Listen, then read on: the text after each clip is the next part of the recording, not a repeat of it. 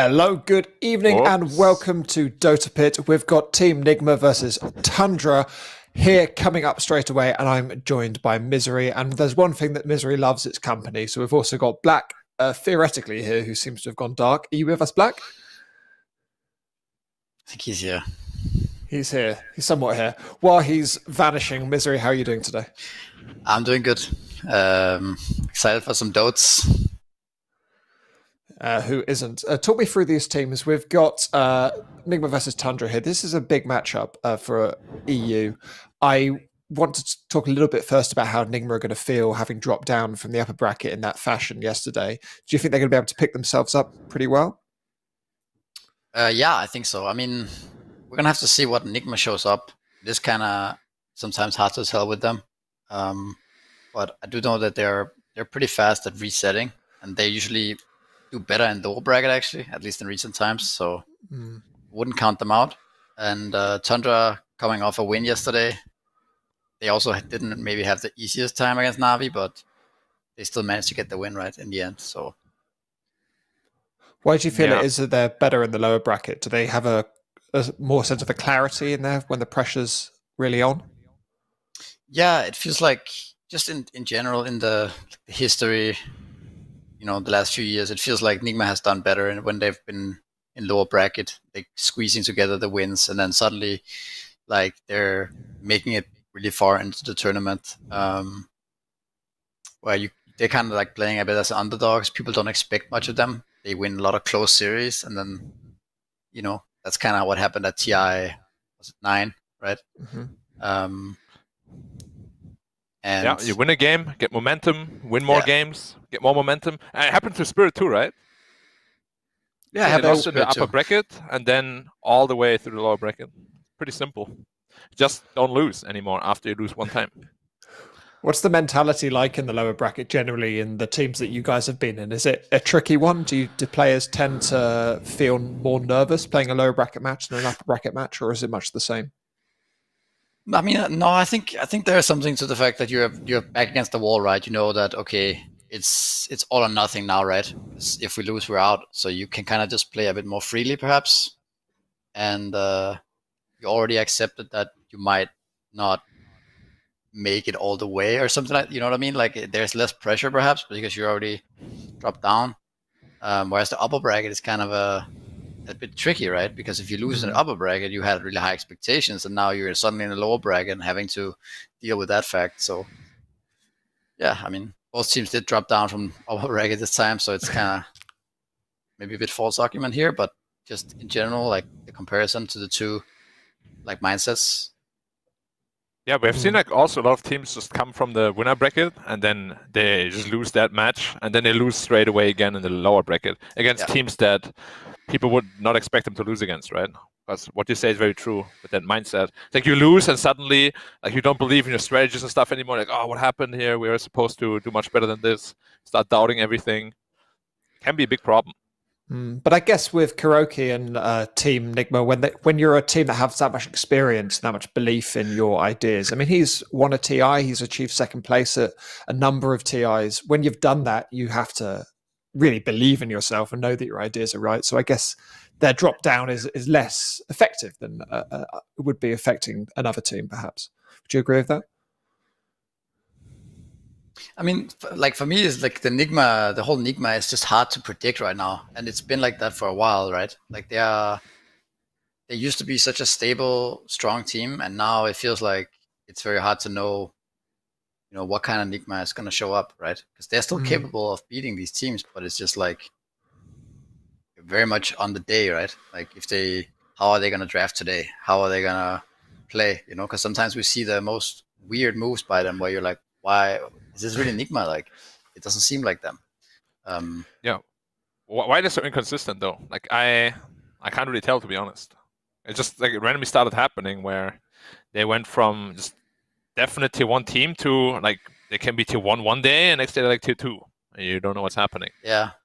I don't know. It might be something with the confidence, right? Like, you're kind of just in a struggle, like, and it's hard to get out of it, right? Hard to find this momentum back because you're not as confident as you were before, and it's hard to say honestly. Like I think they know, they probably know why it's happening, why they're not playing so well, but it's hard to fix it, even if you know.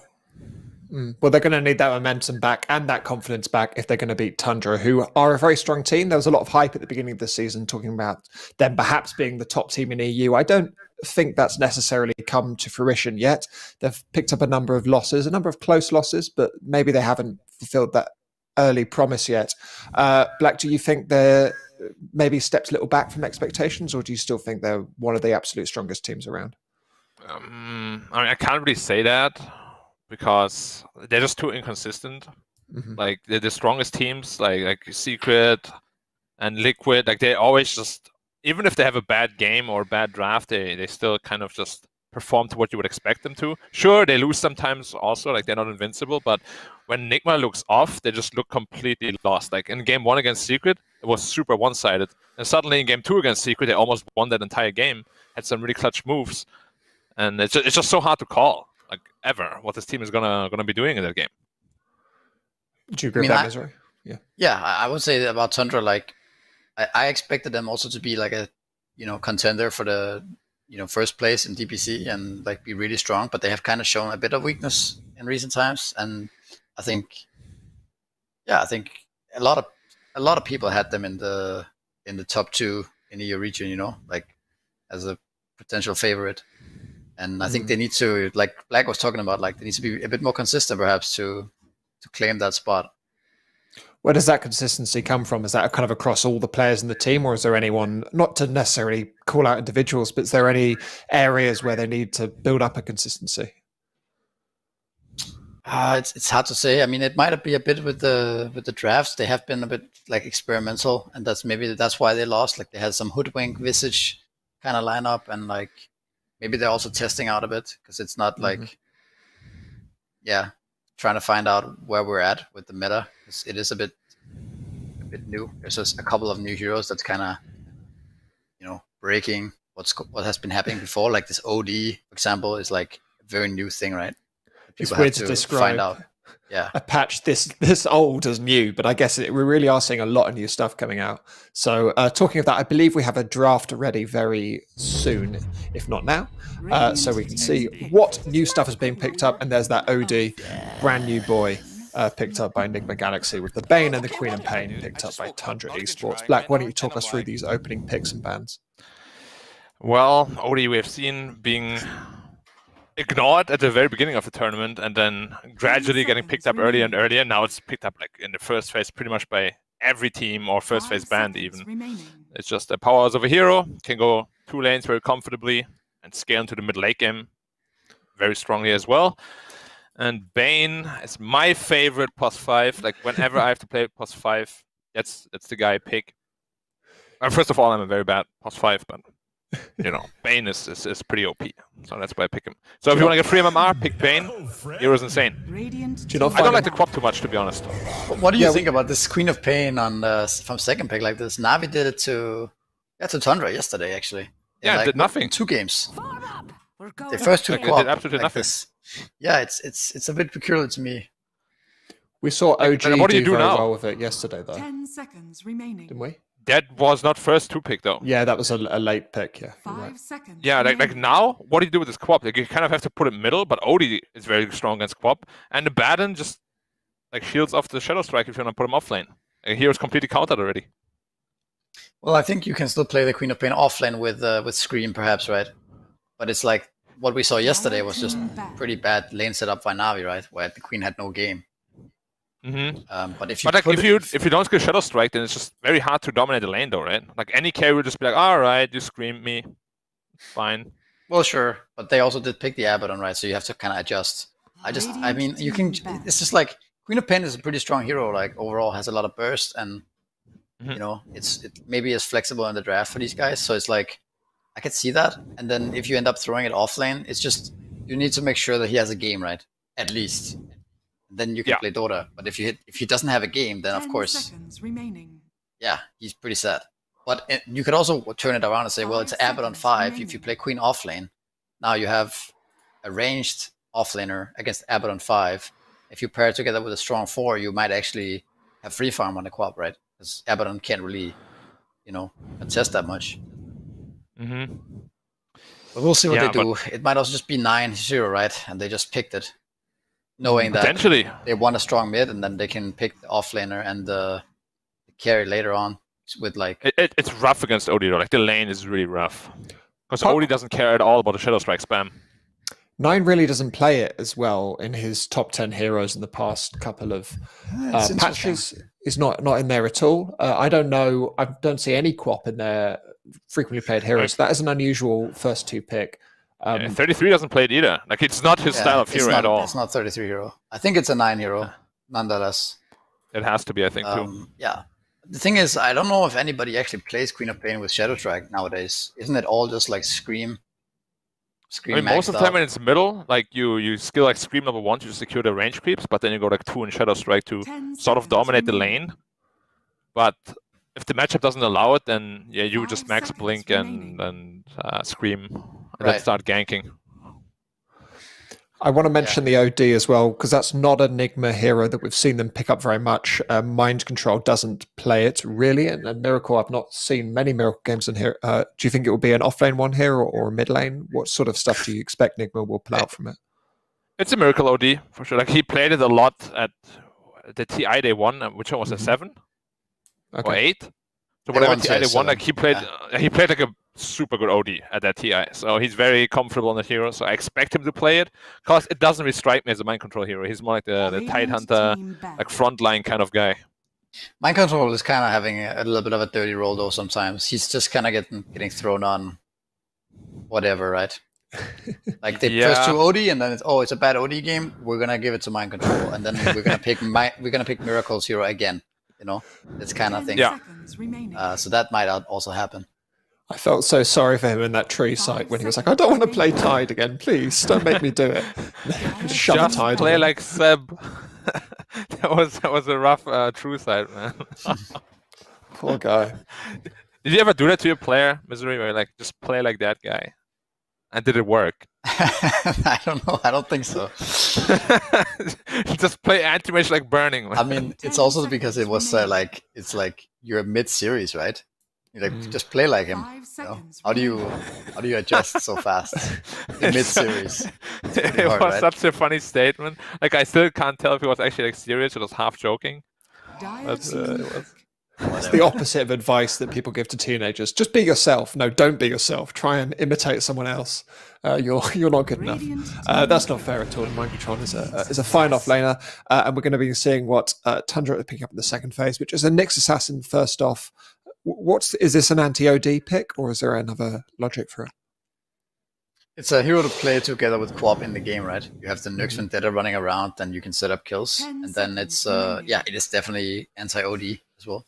And now it might be the territory where you're gonna put that OD off lane for mind control. Right? It's kind of countered now. I do actually think though it's more of an offlane OD counter than a mid OD counter, because if you don't go Aghanims, which mid ODs don't go, like it actually doesn't deal AoE damage, so you can't get carapace. So you can mitigate it a little bit. That's true. The carapace doesn't do much, but the mana burn is just like the mana burn is super nasty. Annoying, yeah. And we have seen yesterday, Snake King's Nyx Assassin was like level 25 before his mid laner even. I don't know how that happened, but yeah. What sort of stuff do you want Enigma to pick up here? They pick up a Rubik already. What's the logic for that? Is that a Bane steal? What else are they looking for this one? I mean, you have basically 3 heroes you can steal something nice from, right? You steal Impale, it's really powerful, right, on Rubik, and the same with like Sonic Wave, Scream of Pain. Even Mana Burn too. Anything pretty much, yet. And then it's just, you need a stun, you need a GH hero, Rubik. It seems like a solid choice here. I'm always thinking, when I see Nyx, and you don't have a 4 yet, I think Rasta or Lion, perhaps, because you can hex them, but Rubik can also just kind of, the lift is also powerful, right? Kunkka. Well, I'm expecting Kunkka to be... Well, they're really flexible now, but I do think it's going to be mid-OD and offlane Kunkka. Like, it just makes more sense when I think about the players. Could be ILCW Kunkka though, right? Or the carry Kunkka meta? I think that's more likely. I think offlane Kunkka is... It's not... I don't know. It's like probably the worst of the 3. Yeah, it's not great unless you get like a pretty decent game, which is not the easiest feat. It's too risky, right? But can you really pick like a carry Kunkka, and if they have last pick, like, it sounds really risky. If they pick like a lifestealer now, it's like a god tier pick. It's the first Kunkka we've had of the tournament so far. He's been banned quite a lot. The hero that I will point to has not been picked or banned is Razor, who's been getting first picked or banned pretty much every single series. Why no Razor? They've forgotten about him. Nigma can't pick Razor because just of how the draft of Tundra is, like Bane, actually, Quap, and Nyx. Yeah, this was something we talked about yesterday as well, right? Like this Queen of Pain kind of is like, okay, you don't get to pick Razor now, right? We have a Quap, and we're gonna put it against the Razor, so you're kind of not gonna pick it. And then Tundra is also not gonna pick it because they have a Quap already, which means Quap Razor course doesn't sound like, unless it's like a godly Razor pick, like last pick into like a troll or something, you're not gonna go for it, right? So yeah. But overall, like, whose draft do you like better? I quite like Tundra's setup for like this god tier carry they're gonna pick last. Like, it's gonna be really tough for Nigma to answer that because it's gonna be blind for them. Yeah, I can see what you mean. Like the thing about Nigma's draft right now is that you don't have a clear win condition, and you're kind of playing very much to like this mid game timing, right? With the OD Kunkka, Abaddon, team fights. And if Tundra ends up having like a better carry matchup, they can kind of dodge this timing. Because Nigma doesn't have that much tower damage either. There's like a really nice ability to force these fights. So it might if be it's not a carry Kunkka, like what do you want to see for Nigma? I mean, can you? Yeah, I don't know. It's hard, right? Because you don't have last pick. That's the problem. Yeah, it's really tough. And like I liked Anti-Mage a lot, but only after the Darkseer pick, which they didn't know, obviously. So they banned a troll. Ah, okay, they banned AM. Oh, isn't Lifestealer still so strong here for Tundra? Like, they gotta be careful they don't pick another hero that's bad against Lifestealer. Why is the Lifestealer so strong here? I mean, the magic immunity just messes up every hero, right? Like, Odin doesn't do any damage through it, Kunkka spells don't work through it. They just have 0 damage against Lifestealer. If he gets like 2-3 items, he's just gonna 1v5 them. Yeah, I mean, it's definitely a problem. Like, you have some kite ability with Abaddon and OD, right, to some extent. But yeah, I don't see where the damage comes from to kill an Nyx here. Yeah. Did you just go Draw Ranger again? They seem to really favor it here lately. Man, I think you just have to commit to your Odin Kunkka course and pick a strong offlaner here. That's what I think. Or do the all flexing, you know? I don't think you can throw Mind Control to the wolves here. Some offlane Kunkka, you know? And then he's just gonna get next. Morphing, they're doing it.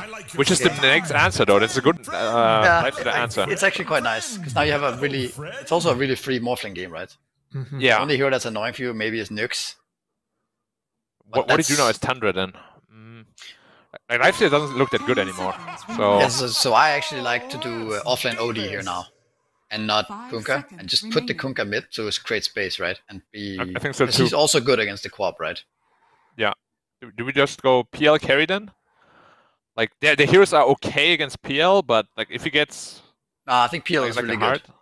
The heroes are not good against PL. Mm-hmm. Like I don't think any of them really are. Maybe Kunkka a little bit, right? If it's a really. Like you have to catch him first and burst him, otherwise you're just gonna lose. Are there any other options but the PL? Lifestealer could still work because you have the Quap Bomb. It's not the greatest anymore. If you pick Lifestealer now, then you don't have this late game shit, right? Because the Morphling is just so strong. So the Nigma can play more chill. Yeah, like if they want late game, PL is definitely the best option, I would say. It could draw as well, maybe. Draw looks pretty decent against OD Morph, yeah. Don't have the best front line. What about TA? Stupid. Brave, but it is the PL. We will write first off. How do you feel about this draft, Misery, the Tundra draft? I liked what Nigma did towards the end there, because I think they were kind of in trouble, like we talked about.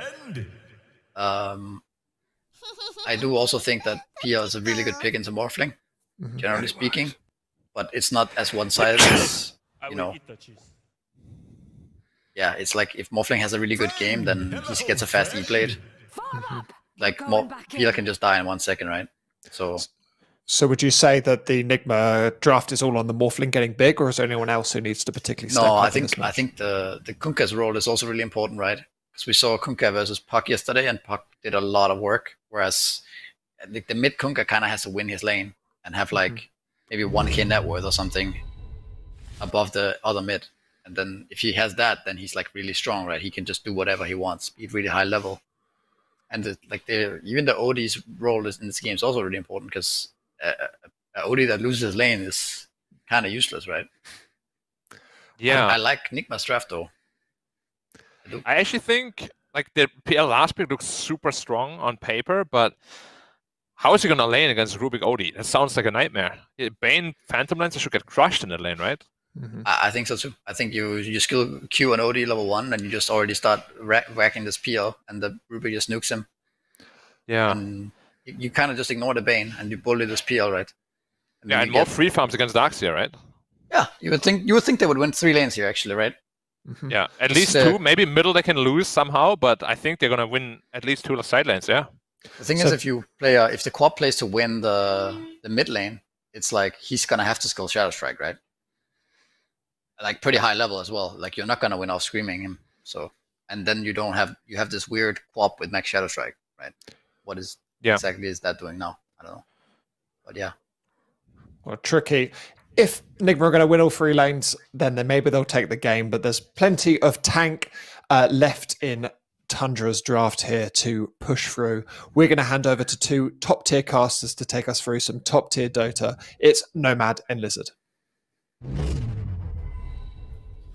Thank you very much, Dan. Yes, that comment just got you added to my Christmas card list. Thank you very much. Yeah, Lizzard. I mean, interesting drafts between these 2, but nothing outside of what we expect from these 2 teams, of course. Is Nomad muted? Whoops. Well, you guys could hear me, but Lizzard couldn't. But he didn't need to hear me anyway. It's fine. Lizzard, what do you think of the drafts? Yeah, I think that Daniel often is getting better and better at this casting thing, especially at the throws. A lot of compliments. That's exactly what I was saying. Yeah, that's what you said. We're on the same page, man. You see, really are. I like the drafts. I like both of these drafts. I lean towards OD a little bit just because I watched Collapse this morning twice in a row, just completely obliterate Team Empire. And this hero, I'm not certain just how teams are still letting it go through. Like, you let this OD go through, he gets his 7 to 8 minute mark, Meteor Hammer. Suddenly you don't have your tier 1 on the safe lane, your carry cannot farm in his own jungle, and your tier 1 on the mid lane is falling in like upcoming 5 minutes. He brings saves, he brings the damage. It's just an overall beast of a hero at the moment. Do you think they have answers to deal with the OD, or is there no answer to OD at the moment? Is that the problem? I saw the same exact attempt this morning in the form of Nyx. Like Team Empire tried a position for Nyx Assassin to maybe mana burn OD, also break up all his combos with the stuns.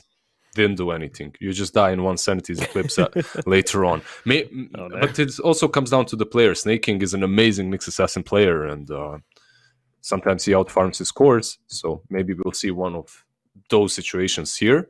And this Nyx Assassin also has a Darkseer, so Iron Shell the Nyx Assassin, let him farm the jungle, he gets a lot of experience. You know, there are some tricks up Tundra's sleeves as well, which are pretty good for them. This PL, if he goes out of control, it looks like a really decent game for him.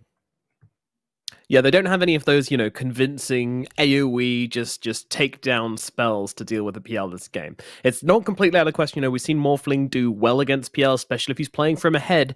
It can mean trouble for the PL. And of course, they have the Conqueror as well. So there are options, but it's never...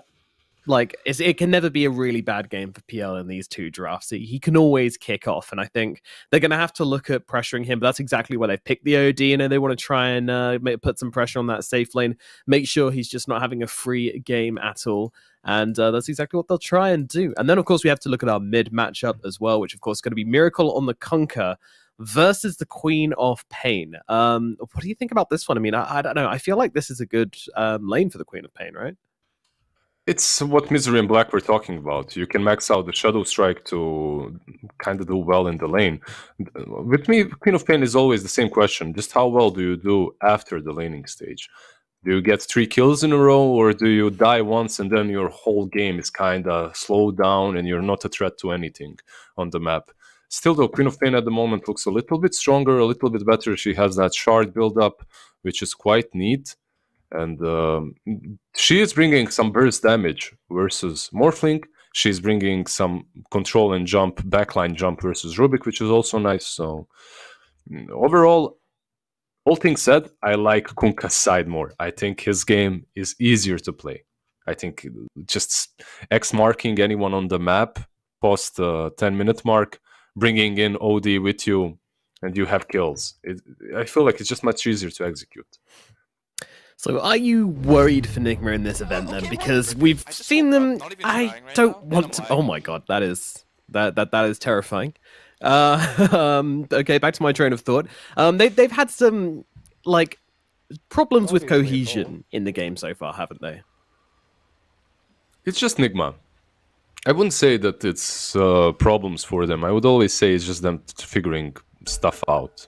Like, it's not the first time. Like, so many seasons before, they just start in a really bad way, and then they pick up the pace, they find their true form, find their true strategies, and they make it work. It's just a matter of time until it clicks for them, really. At least that's a pattern that I have noticed in the past. Yeah, it takes some time, and of course, last time around they didn't qualify for the first major. Can't remember if they qualified for the Singapore major, but they managed to qualify to the ANA major, and then they made a great run through there. So, and that wasn't that long ago, and still the same roster and everything. We know they've been off for a while. We know they're probably resetting. Do you think there's a chance they're just taking it easy until the next patch comes along? Maybe. That's also a possibility. I don't think anyone is taking it too easy right now because of the seasons and the way they work. You don't really have a lot of game time. You don't really have a lot of games to prove yourself, to get yourself to the next LAN events, and every single game matters. So you don't really have a lot of time to rest any longer.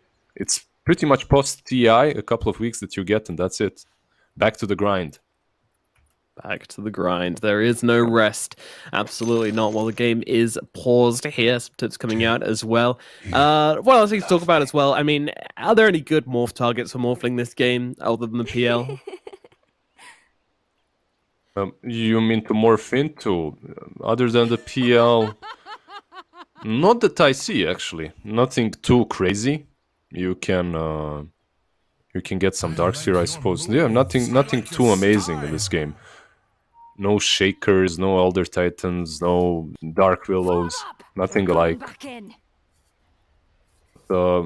He has a ton of targets that he can E later on, and that's kind of good for LTW. Stay down. Stay down.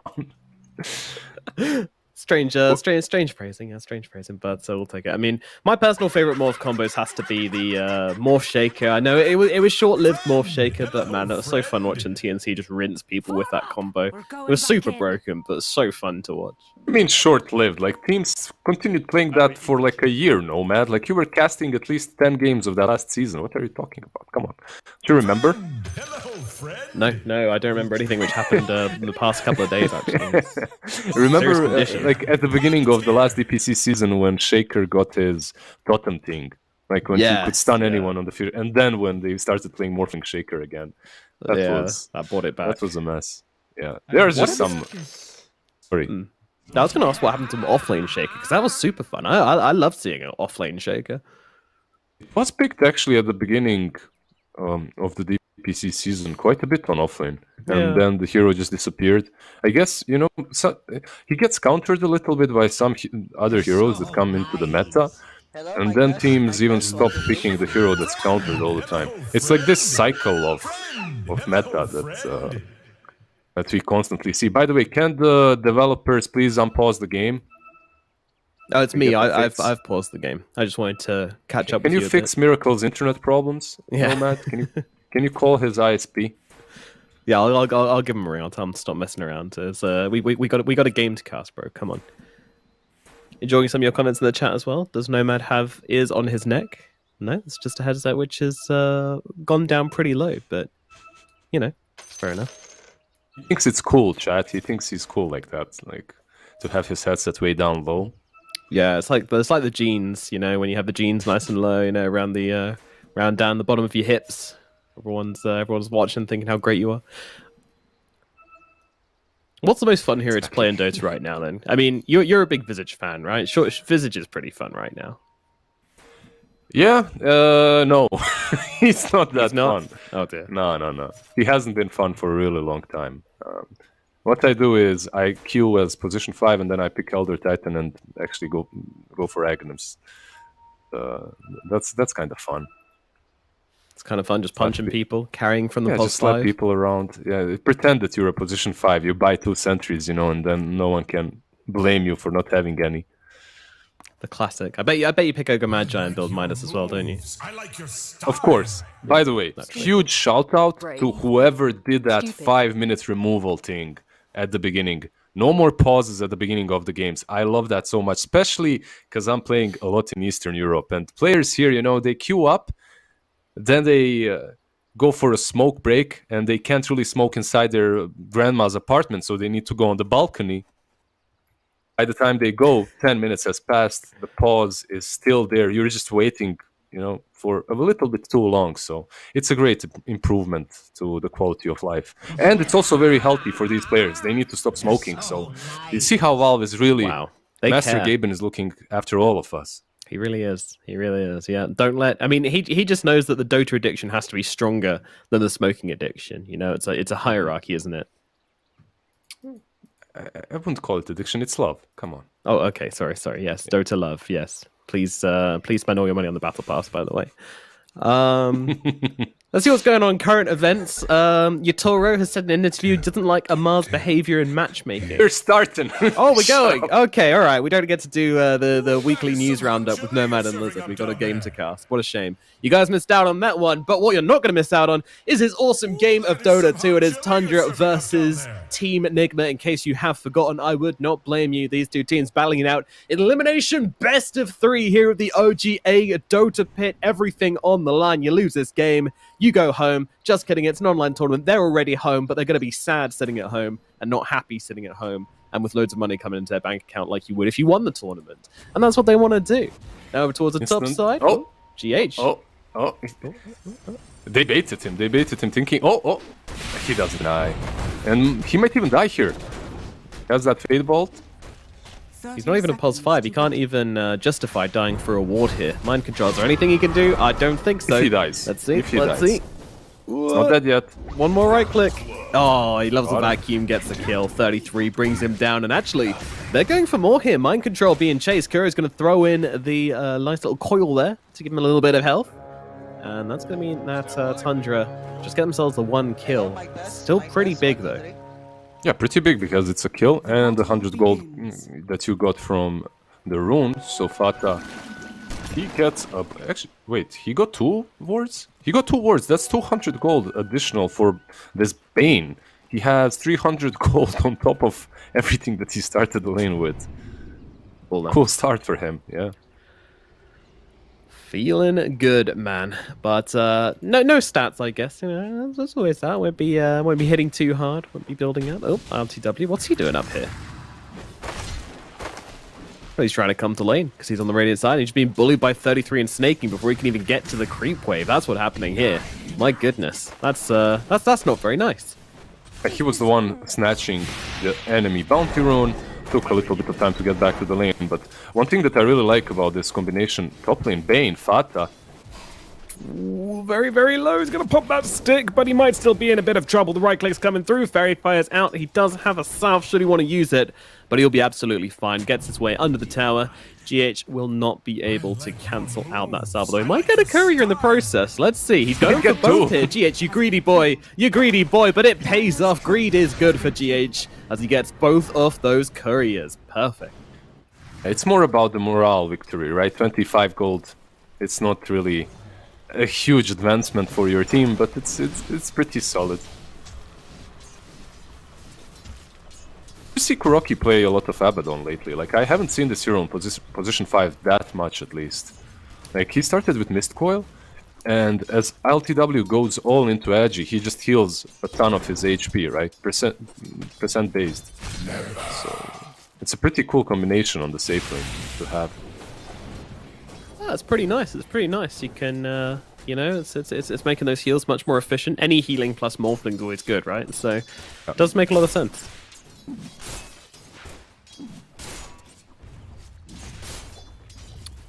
Mid lane, we've got Miracle versus 9. Miracle starting off strong with the 12, but there is a wave under 9's tower. And if he can get all these, and he will pull ahead on the CS. So very even in the middle lane right now. Both heroes having a bottle. You know, one big thing that happened when Bane devoured the second observer board at the beginning, he also used the sentry to block the small camp from Kunkka, so he doesn't have that to work with.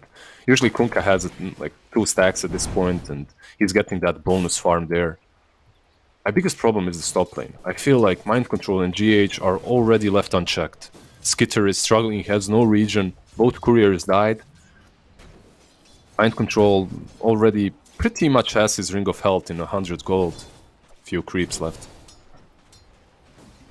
Yeah, another reason why this hero is so good as an offlaner as well. A lot of people are like, oh, it's OD, you know, he's quite squishy. It's like, well, is he? When he gets his Ring of Health, which is a natural build-up into the item he wants to build anyway, he can tank a lot of harass. As long as you don't burst him down, he's going to be absolutely fine. And naturally, he's pretty tanky anyway, right? I don't think he's squishy at all. He hasn't been for a really long time. He's not squishy, plus he's fast. He has base for 4.4 regen anyway, without the ring. It's pretty ridiculous. Nothing Osrog there. Totally normal stuff. Meanwhile, Tundra, they're cutting some waves down at bottom. Now, is Morphling a hero which cares about his creep waves being cut? Oh, he's pretty fine farming under the tower. I think he is happy getting all the last hits. Abaddon might fall here. Yeah, he doesn't really have a shield to work with. Oh, 33. He lost the follow there. Doesn't have vacuum as well. Yeah, he just lost the kill. I think he had him, but it's one of those things when you click in front of the hero, and as he's blocking the path, your hero moves back trying to find a different pathing. Unfortunate. Unfortunate indeed. Oh, middle lane, Miracle. Pretty low, but does get the X marks and the torrent back into 9 in the middle of the creep wave as well, meaning he's going to take quite a lot of damage. Wand out from Miracle under the tower. He's been really brave here, consistently coming back forward onto 9, just trying to get off more hits upon him. He will not be able to do so. Meanwhile, up at top, Skitter's on the run, Doppelganger away, lift out onto the wrong one. You gotta try, but unfortunately they don't get the right PL. Therefore, they will not be getting the kill. No Miracle, one quick visit back to lane. Exactly, one good thing that you have as a Kunkka is you can always X marks the spot, TP back base, refill your bottle, come back in. So it's very difficult to completely dominate him. But man, they're really pressuring this small camp next to him. They're blocking it all the time. They're not allowing him to get that extra last hits. No, they are not. That is for sure. Not allowing them to supplement their farm as they always do. It's a classic game at the moment. I don't know, do you think the mid lane's boring in the way it's played currently? It's been that way for a while, right? There are some players, like yesterday we saw Sumail on mid lane making it fun, diving all the time, but most players are just satisfied with farming and getting runes. So, especially in a game such as this one, in which you don't really have heroes that want to rotate that often towards mid lane. I think they should make it so you're not allowed to get gold from anything other than lane creeps for the first 10 minutes of the game. It's not about the lane creeps. It's not like heroes are going into the jungle and farming stacks that much. It's more about the runes, right? You just, it's very difficult to die unless you super commit. You have to make a mistake to actually get punished for it. I see. So it's about the trading, right? Like trading doesn't really matter when you've got this bottle refill every now and again, so you never really get low enough. Yeah, and Skitter is not trading with top lane at all. 33 managed to grab the rune. 9 suddenly, Miracle suddenly realized, wait a minute, this Darkseer is pretty low here. Might be able to grab myself a kill. X marks comes down, boat is there, and there we go. Miracle grabbed himself a freebie, so didn't get the rune, but got the Darkseer instead. I think that's worthwhile for him. That's super worth it. Like, you get a couple of big creeps, plus you get the Darkseer. Like a rotation that you didn't truly expect, turning out in a really good way for you. Yep, not too sure what the plan was for 33 there, but certainly wasn't that. 9 going for the steal. This will even things out, at least when it comes to the bounty trades, so 9's able to get that done.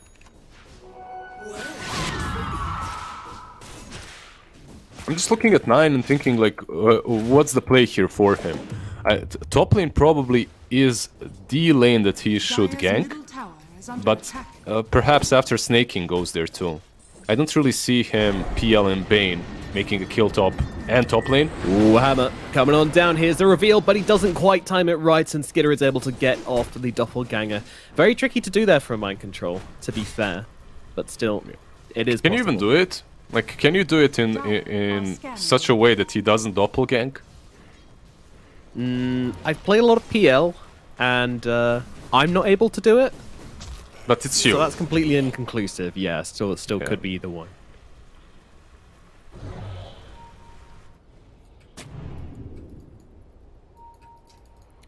Fatter getting the fat D ward. Yeah, get that cliff. GH, he's furious. He's fuming here. Absolutely. Oh, and Fatter's now going to come and try and interrupt the stacks as well. Oh, yeah. Just being annoying. Just being a very annoying man, Fatter. Fata is one of the most efficient position 5s that I've been watching lately. Yeah, his team is not having a great time in most tournaments, but man, he's on point. Everything that he does is pretty calculated, and he's like one of these position 5s that it feels like he nerded out everything in the game, right? He knows exactly when a GH will be stacking, he goes there, knows where the wards should be. Just very methodical. It's literally the player to watch for if you want to improve your position 5 gameplay. Plus he plays some fun heroes like Gyro and whatnot. Yeah, I do like some good Gyro pos 5. Still though, he's level 4 and they're already pressuring top lane. Can they... Oh, he might fall. Ah, there's no Meteor Hammer. That's a relief. Nightmare's out anyway, as that will be taken onto the Rubik instead, and Skidder actually getting pretty aggressive here, and in comes 9. They're looking to finish off mind control, and the screen will allow them to do exactly that. The OD is dead. First big rotation from 9 works out perfectly. I actually expected that perhaps Nyx rotates top first, and then they rotate the Quap, punish OD, but only Quap was needed, and this is a huge win for Tundra, slowing them down a little bit, slowing this OD aggression down. Yeah, especially the OD, right? Like, the more you can slow him down early on, the more you protect that safe lane tier 1, the mid lane tier 1, and just generally his pressure on the map gets reduced just a little bit. Exactly, and when you look at OD, he does have, Mind Control does have his Meteor Hammer, but he didn't truly damage the tier 1 on top lane. Like, it's still pretty healthy, and PL, even though his beginning was pretty much terrible, he's recovering. Yeah. Meanwhile, we have ourselves a very dead Darkseer here, I believe. Although that's at 33, trying to move his way to the trees here. But unfortunately, his Duke path is a little bit restricted because guess who's coming in? It's ILTW who scoops up the kill onto 33 and now doing a lot of damage in response. But he's going to get stunned up here. 9 has a lot of damage as well. ILTW gets caught out. Oh no, that is not ideal. There were some nice jukes there from the Darkseer. He bought some time. Morphling came in, he helped out finish the Darkseer, but yeah, I like the morph into Queen of Pain. He just didn't expect the sleep to be so on point and so instant afterwards. Yeah, got off the scream, but couldn't do much after that, and trapped inside that Queen of Pain body. He couldn't get the strength morph off either, and does just become an easy kill with the setup on the Nyx Assassin. Unfortunate, and that's going to be quite a big hit for this game, because I do feel like a lot of this game is going to come down to just the matchup. I feel like whoever's got the richer carry is just going to feel much, much stronger. Do you agree with that? Well, not only richer, you have to think about the heroes that are supporting him, right? This Morphling does have some support from Abaddon, Bane, top lane. He might be dead here. Astral Hammer, dead. Yeah, this time around it was easy. They rotated Abba as well. But a big hero to look out for is this Darkseer. Like, he's sitting on third in the net worth charts. he hasn't been truly contested that hard. He has been creep skipping and connecting the waves to neutral camps in the Radiant jungle, and he almost has, Wow. 1300 gold away from his Aghanims. Good lord, that is going to be quick. 33 farming up a Storm right now, and with that Aghanims, he's going to farm up even more. For those that don't remember, Lizzard, why don't you refresh them on what the Aghanims does? It's pretty strong. You click on 3 random heroes on your team, you give them the Science Shell, it buffs up your HP by, what, 275? And you just go ham. Suddenly, your whole team is a bit buffer, and you can take team fights. This PL as well benefits tremendously from it. He's going to have Diffusal, so he won't struggle at keeping distance, plus the Iron Shell. Yeah. A lot of damage. A lot of damage. Plus, with the extra duration as well, it's really good for just shoving waves out really hard. You can just put it on the creeps as they're at the tier 2 or tier 1 tower, and they are just going to shove that wave out repeatedly. Very annoying to deal with. I really feel that Nigma isn't playing around the OD as much as they could. Hello, Snaky just comes up to the high ground here, immediately gets caught out. He does have the spike carapace to purge off the boat damage, but isn't going to be enough to keep him alive. I think it might be actually Vendetta away. They don't have the stun, they don't have the catch. X-Mark's already used. Snaking is out. Yeah, they didn't have Dust. If they had Dust, there's a blink on Rubik, so maybe he would be able to follow up, but that wasn't possible. I really feel like if you're Enigma, you should be playing around mind control a little bit more. Take down this tier 1 as soon as possible. Sleep is there. Yep. Let's see, where's the follow-up? They're going for Kuro. They want to try and take down the support first, or at least trigger that ultimate upon him. And now they move over towards Mind Control as well. Mind Control definitely going to get finished up here. He does get off the Astral out onto himself. GH actually coming in, trying to help out in some way, shape, or form, but there's nothing they can do as Mind Control gets killed off. They'll look over to Kuro. He will fall as well. 2 kills for Tundra. Can Enigma get any kind of revenge here? They're jumping onto Fada, but they can't get the damage off to take him down. Now he gets off the grip. Fata on a sliver of HP is going to be able to bring down ILTW. Oh, dearie me. That went so bad, so quickly for Team Enigma. They're going for Miracle. They're not done, are they? They want the full 5-man team wipe. But BKB timely arrives for Miracle here as he can try to turn this one around, but they've still got a lot of physical damage to throw his way. They'll force him out the fight. They won't get the kill, but still chasing back Miracle, and it was a big, big fight for Team Tundra. That's going to put them pretty far ahead. Yeah, it's a huge win for them. I'm actually surprised that Nigma isn't realizing that they should be playing around the OD. You could see that the moment Bane sleeps OD, everyone starts TPing. But that's a little bit too late, like you should already be there. Kuroki was, but he's alone, he can't do that much. He was saving a Photic Shield for Bane's grip, but they killed him before the grip, so it didn't really help. Well, Enigma, they're wasting no time in getting him back involved here as they look on towards the next Assassin Nightmare. It's going to buy him a little bit of time, and oh my goodness, the wall, the damage, they're melting. Enigma, they turn up to this fight, and just as quickly, they are sent back home. Horrible timing here as 33 has just finished off this Aghanim Scepter, and I'm willing to bet he did a ton of damage in this team fight, but they just get grouped up together and taken on down so quick. Yeah, look at Darkseer did 1700, PL did 18, so they kind of spread out the damage between the two of them. And they take down the tier 1. Look, they're protecting all their towers. They're playing versus an OD with a Meteor Hammer.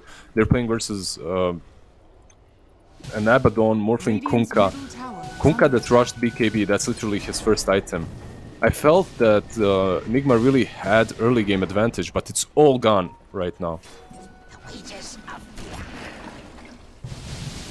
12 kills, 4K gold advantage, and I mean this isn't like a slowly gained advantage. This is just those two team fights, bang, 4K, and once again, Snaking finds ILTW, gets him on full AG from the stun from Invis. Not being greedy, going in for the damage or anything, just knows he needs to get the stun off ASAP, and that's going to be another great kill for the side of GH. What is happening? GH, this is not the neighborhood you want to turn up to. Goodness gracious, he is just gone. And now Kunkka is stepping in. I really think that Enigma, they need to take a step back. Mind Control? He's in problems too now. think he is, yes, I think he is. They're going to try and buy back here on GH, try and make something out of this, but with the Sonic Wave coming through, Mind Control will be taken care of. Miracle's going to go down as well. GH, is he going to die? He very well might. There's another wall. GH is able to steal the Sonic Wave, throw it back, but it doesn't really make a difference. He will now die. Kuro's on the run. 1 + 1 + 1 + 1. I mean, if your kid's learning counting, this is a perfect match to watch right now. Well, I lost count of how many heroes died there. One of them bought back, so that's like 5.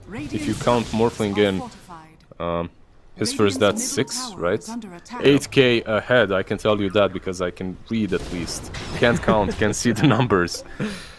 8k ahead for Tundra. This is 3 to 18. Some funny numbers are getting closer as well. If you're Nigma, you needed to take a step back, chill out, and make some 5-man move towards top a little bit earlier. Right now, it might be even too late after this chain feed that's just happened. What's good for them, though? They have this Blink Dagger on OD. I like the itemization from Kunkka. Well, I like the plan. He's going into this Radiance.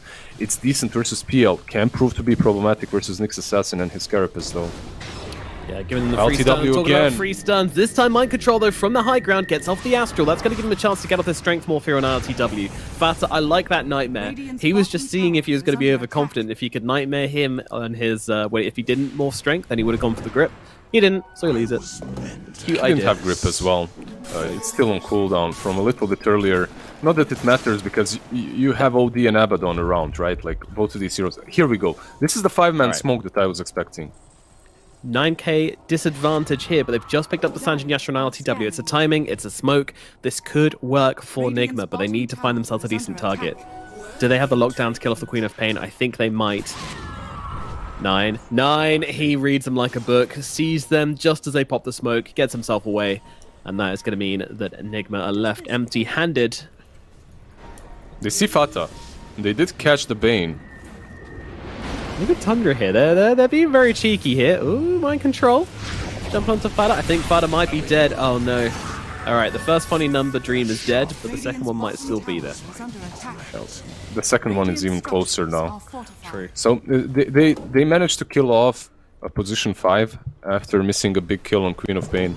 It's something, right? And because of that kill, you can gain control of your triangle at least. Perhaps farm the Ancients a little bit. But Tundra are in...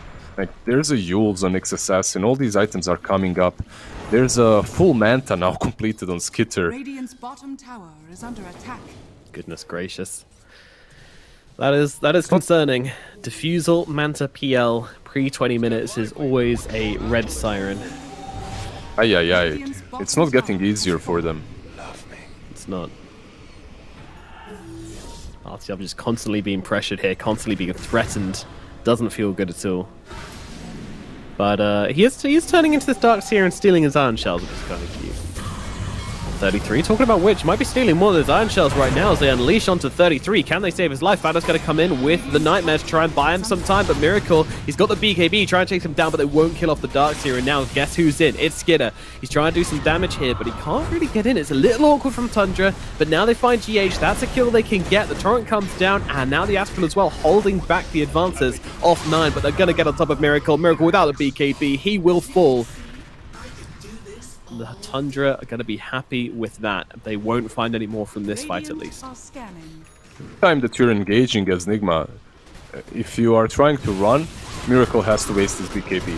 Like, there's no other way. He needs to use that BKB and be the wall in front of his teammates, the wall that kind of slows everything down and prevents Tundra from catching onto Morphling. He's pretty much the sacrificial lamb at the moment. The little lamb to go out on front. Snaking just constantly looking here. He's even got a Yules to set up on to the Rubik.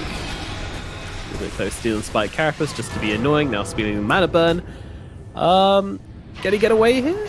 9, he's going to jump in. A Sonic Wave to try and finish the job. The Astral comes out though, keeping him alive. Vacuum. Just a little bit more will be needed. 9 jumps in and gets the double kill on the backlines there. Kuro and GH both taken out. Now they lose Mind Control as well. It's 3 kills for 9. Can he make it 4 as they're jumping in for more? That vacuum down to the low ground onto RTW. Rip. It's cute, but it's not quite enough to get that kill. They don't have any more lockdown, therefore they will get away on the Morphling and on the Conquer. But Mike, what? It's 21 minutes into the game, Lizzard. Yeah, but we got one funny number. That's all we needed. For like half a second. Yeah. It was in the middle of a double kill. They literally died to the same spell, but sure, I guess, why not? I mean, it was definitely 420 because they just got absolutely smoked on Team Nigma. My goodness. I think we were paused for about the same amount of time we had gameplay for this one. I mean, that just all fell apart so quickly, and I don't even know if we can put this one down to draft or I mean, what happened here, Lizzard?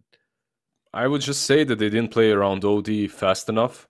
The OD got punished a couple of times. He didn't have his game. And when you have this offlane outroll devourer that cannot take towers, that cannot pressure the enemy side of the map, it feels like you don't have a hero on your side.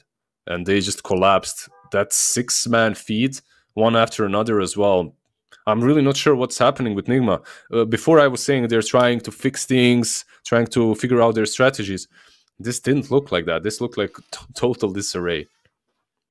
Sometimes you need, you need certain things. You need a coach, maybe. You need a team psychologist. But I think what Nigma need, they need to hire a team masseuse. They need to hire Lizzard to just get out the oils, come to their house, and just kind of, calm them all down. Yeah, get a nice deep tissue in there because they're certainly feeling a little bit pent up, a little bit all over the place right now. But hopefully they can bring themselves back to ground. We do, of course, have one more game to go. The story is not over for Nigma yet, but my goodness, what an absolute beatdown. We're going to throw it over to a short break. Then we'll be back to break that game down even further with the panel. And, of course, on to game number 2. We'll see you in a bit.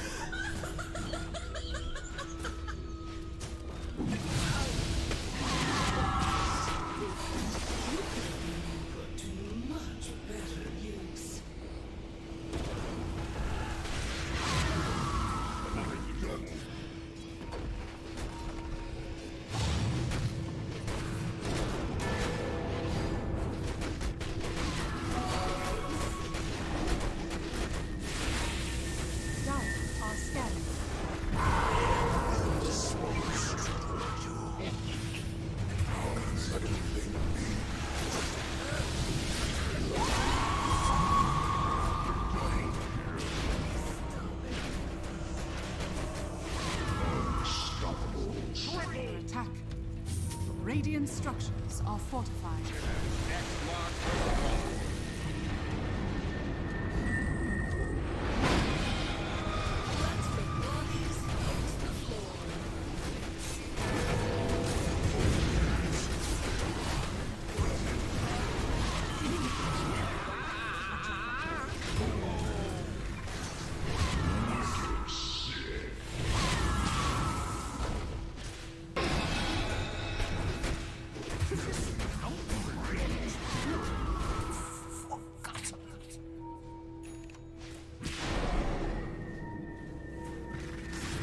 Radiant's bottom tower is under attack.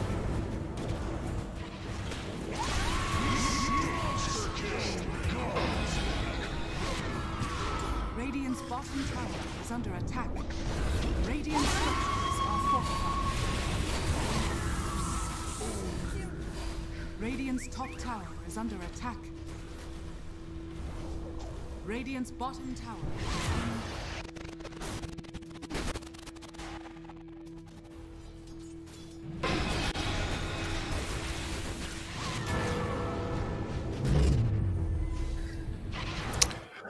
Well, I expect you weren't expecting to have to see us again so soon. We're back after a complete rout of Nigma Galaxy by Team Tundra. Misery, you liked the draft there. What the hell happened?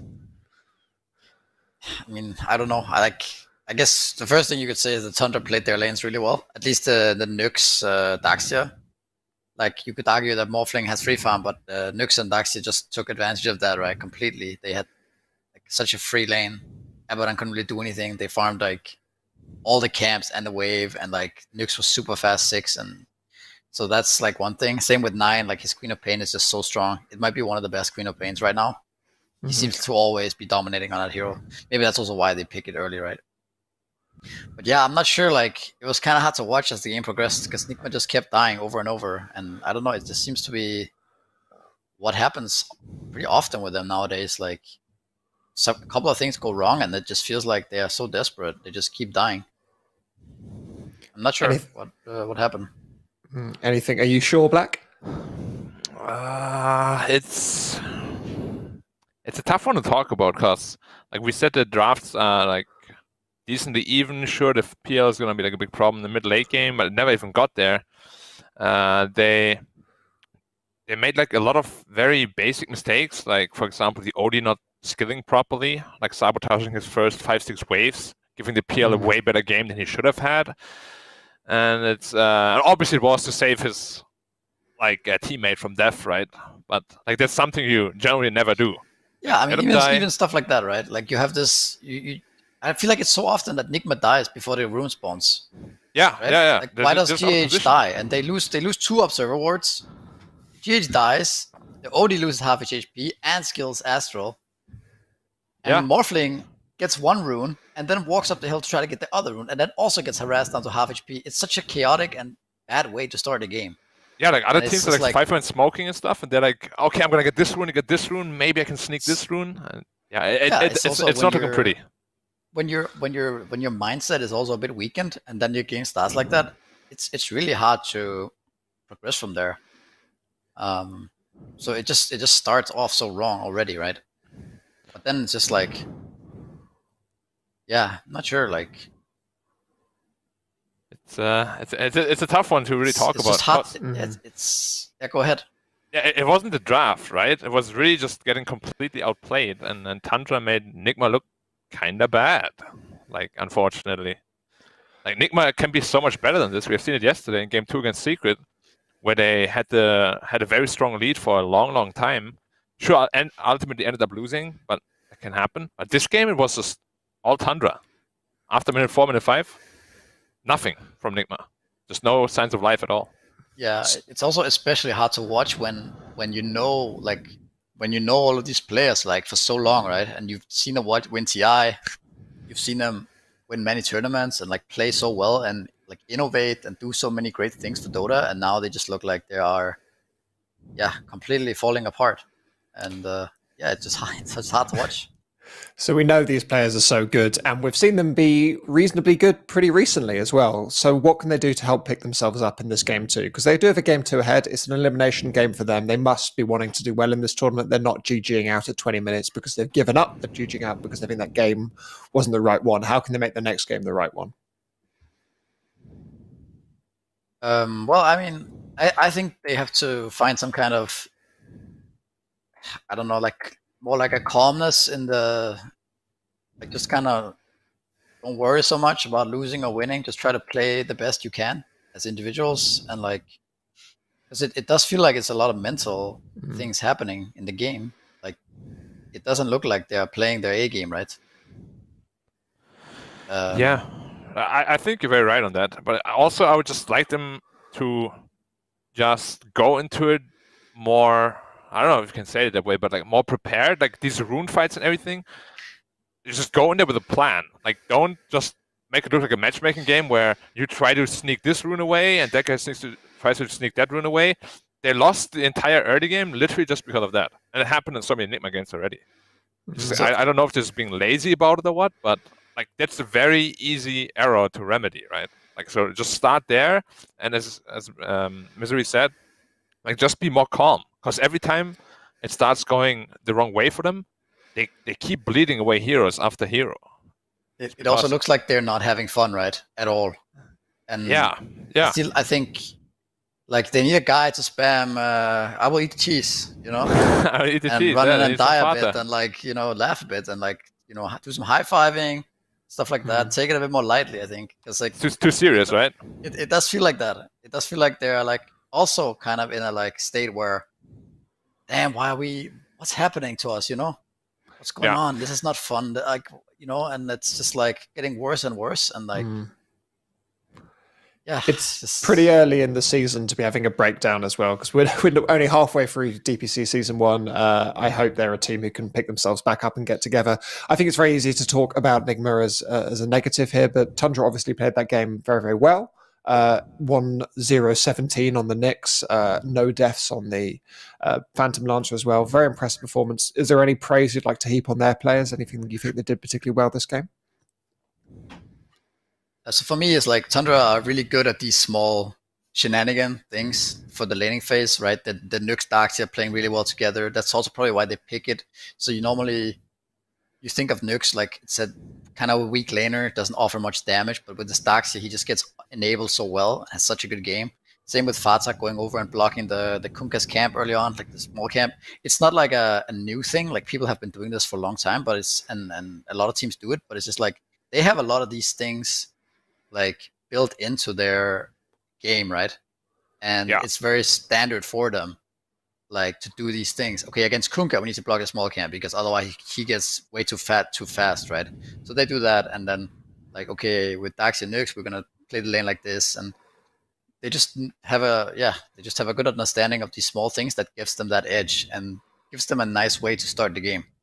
Whereas Nigma, on the contrary, like we talked about, like they don't have that. Their Rubik die is level 1, and now it's like snowballing in the wrong direction already, right? So I think these things matter so much in Dota, especially at this pro level. Like, how do you actually start the game, like pre-creep spawns? Yeah, I mean, what I like the most about Tundra personally is just how annoying they are.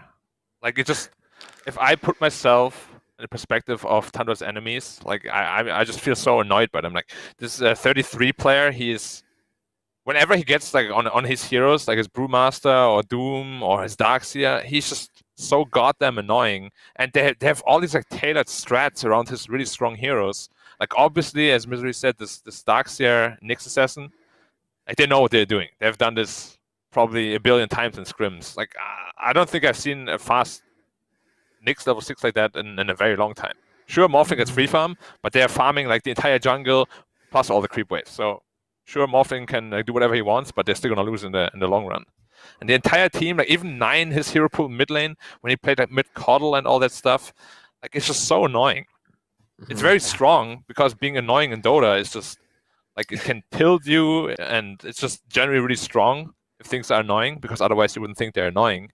So I really like the drafting style and the play style. It's very fun to watch. Very tilting to play against, though. Yeah, Fata as well, right? Like they do have a lot of these annoying quote unquote players. I definitely agree with that. Yeah. And also about the Nux dark hits, like sometimes you will see the Nux get some random kill, right? Like the mid laners trade lives or something, and the Nux just happens to be there, get like solo XP or whatever. So randomly gets 6 fast. But it feels like when they play Darks and Nux, it's like consistent. You know, they enable this Nux to get fast 6 to get a lot of farm, and now this Nux hero is actually so powerful, right? Because you kind of skip his weaknesses of being this level 4 Nux at 10 minutes, having to take the tome, and then so predictable when he's 6, and like, you know, and when you skip all that, Nux is just so strong as a hero. Because he offers so much stun, right, and damage.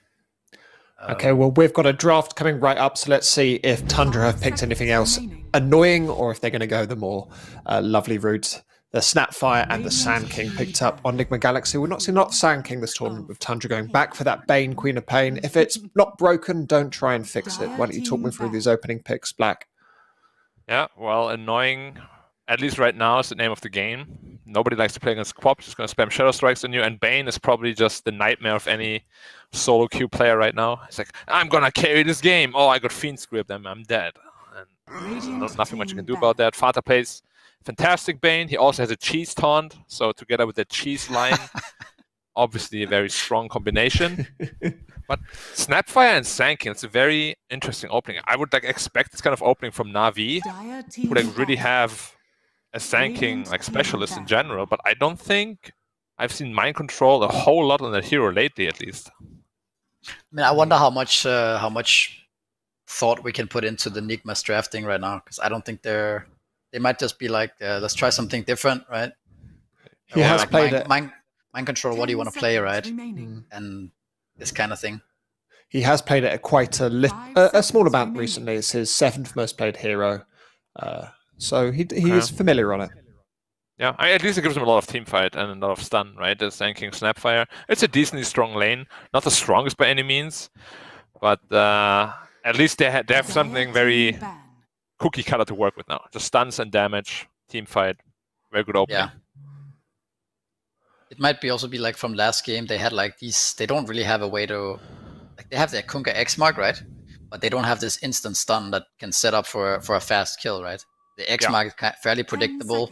Rubik is also like, it's a nice stun later on, but early on in the game, like Rubik getting close to get the lift is kind of like, it's not a 100% thing, right? But this Sand King is guaranteed to eventually get his blink like pretty fast. Even if his lane is bad, this hero still catches up really fast with Sandstorm. So yeah, it might be something that they talked about after the first game.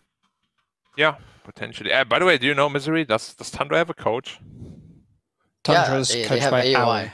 AOI, yeah. Oh, AOI. Oh, yeah, that makes sense. He's also one of those players that's just so annoying. Like when I played with him and against him. You also played with him, right, Misery? I never played with AOI. But I didn't. I mean, against him a lot, right? Yeah, like okay. In the EG days, he would play this like play in one lane for like 30 minutes style, right? Just sit there and as his Jakiro or Naga or whatever, and just push in the lane constantly. Yeah, you couldn't find him. He's just like not there, but he's still killing the creeps. It's like super annoying. It suits this kind of team perfectly. I feel like a coach like that, because he already knows how to be like the most annoying guy on the planet. Yeah, he also excels at these gimmicky things, right? That I think Tundra relies on a lot in their strategies. So makes sense. Okay, we've got some bans coming out now. The Lina, Puck, and Invoker banned by Tundra, very much targeting Miracle, with the Void, Darkseer, and Tide banned out by Enigma Galaxy. What are these teams going to be looking to pick up in the second phase, Black? I wouldn't be surprised if Enigma tries to just go back to an ILTW like anti-mage or something they found success like in this tournament with already, because they just look a little bit lost when it comes to drafting. Like the lineups always look okay, sometimes even quite good, but the execution is just not there. So they might just go back to something they play really well. Oh, the GH I don't know. task. This is I have against Quap though is like already right? Oh, I don't know. I feel like this hero is so hard to play and make use of. Like, it's like, I don't know, man. I'm skeptical. Is it a bit of a debate too against Quap? Like if you ever snowball wrongly and there's a wave, you're just done. 5 seconds remaining. It just feels like it's yeah. I mean, for sure, the Quap can also blink out, right? You're not gonna gank mid with Tusk against Quap. Yeah, but it's like Tusk is a hero that you have to be like, I don't know how to explain it. I just feel like this hero doesn't do anything unless you have it actually thought out. Like, what are you doing with this hero? What lane are you laning? And like, there has to be like a plan with this hero. Yeah, like your rotations and everything. Yes, like because you need to kill early a lot.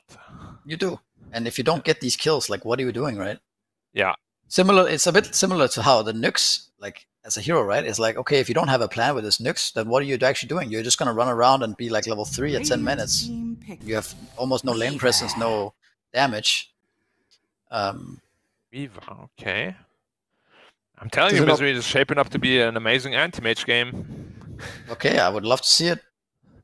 I'm not sure if that's actually true then, considering some of the games we've had recently with anti-mage, but still. I just want to have a game where there's actually a game, right? You know what I'm saying? Yeah. Like, actually, both teams on even footing, and not just like a stomp one side or the other. Like, it's the worst feeling, right? When you're losing at like 10 minutes already, and okay, it's just GG, it's pretty much over. Oh my god, dude, this is like an anti-mage god game, though. Why do you like the anti-mage so much? Talk me through it.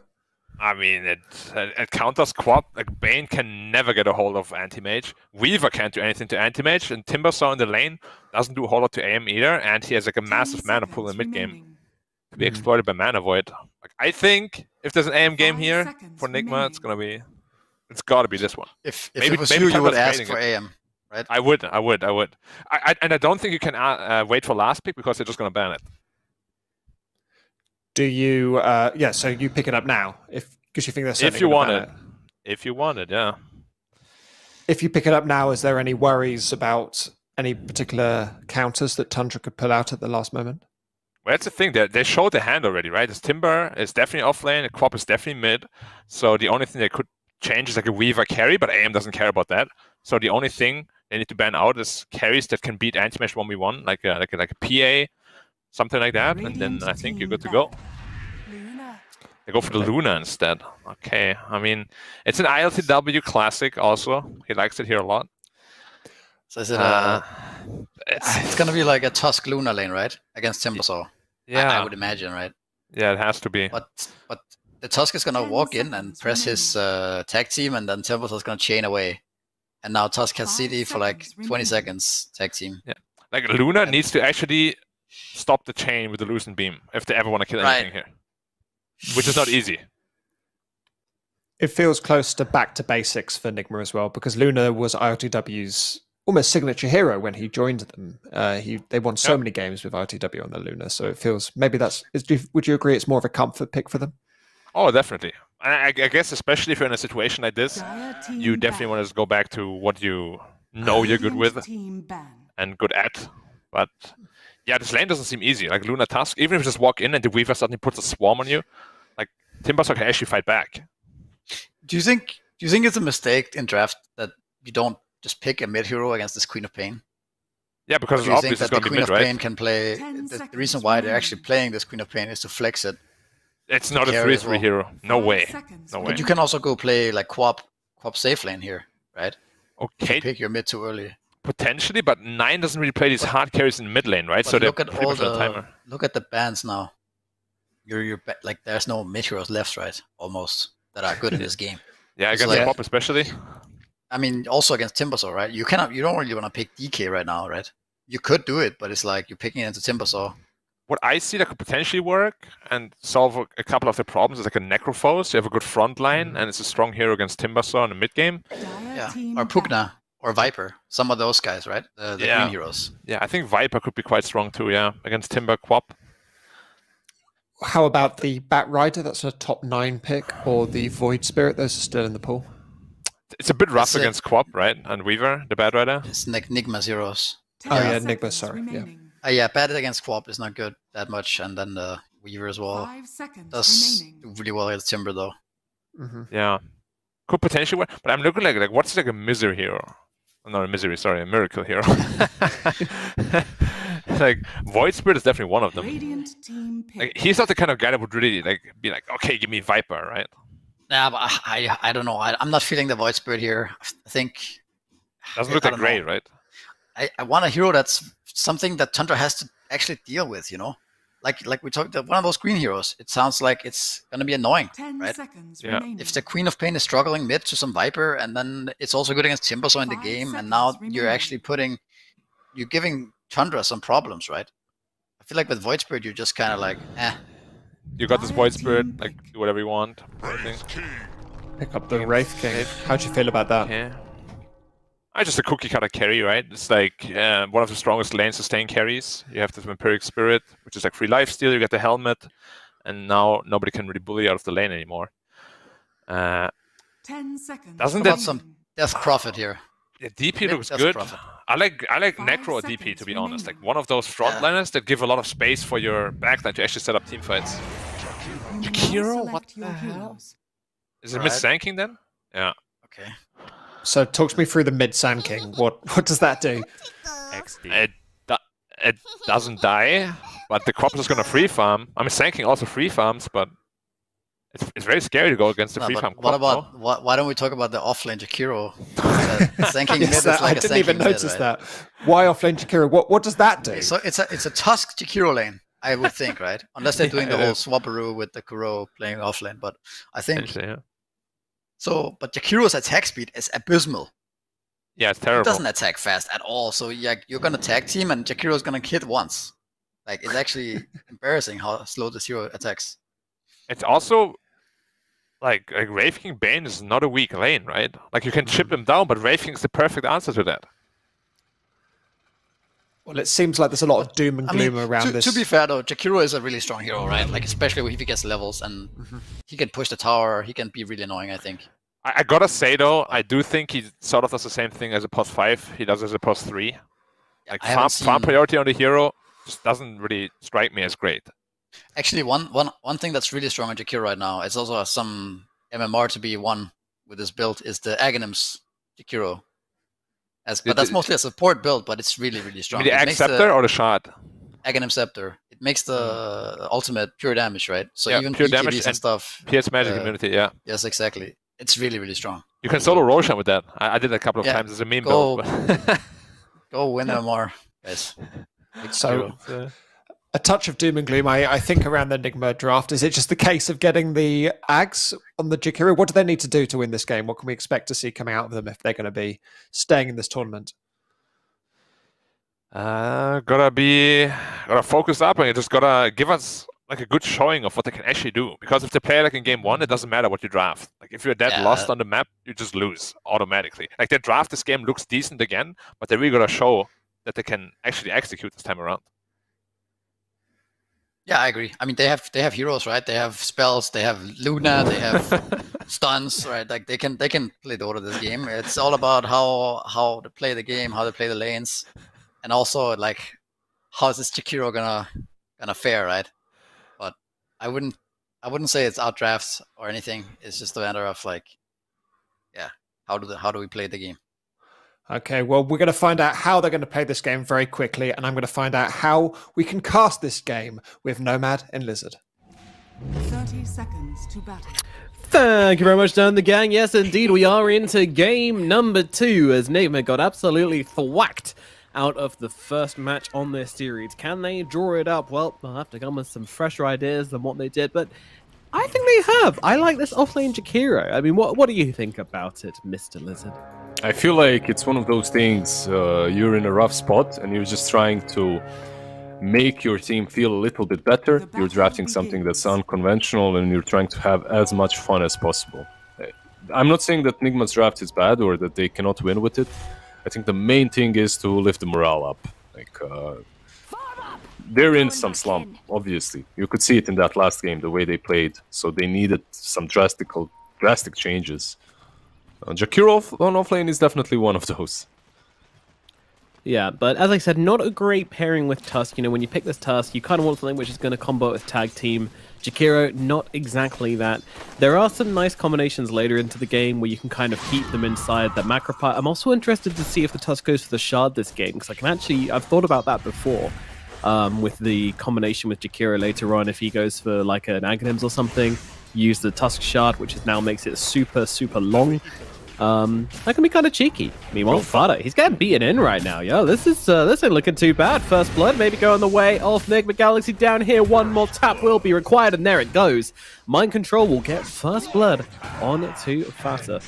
Oh, he actually hit quite a few times with that attack. It was a decent kill for them, and now who got it? Mind Control. He might go for that extra null talisman. Not sure what he will buy instantly afterwards, but pretty decent start for them.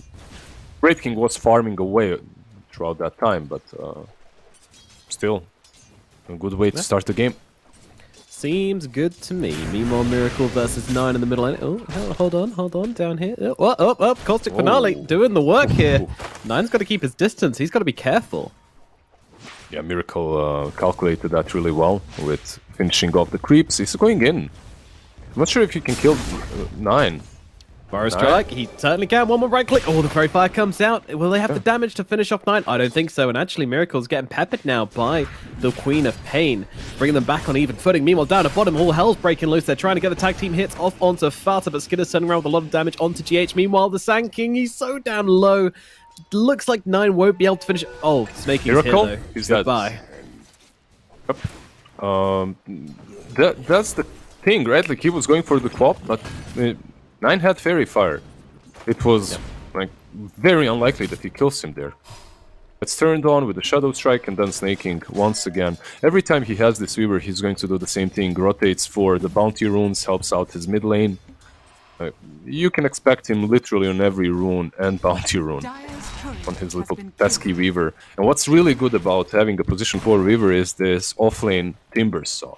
Right? He doesn't truly need a lot of help, so snaking is free to roam.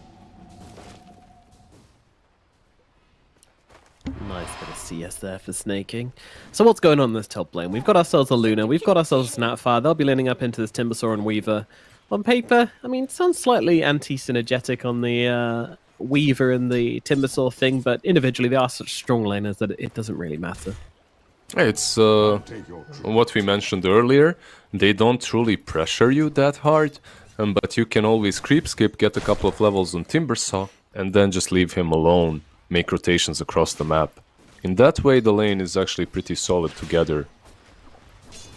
I'm also very annoyed that the Tusk didn't lane against the Timbersaw, because Misery made a good point that he can just Timber Chain away with the tag team. But there is actually a counterplay to that on Tusk when you hit level 2, because you can... Oh, hold on, Miracle. He's getting very low here in the middle lane. Snaking's come in again. They're going to take him down for a second time. Oh no, the Sand King is gone. No, Snaking is just making use out of this Weaver really, really well. He's making moves because look at Timbersaw, like 33, he's farming under the tower. You literally don't want to be next to this Timbersaw at the moment. You would just be leeching the experience. Sleep up the Tusk, just trying to stop him from interrupting this pull as much as possible. And looks like Fada is successful in doing so. Shard block not really going to do anything. Just a little middle finger to Fata. And that's it. Yeah, Snaking is pretty much laning mid at this point. Yeah, he's waiting for the courier now. Might catch it even. Look at that. No, leave Miracle alone. Come on, come on, not like this. Oh, Snaking, you dick. Man, Miracle... It's one of those situations in which you just want to all chat. Like, if this was a pub, he would question mark him, you know? Press enter, question mark. Can you go away, please? Like, can I play 1 versus 1? It's mid lane. Like, I'm playing this cool Sand King here, you know? I don't get to play it in officials very often. Let me play my hero, man. Come on. One decent thing about Snaking's having none of it. Yeah. One decent thing about Sand King is he can farm up, right? As long as he gets some stacks, which Snaking is also blocking, like you just noticed. Damn, Snaking is just being as annoying as possible. But yeah, as you say it, Miracle is farming up a nice fat stack here in his hard camp. But not where he wants to be. He longs for the middle lane. He longs for the sweet caress of that Shadow Strike. Digging into his skin once again. Yeah, Snaking actually rotated a little bit towards the bottom lane, but it's already a tri-lane surrounding Mind Control and... I don't think Bane, Weaver, and Wraith King, it's not that I don't think, they are not stronger than this tri-lane that's coming from Nigma. Plus Mind Control has 2 null talismans and is going for the Witchblade. Like, he's going to be dishing out a ton of damage on Jakiro. Don't underestimate offlane Jakiro. Miracle again. Miracle again, indeed. Need to even say it, he does fall for a third time in this middle lane. Now 9 has a bit of an advantage. Snaking still hanging around. His support comes in, but far too late for the Tusk, unfortunately. Kuroki. He doesn't have a TP here. He might be dead as well. Snaking will finish him off. Going to be Squishy into Nern. Maybe can't finish him off. Very far on his stick, actually. Nope, doesn't matter. The father's nearby, but Snaking will die for this one, so it's a kill for Mind Control. Honestly, I think that's worthwhile for Nigma, just that bit. Obviously, Sanking dying is terrible, but... Yeah, considering how much Snaking has been doing, it's a pretty decent solo kill for Mind Control, so definitely worth it. One thing as well that's good for Tundra is we were my TP mid, and he's doing exactly that. Now you refill 9's bottle, you make his life even better. Skitter? No, it's not about making the Queen of Pain's life better, it's about making Miracle's life worse. He hates that guy, apparently. Just going by this game, anyway. A bit of action down at bottom, resulting in not a whole lot. GH loses a bit of health, and that's about it. But what do you think the build is on this Jakiro then? Will it be like Veil into Ags or something like that? Or will he go for a more kind of supporty with, you know, some team? Snowballing forward onto Fata here. Very, very aggressive, but GH doesn't really have the help to do this with the rotation in from 9. They're going to be able to bring down GH a TP away from Mind Control, though. That is a heads-up play from him, and that's going to get him out of danger. So, honestly, not the greatest rotation from the Queen of Pain. They get the kill into GH, sure, but I'm not sure he was surviving through that anyway, and isn't able to bring down the Jakiro. Yeah, back to your thought, I'm not 100% sure what Jakiro will be going for. He's going Phase Boost, 2 null talismans. He actually had Witchblade queued up earlier, which is possible. The moment they picked Jakiro, I thought 2 null talismans into either a Veil or a Yules. But it seems like he has different ideas. LTW. Snaking might just get him here. Yeah, GH needs to come and help out, but he's still got that bug upon him on ILTW, and Snaking is going to be able to get the kill onto the enemy carry. He does go down, but so worthwhile as he brings down ILTW. My god, could a Weaver be doing any more work than this? I don't think I've seen it. Snaking is on fire. Like, he's performing so well on position 4. Not only Weaver, and his Nyx Assassin, all of his heroes are just on point. Timbersaw, meanwhile, took down the tier 1 on the top lane. He's pressuring the tier 2, and now will most likely rotate mid. Missed the cookie. Well, dodged the cookie, I guess, on 9 here. Hey, buddy, I died. Do you want a full bottle again? I sure do. Fata says hi to GH. You need to find a way to somehow get back into this game on Miracle.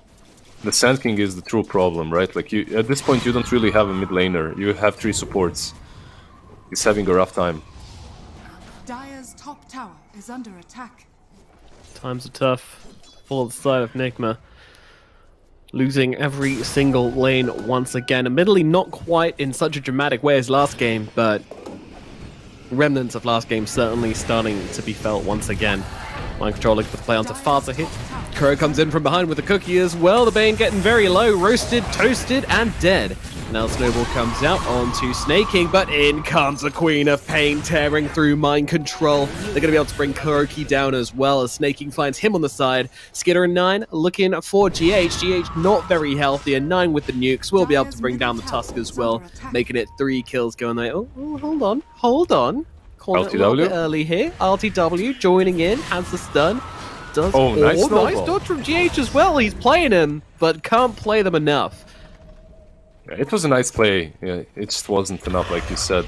Miracle as well. He's being chased by Snaking and 33. I think he should be fine here, though, for now.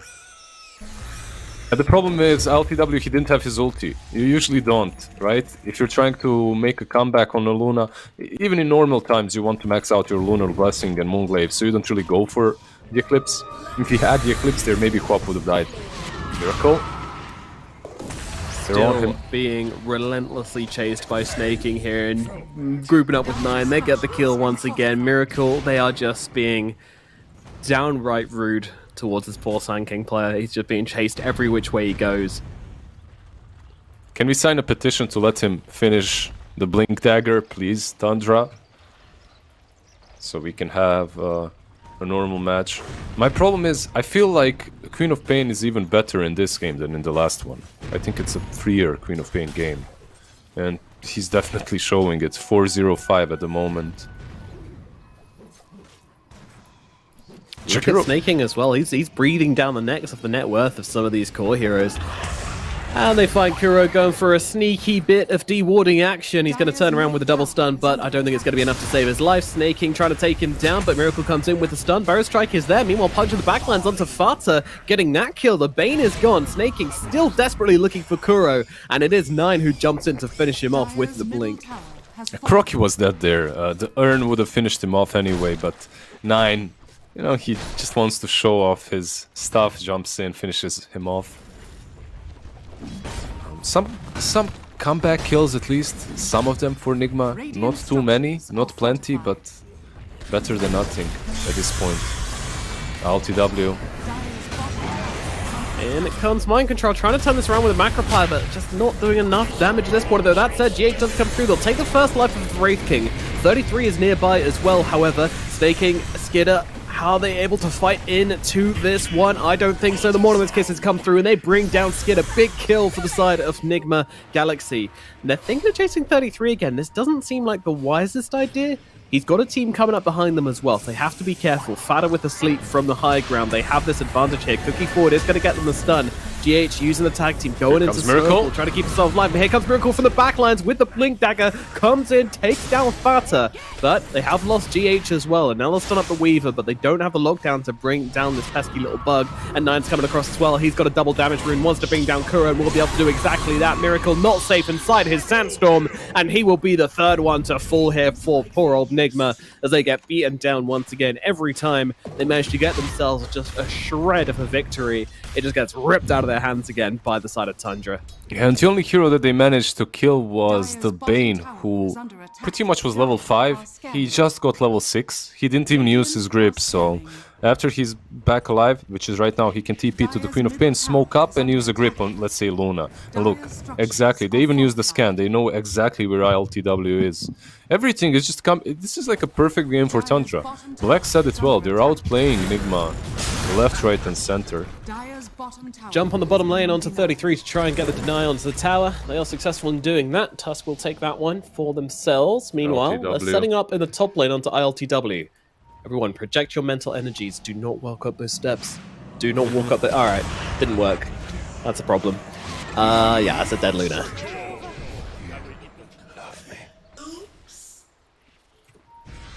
I will eat the cheese. I will eat the cheese. Great voice line. I'm gonna have to buy that one. So, well, time for another fight here. They have got the cookie out onto 9, but Queen of Pain is pretty damn tanky at this point. Nightmare out of the backlands from Fado as well. Might be giving his life for this one, but 33 comes across to try and help out as they look towards GH. GH losing his life here. He's the one who's going to fall. And now Tundra looking for more. They are on the hunt. And they're on top of Kuro and Miracle at the same time. They want to focus their attention onto Miracle. They bring him down with the Timber Chain. Meanwhile, Kiss is coming across, trying to catch out Skidder. Skidder turns himself to a pig, runs himself away, but it's Kuro who has died in the backlines. 9's still running around. He just wants a high five. He doesn't want to kill anyone anymore. He's a pacifist now. LTW, unfortunately, he is not dealing with pacifists as he gets 2-manned under the tower. The carry hero is dead. 4 down on Nigma once again. Goodness gracious. Tundra just have no mercy in this game too. This is just rough to watch. Really. That mid lane again, the action on the Queen of Pain 9 survives. Skin of his teeth, he had like 50 HP left. Nigma, they managed to kill off the Bane, but heavy casualties they pay afterwards. It's like they don't have an item, that's the problem. Sand King with the blink, that's the only play they've got. Besides that, this Jakiro on the offlane has maxed out Dual Breath and maxed out Liquid Fire. At this point I feel like they needed Ice Bat more than anything else, just for some extra control, to be able to kill the Weaver, to be able to kill the Queen of Pain. And Timbersaw as well. Timbersaw, you're not killing.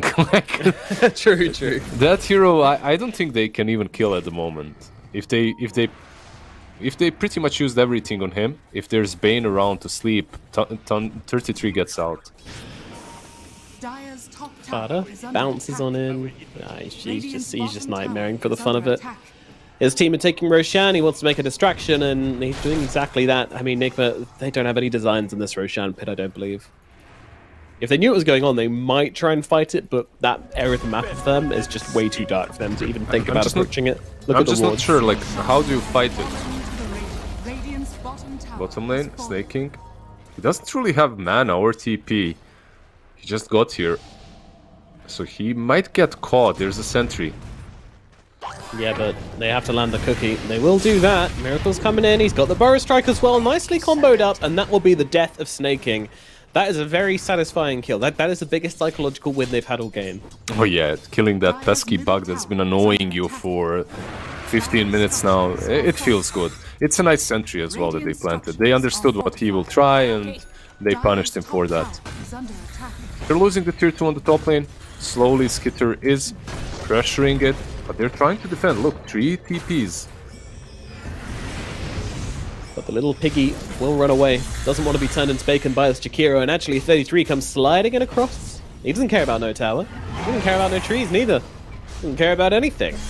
Miracle thumping away in the back, charging up that ultimate. Nightmare, and the sleep comes out for an easy double kill for the side of Tundra as they take down GH and Mind Control in the flash of an eye.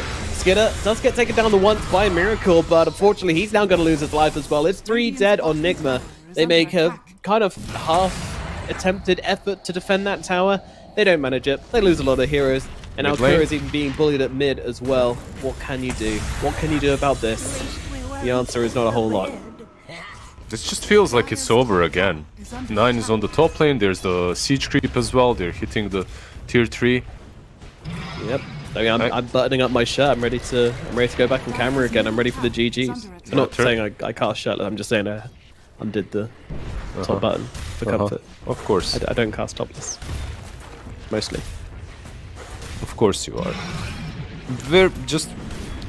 I'm just trying to find the silver lining here for Nigma, but even this top lane defense, like, you said it best, they're half-assing it, like, half-assing the defense, because Snapfire and Luna, they didn't even try to TP, and they couldn't, like, Snapfire, I believe, didn't have a TP, and Luna, even if she does go there, like, she doesn't really contribute a lot at the moment. She probably just dies together with her teammates.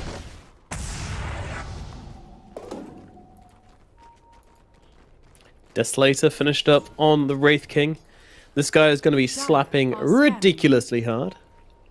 He doesn't have ulti though, 40 seconds, so maybe if they manage to utilize this smoke to catch him, he's probably too cocky at the moment. He thinks they have no ways of killing him, but they might actually be able to.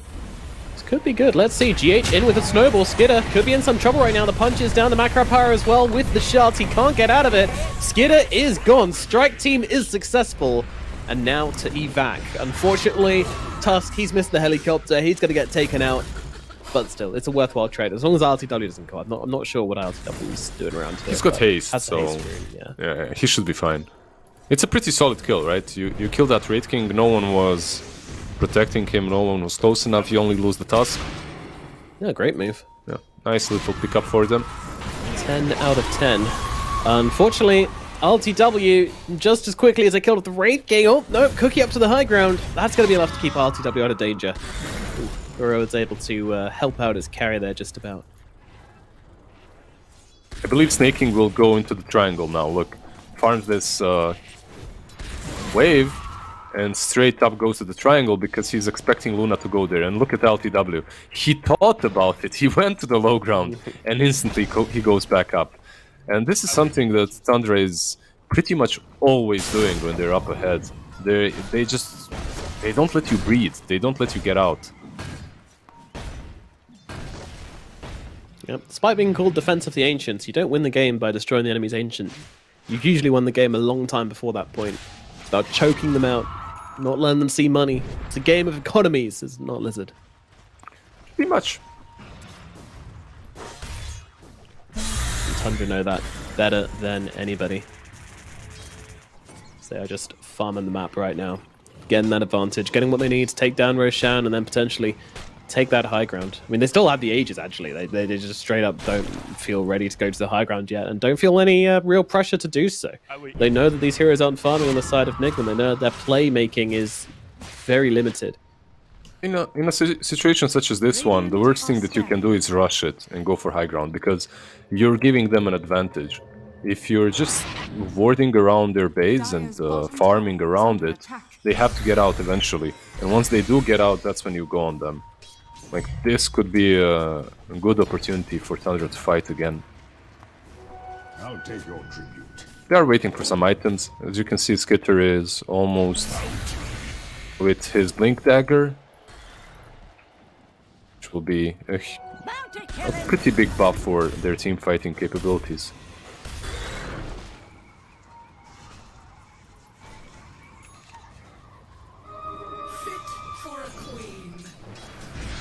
So, what's stopping Nigma right now from going to make the Wraith King play again, but onto a different hero? You know, why aren't they just smoking out his 5 and looking for a pickoff? Because it's hard. Your whole map is taken away from you, and you're not really aware where the enemy team is. It's about the emotions. You're afraid a little bit. They might get Fata, though. Yeah, looks like it. Epicenter committed, punch up as well. They'll bring down the Bane. Skitter now arriving to this one though, and he's looking for a little bit of revenge, and the big crits coming through onto the Tusk. My goodness, that Desolator going to work on the poor little Walrus man. Can they get the LTW? Yes, they can. Yes, they can. They've even got a sort of wave. They don't even need to use it. Ultimate's not even committed for the kill onto this Luna. Now that you have the Blink Dagger on the Wraith King, the whole team can just get together and converge on one spot so fast. You have Queen of Pain with the Blink, you have Timbersaw that just moves fast, Weaver as well. If anyone gets attacked, you will be punished for that. You might get a kill on a Bane, but you lose Luna in the process. Yeah. Meanwhile, Miracle just does a double back on himself, gets himself away. But yeah, it's all very chill, this game. It's almost, I don't know, every single time, you know, we say it a lot, but every single time Nigma go to make a play, they get a kill, and then Tundra are able to punish. Last time they didn't with the Wraith King, but with the Bane, they certainly did. Well, Jakiro is a dragon, and he has a Dragon Lance now, so that's perfect. Good. Yeah, yeah. Gotta make sure you, you know, Monkey must always buy a Monkey King bar. Yeah. Wraith King must buy Monkey King bar plus Black King bar, because they both have King in them. Oh, Miracle! He's out of there. See you later, mate. He's doing some good stuff. He's making them show themselves. He's making Tundra chase him. Meanwhile, his teammates are smoking up and making a play elsewhere. Like, these sorts of moves, even though very risky, are completely necessary for Nigma. However, Fata, man, he's so good. Hey everyone, heard you were smoking. Did you want to smoke into me? Oh, the whole team's coming to this. Actually, this isn't even just a sacrificial play. This is a turnaround play as a Sonic Wave comes cutting through. Bye-bye, Tundra. Sorry, bye-bye, Nigma, as they take down 3 of them. We'll lose Kuro. We'll lose Fada, but that's about it. Man, that was quick. He's just so good. That was quick. Like, Tundra's so fast to react. I'm kind of reading their moves, right? Because I see them. I see what they're trying. Sand King on one side and they smoke on the other. It's nothing new. It's like one of the old strategies, one of the old tactics that you can use. But the fact that Tundra reads it so fast and they're in the right spot at the right time to break that smoke. You could see it. He's running there not to ward or anything like that. He's running there exactly to break the smoke. Pops that high five instantly after he breaks it too. What a G. What an absolute player. Yeah. Fada, just a pleasure to watch. I mean, he's really come into his own on the 5 position. It's games like this that remind you that he is damn good at this game. Snaking has that Aghanim's completed now as well on the position 4 Weaver. So not only Wraith King has 2 lives, now you can save pretty much anyone on your team. I'm surprised they're not just going straight into the pit. It is a bit of a riskier... There you go. A bit of a riskier move, but when you're this far ahead, I think there isn't really a lot that you have to worry about. Did Mind Control get the shard, by the way? No, he didn't. Interesting. So Dragon Lance plus Witchblade. He's getting the shard next. That's his... Okay, cool. Yeah. Neat and cool. It's not bad, right? Like 2.5% of their max health per second versus someone like a Timbersaw. It's pretty solid versus Raid King as well. 2 strength cores on the enemy team. It seems like a good choice to me. He has the Dragon Lance and the Grove Bow, so a ton of range from which he will be able to fire that. Boom! Yeah. Oh, he doesn't have the shard yet. He doesn't have it yet.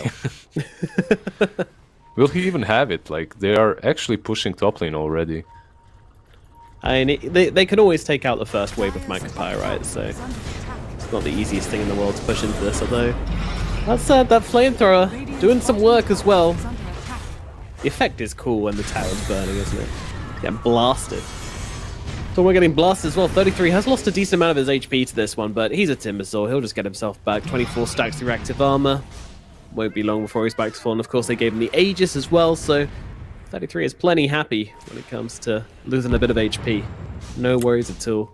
And here we see Tundra again. You know, they're more concerned about keeping Nigma in the base than they are about actually pushing the high ground.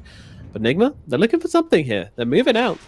I'm not sure what they've seen that's made them want to make this play, but 9 perhaps? They have vision on him. Yeah, they're moving into her vision, which is always nice. And Miracle making a lot of noise here. Slamming his tail on the ground.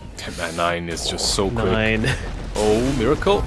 He actually gets him. He actually gets him at the tail end of the bow strike there. Do they have the damage finish bomb? No, the BKB comes out. And now the turnaround. 9 not even running away, but just popping the BKB and saying, you want to fight me? Then come and fight me. And they do not anymore. They'll back themselves away. They also have a high ground to worry about here as 33 is just taking chunks out of their face. That flamethrower and those creeps. Bow strike through from Miracle. Magpie out as well. But there comes a time lapse from Snaking from the low ground with that Aghanim Scepter. 1 life, 2 lives, I guess, with the Aghanims as well. At 33 is not dying anytime today. Yeah, but they did delay the push, right? If they didn't go on the Queen of Pain there, I think Tundra would be pushing high ground right now. They can't push it any longer because 9 is a perfect target for Enigma. If he shows himself, they will just jump him with the Sand King and the Tusk. They are aware that 9 doesn't have his BKB. They do have Weaver, I suppose, with Aghanims and the Bane, so Tundra is taking a more disciplined approach, let's put it that way. They're really biding their time. Yeah, it reminds me a little bit of old Liquid, you know, when they had that phase where all of their games were going really long, a little too safe perhaps of chance, but hell no. No? Yeah, Liquid, but Liquid, back in the day, they had a true problem with finishing games, right? Yeah, no, it's not a bad thing, sure, it's just being very, very careful. But both very, very safe in terms of discipline and when to take the high ground, but yeah, not too safe for Tundra most of the time. But recently they have been in a little bit of a slump, but hopefully this will bounce them back onto their winning spree once again. Dire's bottom tower is under attack. They're getting the neutral items as well now, which Nigma is actually unable to get. Maybe if they have a shovel, they can try and hit that creep in the base. Oh, 33 Timber Chain up to the high ground. I love this kind of play. Now Skitter's joining him as well. The 2 big boys with 2 lives to go, and then 9 jumping in as well. They're trying to turn around onto 9. They know exactly who they want to try and bring down. He's got another BKB though, and a double damage. They'll look towards Kuro. He's the first one to fall in the back of the team fight. Meanwhile, the rest of Nigma just getting themselves back. Sand King still sitting on the front lines. Skitter not going to lose that first life, so he does heal up from that creep. And 33 still with the Aegis. Haven't lost anyone yet. Maybe, just maybe, they can take down 33. The damage coming in. They will get the kill onto the Timbersaw, but he's going to be coming back in just a second. Ice Path onto the Skeletons, interestingly. I thought he was going to use that onto 33, but I don't really think they can kill him off a second time regardless. Don't forget, he's always got that Weaver behind him as well to throw down that time-lapse should it be needed. But Tundra will back themselves away now. And they only got the tower. And they lost their Aegis, right? So, plus what, they killed Kuroki? I don't think they killed anyone else at that engagement. No, so small victory for Nigma. Yeah, they held their ground impressively well, considering they're 23k behind.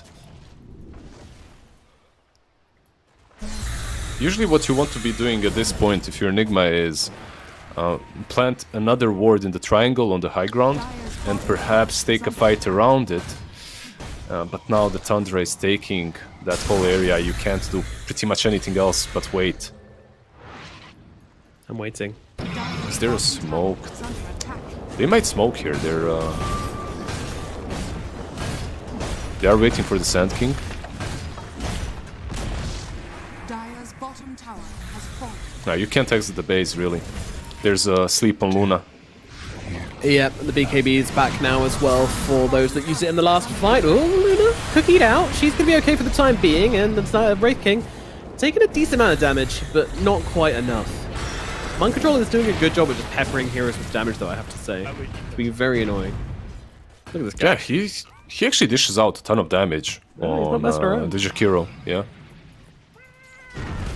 One of the reasons why they went for the BKBs on Skitter as well, as 9.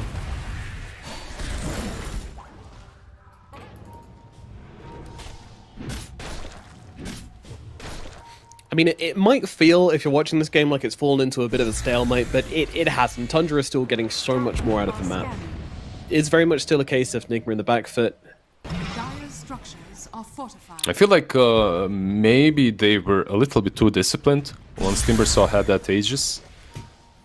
Maybe they could have risked it a little bit further to take down at least one side of the barracks, but then again, there's nothing stopping them from just waiting for another Aegis. Miracle. He's going. He's going. The Bane's in trouble. Can they finish him off? It's a question. The Nightmare comes out. It's going to be enough to save his life. He's back to full. Thank you very much, Snaking. But Snaking's given his life for this play. Miracle has gone down. However, as 9 just jumps in with the Sonic Wave once again. RTW, he's just bailing. And he is gone. Pops the Eclipse, BKB, and then TP's away. Mind Control me? I don't think they know he's in the trees here, so he's actually going to be able to reposition himself. They found the Courier of GH, though. Straight into the high ground push, but there are buybacks. They could buy back on the Sand King and on the Tusk if they wanted to. Dire's bottom tower has fallen. Look at the damage coming out. I'm still so surprised that this Jakiro build actually seems to be doing some work. Barracks are under attack. Not enough work, but, you know, it's cute. It's something, it's something. Kuroki's Veil also is helping out. Like, all these small little things add up. 2 null talismans, Witchblade, then the Veil from Kuroki. And it is a ton of damage. I actually thought that Tundra made a slight mistake there, miscalculation around the tier 2, when Snaking saved Fata. I felt that that might be an issue, as he won't be able to save a Timbersaw or a bigger target. Still, Enigma is slightly way too far behind to kill those bigger targets, so... Yeah, I guess the decision was just a case of, we want this grip available for this team fight. If we get that, then we're going to feel so much stronger. But yeah, they do trade their Weaver for it, which isn't the worst case scenario. Yeah, and their net worth is just increasing and increasing. Once you get this 25 talent on level 20 on Wraith King, it's just another buff to your farming speed, right? Mm-hmm. And you're completely fine with him just rotating around the map, taking creeps, while his team is pressuring Enigma inside their base.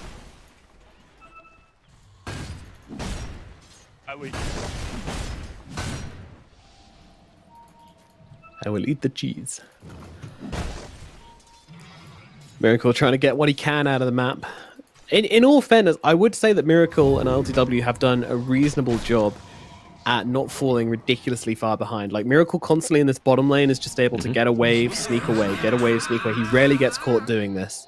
Will he be caught now? He never gets caught doing this. There's no way he gets caught doing this. Got him. Got him, everyone. Caster's curse at work. He's been doing so fine up to this point when you cursed him.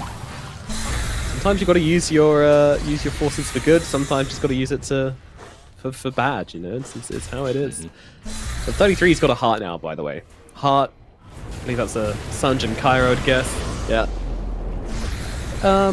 Nice little hood on top of that as well, and a casual Octarine core in his pocket as well. He's actually the richest hero in the game, and they are feeling this right now. They have to snowball RTW out of trouble here, but now pops the Eclipse, doing a good amount of damage, but taking a lot of damage at the same time as well. Has to back away. They lose GH though. That's it for now. Tundra are just chilling out. You know, they're going to set themselves back.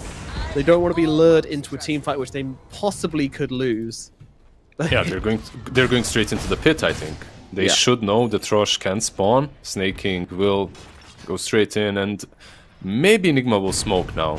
I feel like it's one of those situations in which, okay, we just bought back our mid. We're not really scaling, but nah, they can't even make it there. It's time for said that 4K Roshan CCTV. And you mentioned that LTW and Miracle are keeping up, and yeah, they kinda are. They're getting some new items. It's nothing stellar, but they're getting something. The thing is, that's because LTW is the only one farming in the base, and Miracle is the only one that can leave the base. Mind Control is nothing short of miserable. He's got these budget items, which means that when they poke, he's going to do work, but actually Nine's just jumping in on the backlines here, popping that BKB and taking down that Jakiro. Double buyback from Kuro, and Mind Control straight off the bat, and now they look over towards Fata. They might be able to get the kill onto the Bane here, but no, never mind. The cavalry come through, they take the kill. Meanwhile in the base, they're trying to kill off 33, but there's a time lapse, and now in comes the Wraith King, tears Kuro apart for a second time. LTW under the cover of BKB is running away. That is not how you want to use your BKB. Nigma huddled inside the base. The smoke is out. They're fighting into Aegis. They're fighting into Cheese. This just is not going to happen. But one last hurrah from the guys on Nigma. Can they take them down? They can do a lot of work, but the Cheese comes out for the Queen of Pain just in time, keeping her alive. And now they'll turn their attention to Miracle. They'll make short work of him. They'll continue to pepper them from inside the fountain here. The Jakiro just doing work. LTW, I mean, 33 does not care. He's literally hands off keyboard. Yeah, he's off to read. He's so annoying sometimes, just sitting there, you know. Like, they're trying to fight around him. He's an inconvenience more than anything. He's just pathing issues. He literally just pressed hold position and, I don't know, went to pee or something, you know, just... I like how LTW's embracing it. He's just like, yeah, sure. I'll buff your stats for you. Why not? Get some more damage done. The GGs are called, and Nigma will be eliminated from this tournament. I'd love to say it was a graceful fall, but unfortunately it was a fall from grace for them, as they couldn't hold it together versus Tundra, and it will be a clean 2-0 sweep from them. I mean, just from the start, it didn't really look like Nigma stood much of a chance. It didn't look quite as bad as game number 1, but it did not look convincing by any stretch from these guys. It's you know, we've said this sentence a lot throughout the tournament, but they are a shadow of their former selves. They truly are. The first game was a disaster. The second game, it kind of felt in a very similar way. Snake King was on fire.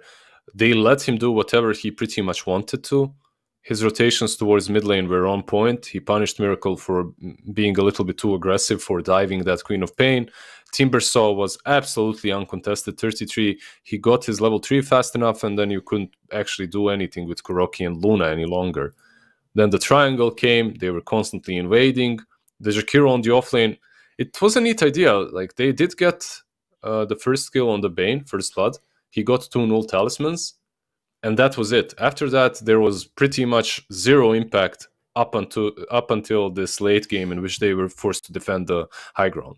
It comes down to Nine having such an amazing game. Like, he died 0 times, Timbersaw died 0 times.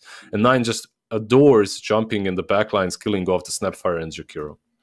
Yeah, it kind of felt like a great game for Nine, a great setup for him to have a great game. And remember you saying at the start, this is an even better Queen of Pain game than the last one. So you have to be afraid if you're playing on the side. When you have to have a plan to deal with him as well, and they did not. But I think for me, MVP has to be Snake King there. I mean, what a ridiculous laning phase from Snake King. Just a lane tourist running around all over the place, smashing heroes up, making Miracle absolutely miserable. And we'll throw it over to our panel for some more insight on this series as we say goodbye to Team Nigma. Well, Tundra barely needed to lift the temperatures above freezing to send Nigma Galaxy crashing back down to Earth. Not pleasant viewing for Nigma fans, Misery and Black. Misery, why don't you talk me through what went slightly wrong there for Team Nigma? I mean, so where do we start? So I find it a bit weird that, like, when you see the Queen of Pain being picked first too, you pick Sand King and decide to put it mid. Because normally when teams show a hero like Queen of Pain or Invoker or, you know, some hero that's like known for going to a certain lane, you try to abuse that fact, right? Otherwise, drafting would not be nearly as complicated as it is. So that's the first thing, because like he had a really rough time. And Queen of Pain, I mean, the game turned out to be like 40 minutes long, but like the first 10 minutes, Queen of Pain was like dominating, right? The whole game. And yeah, I mean, it's being first to it. So I feel like that was a big issue. The same thing you could say a little bit for Timbersaw. He also kind of had a free lane, and you see the Timbersaw and you have the counter pick, and you choose a hero like Luna, which is, it's like okay, but it doesn't really, yeah, it's not really good enough, I feel. And then, well, the Jakiro offlane, as I don't think it's that bad actually. Like, I think the hero has some potential also because he has, the shard is pretty strong, and like the Ice Path is a really strong spell, and the Aghanims, like we talked about before, like he has a lot of qualities actually as a hero. So I don't think it's, probably not the last time we'll see this. But yeah, I just didn't win the game. Does a sound like sum up your thoughts as well, Black? Yeah, I mean, unfortunately, what we saw in game 1 was pretty much all we saw in game 2 as well. Nigma just, there was like no team cohesion. The draft was once again, I think, very playable, but the way it turned out, like just nothing came together again, and they just look so lost on the map. Like this Weaver just solo killing like you carry Luna out of nowhere, and there's like no answers. Everything that's coming is like very delayed, and as I said, there's just like no planning. It feels like for Nigma, like everything comes very reactive, and I think if you're reacting all the time in Dota, then you can't win. Not at this level. Like you gotta proactively already prepare for things that you know might happen. Because like Tundra was always a step ahead every time. They get the kill, and then Nigma TP's in, but they're already all out. And you get nothing in return, you waste your time. They build like another 1 or 2k gold lead, and like what have you achieved in that time? You know? It's very hard to see, or rather hard to watch, because like Nigma can be so good, right? Like all of these players, they can be so individually amazing, but they just look, yeah, like nothing like their former selves at all. It's not a pleasant view. No, not pleasant viewing. Let's move this broadcast onto more positive tones, because at the moment we're sounding like a play about 3 farmers sitting around talking about a poor potato harvest. Team Tundra, that was a pretty good game from them, even if Team Nigma made it easy. Is there anyone you'd like to hype up or say nice things about? Well, I mean, I think they all played really well, right? I think 9 is especially snaking. Like, I mean, 33 is also 10-0 and 11, right? There's not much you can say about it, but 9, especially on this Queen of Pain, is just like always dominating on this hero. It feels like you might actually consider looking to ban this hero, or at least do something about the fact that you know it's going mid, you know he's really good at it. Like, try to pick a matchup that's really good against it, or try to help out with runes, or you know, pick a lot of disables. Just something that makes it harder for him to play the game. How about you, Black? I mean, for me, it would be Fata if he actually used the "I will eat the cheese" line when Quop actually ate the cheese. But because he didn't do that, I think snaking. Like he killed the Sanking with rotations like 3 times. He solo killed the carry Luna from like full HP all by himself. He had like 4k net worth when the Luna had like 4.5k net worth or so. He was insanely rich. His game impact was just insane. And sure, like 9's scoreline looks amazing, but I think he was really well enabled by his team also. And for me, that was snaking. Mm-hmm. Well, his enabling team are going to be moving forwards to the lower bracket, where they're going to be facing off against the victors of our next game, which is OG Team Liquid, coming up very soon. We're going to be saying goodbye to Team Nigma Galaxy. I hope we'll see them back to their full strength very soon. But we're not going to be saying goodbye to you viewers, hopefully. We're going to be right back with, as I said, OG Team Liquid very soon. Very exciting matchup. So we'll see you in just a few minutes.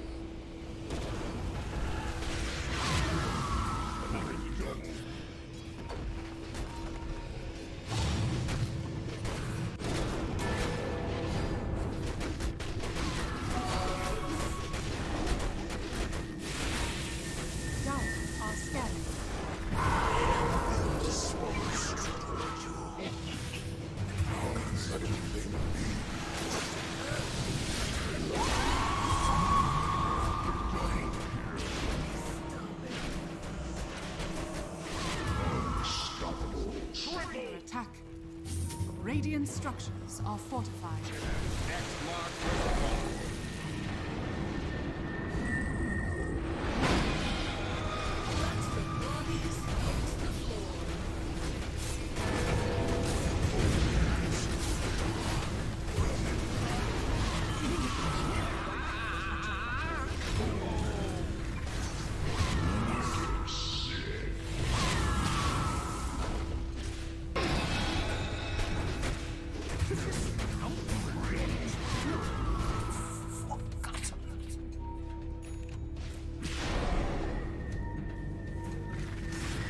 Radiant's bottom tower is under attack.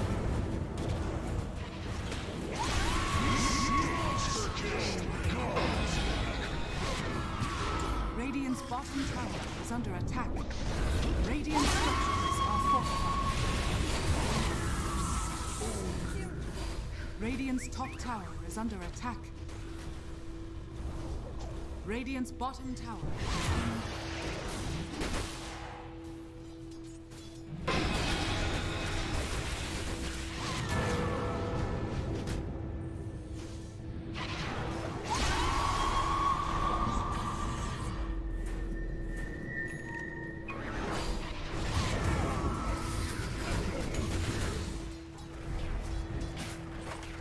I will eat them.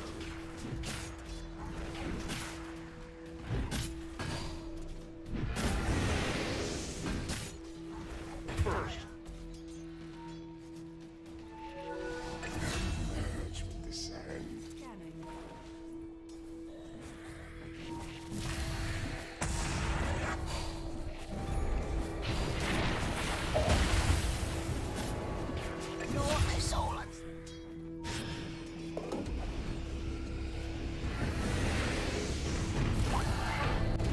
Dire's top tower is under attack.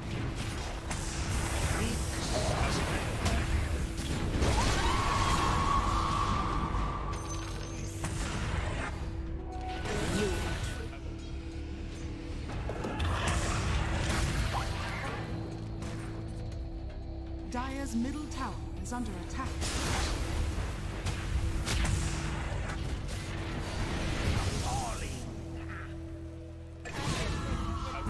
Are fortified. Dire's bottom tower is under attack.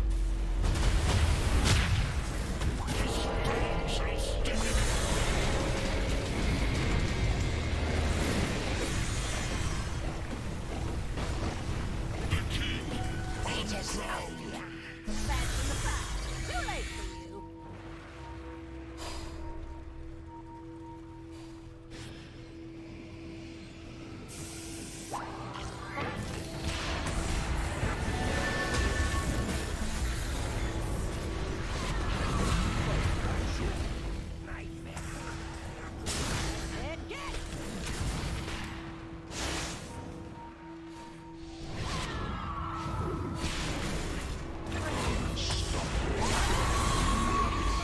Bottom tower is under attack.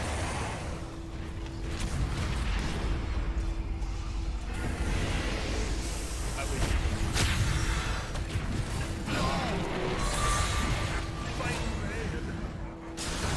Thread the needle through your eyes.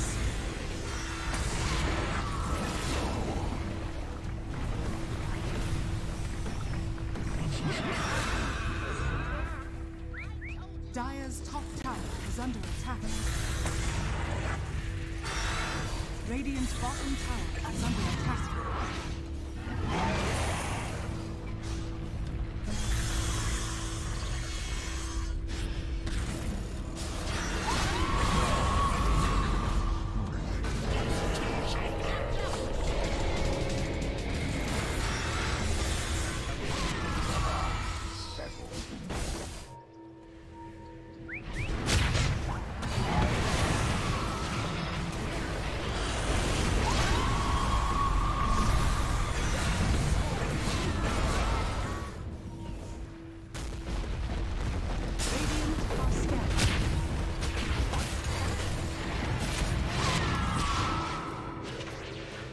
Dire's middle tower is under attack.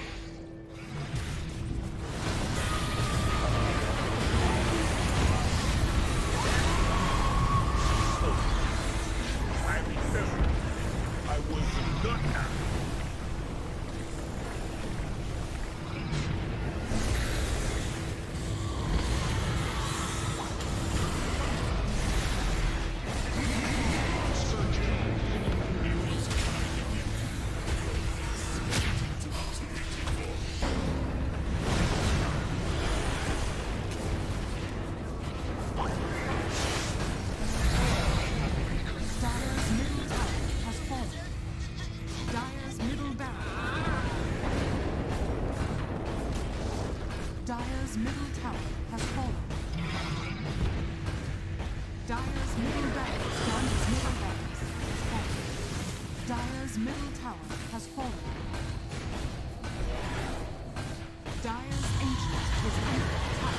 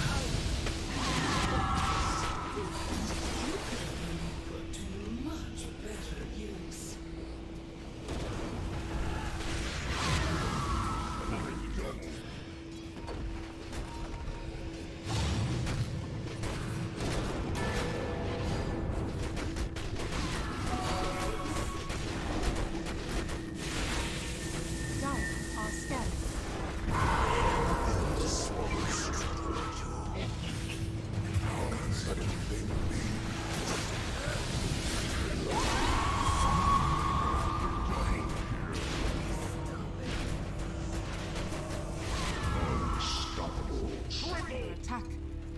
Radiant structures are fortified.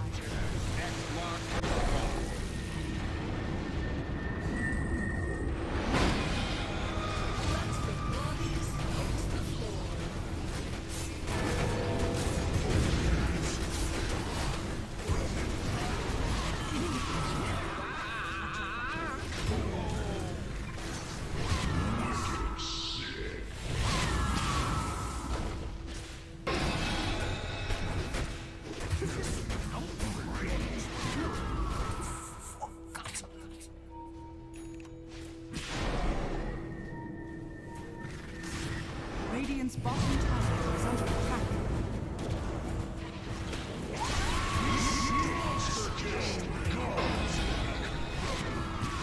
Radiant's bottom tower is under attack.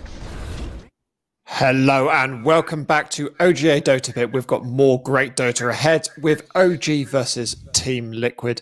Black, why don't you talk me through this OG lineup at the moment, because they've been playing pretty well this tournament so far. Yeah, they've been doing, well, not like super well, but like a lot better than probably a lot of people would expect them to. I still do think, though, their playstyle has a very exploitable weakness, which Team Spirit showed when they played against them, especially in their first and last game. Like, once OG's cores are actually pressured so much that they lose one or two lanes, or rather, if they lose 2 lanes or more than that, like the playstyle of everyone just being massive and finding farm everywhere kind of falls apart, because you're gonna use some of those heroes to actually make space, so you don't just completely fall apart in the game. You actually have a chance to fight back at some point. Then yeah, things look rough if it goes that way. But because of their amazing individual skill, games rarely ever go that way. It was only Spirit so far that actually pushed them over that like little limit they have. So I'm excited to see if they can perhaps adjust their playstyle a little bit to like a less greedy, maybe off lane or mid lane, because like this greediness is good if it works, but if it doesn't, then the game looks really stompy. Is that a case of it being difficult to do it against them because they're very strong laners? Because they are, as you said, they're high skill players. If everyone's going to beat them in their lanes, do they have to be at their best to do that? I would say so. Like beating even BZM, right? Like he played against no one. He played against Miracle. He made them look like fools sometimes. But then when he played against Toronto Tokyo, it was like the opposite. He had like 30 more CS by minute 10 than his Void Spirit, and his Toronto Tokyo Storm Spirit just completely dominated the map because of that, right? And there was no one there to really bail BZM out because they were focusing on the other lanes, trying to win the other lanes instead. So I really do think that is the biggest weakness of OG, and if they can work that out, I think they have a much better chance at winning games where they're actually behind.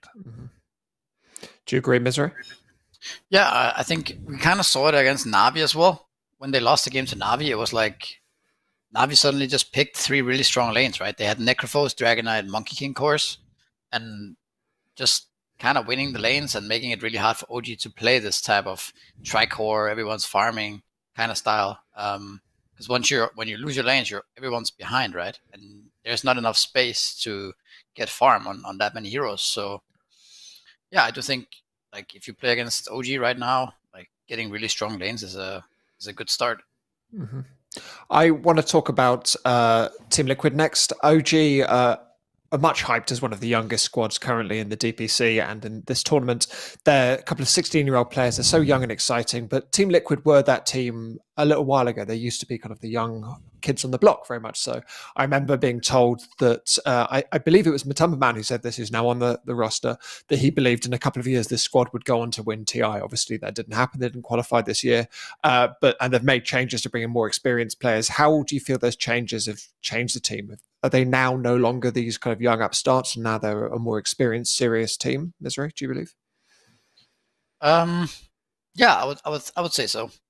I wouldn't say I'm surprised, but I guess I'm maybe a bit surprised that Liquid are doing that well. Like considering, I mean, obviously they got some really great players, but they did have some like Boxy playing, going from 3 to playing 4, and like it just seems to be them gelling really well. They also got Mickey going from position 1 to position 2, and it seems like, yeah, it just meshes up really well together. And yeah, I think the 3 Liquid guys from the before are not really young, up and coming players anymore. They've been around the block for a couple of years now and played many tournaments. So yeah, I think they have a lot of experience as well.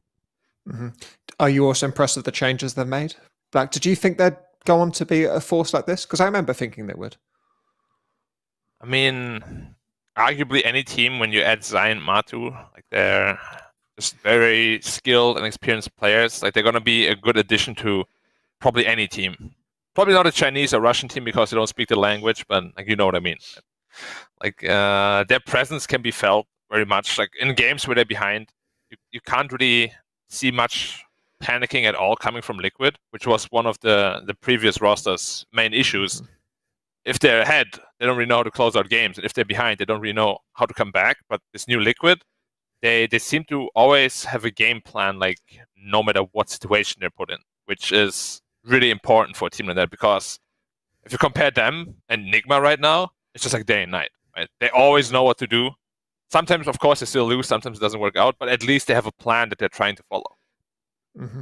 We're talking about plans that they're trying to follow. We've got a draft, which is where these 2 teams are going to set out their plans.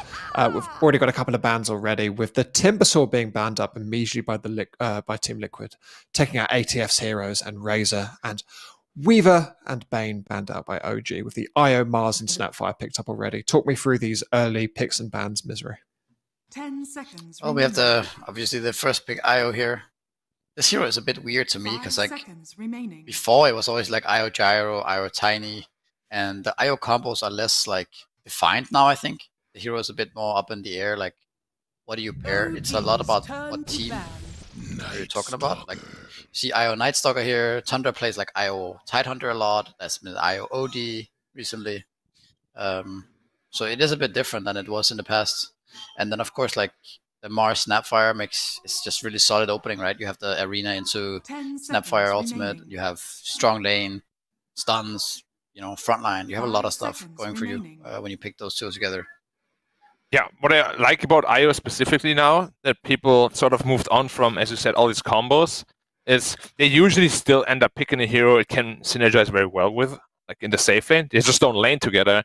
Rather, IO is used to enable weaker laners, especially early on, like this Night Stalker during the daytime. You can't bully him out of the lane if there's an IO there with a headrest. If you just have like 10 permanent HP region, there's just not enough damage coming out to bully out the Night Stalker. And then come nighttime, suddenly he's the boss of the lane. Let's talk through... Oh, sorry, go ahead. No, that's a good point. I think it's you don't see the IO safe lane that much anymore, right? It's mostly just like backset pretty much. Next bans coming out. We've got the Kunkka and Medusa already banned by OG, picking up those. AO getting rid of those AoE heroes from outside the arena, and the TA and Shadow Demon banned up by Liquid. Those are interesting bans from Liquid. What's the logic there? Shadow Demon, we don't see a lot banned out. I think this is very much targeted against OG. Like OG has been playing like several games of this carry TA on Uragi, which goes Aghanims and like this is everywhere on the map, and he actually becomes a hard carry. That's pretty hard to deal with. And I mean, it's also a really good matchup. If they were to pick TA into Mars, is pretty good, right? For the lane at least. It's hard for Mars to pressure. Yeah. And then the Shadow Demon as well is also OG targeted, right? Like Misha has been playing it a lot. Also good against Mars, right, with the save.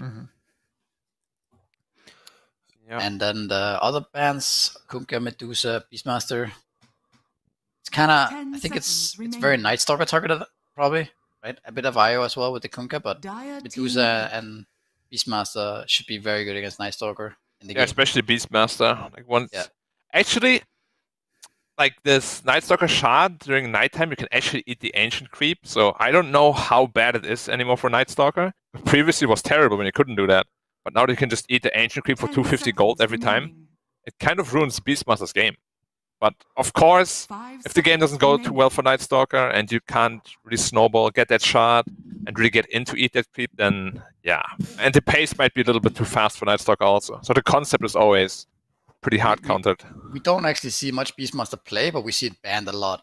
And it's very much banned in the second phase, just because, I mean, it makes sense, right? The Beastmaster is such a hard hero to deal with if it's picked in the second phase and you've already shown your 5. It's like some Bane or whatever that you can't deal with these summons, so it makes sense why it gets banned.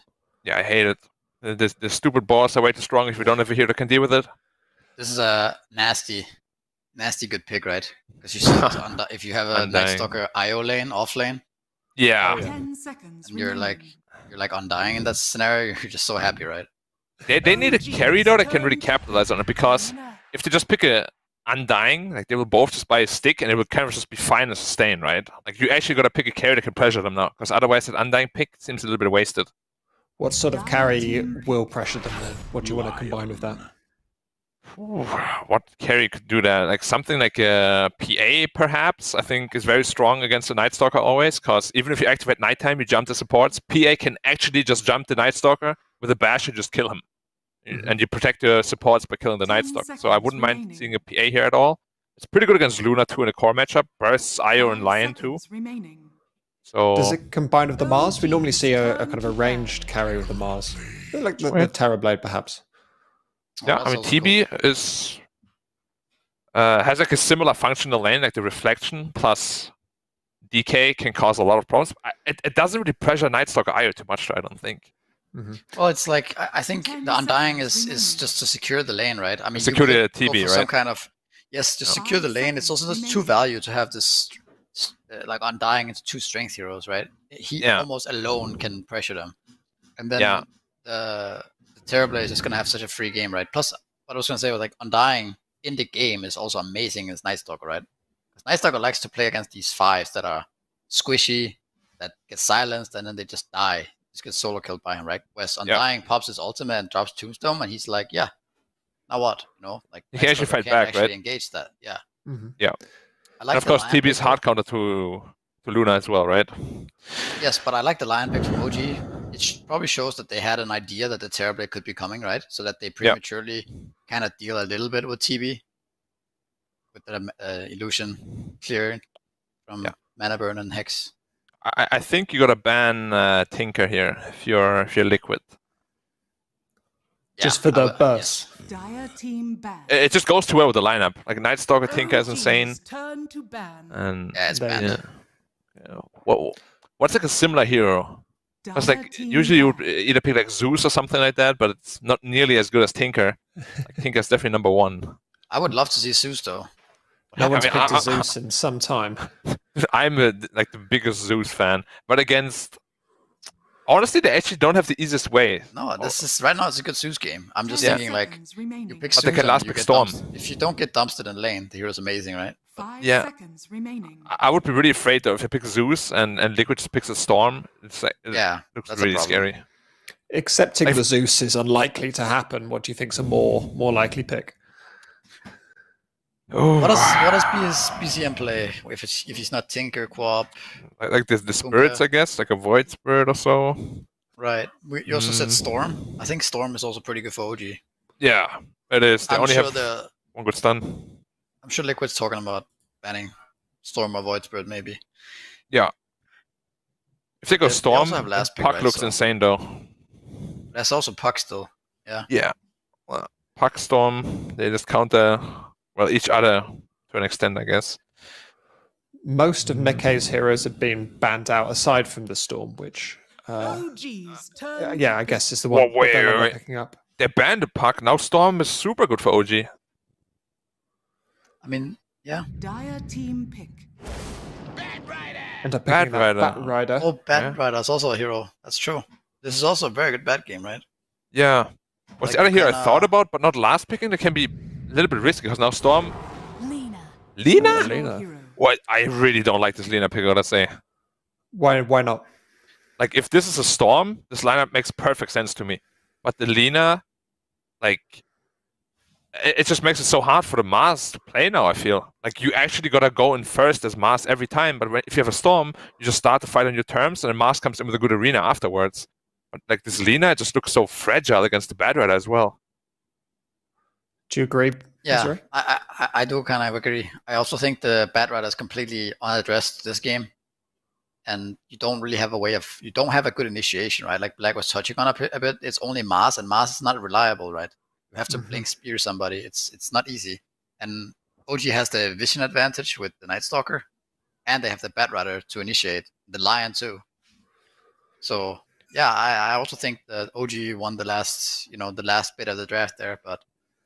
Does Mickey not play Storm? He does, right? He definitely does. Mickey plays a lot of Storm, yeah. One of his best heroes. I'm so confused then. Like, Lena and TB literally do the same thing. No? Like, they range damage dealers. But I think maybe people don't think of Storm as much, like, because it's kind of only Team Spirit who's played it recently, right? We don't see Storm being played much. I guess, yeah. It's just like, I never really like a draft where you don't take care of each other's weaknesses. But for me, Lena and TB is literally the same thing. Like, they both just want to stay behind and hit people. Like, I think because of the last two heroes, I'm going to go with OG this game. Bad Rider just looks too unaddressed. I also think if Bad Rider has a good game, just nice spot timing with BKB, Octarine Core, like, I don't know, if he ever gets to those items, it just feels like it's so hard for Liquid to play. That being said, they do have this Tombstone, like, Arena, Terrorblade, like, they can play around their own area really well. Like, they could potentially get Roshan really easily, play around tier 2 towers, stuff like that. So if they can bait OG in to take a bad fight, then maybe like they could just, because they have a lot of damage, right? Like, they have this Lena, Terrorblade, these 2 turrets just hitting. So if they can't bait them in, like, OG will die. But OG has like the map control. They can play the map much better. Yeah. I will also go with OG. Okay, a lot of OG prediction happening over here. So will Team Liquid's Lena burn up and flame away with it, or will the Bat Rider flap his way to victory? I know who's going to tell us. It is Nomad and Lizzard. Absolutely, yes, it is a flame war in the middle lane, and not the kind where they're typing obscenities towards each other, but instead the Fire heroes on a one-on-one. But yeah, Black very surprised they didn't go for the Storm Spirit this game, as Misha, look at this, both teams positioned against the river from each other in a very cool view here. And Misha was like, I'm going to run up these stairs. He's like, actually, that doesn't seem like a good idea suddenly. 30 seconds. OG already planted like 3-4 of these banners in front of their tier 1. Liquid, that is. I see. Yeah, I agree with them. Like, the Storm and Queen of Pain looked like the best options. Queen of Pain was banned out. They go for the Lena instead. And I completely share the sentiment with everything they said. The fact that they have two heroes that kind of fulfill the same purpose.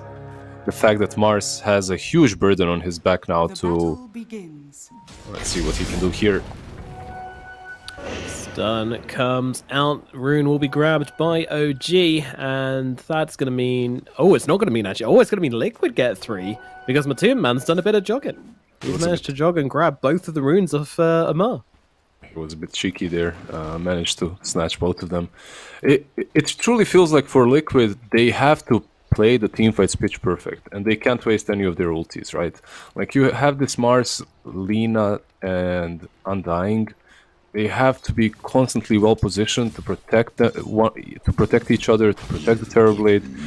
Meanwhile, you look at OG's drafts and it just looks so fun. Like, it looks so free. Every single hero can make moves. Every single hero can run around, make plays, juggle and jump around you. It feels very similar to yesterday's Liquid draft that they had when Mickey was playing Ember Spirit. It feels very similar to that. Yeah, absolutely. Do you reckon one reason they picked this Lina over one of the other options then is perhaps because they want just kind of more late game damage, and they know how much OG likes to scale, how they like to farm on all their heroes, and maybe they're just going to kind of challenge on OG in that behalf and say, hey, we're just going to pick something which is going to scale better than you? Perhaps. It's a valid idea. I think... Most probable thing is they went for Lina as the hero is extremely popular at the moment. She's very strong, one of the best mid laners, and they do have this Mars to protect her a little bit, so this kind of makes some sense, right? Yep. It's not a bad hero, but Tombstone killer as well. Any stretch, yeah, it can work. Although why she kill her in Tombstone, I don't know. Moving on.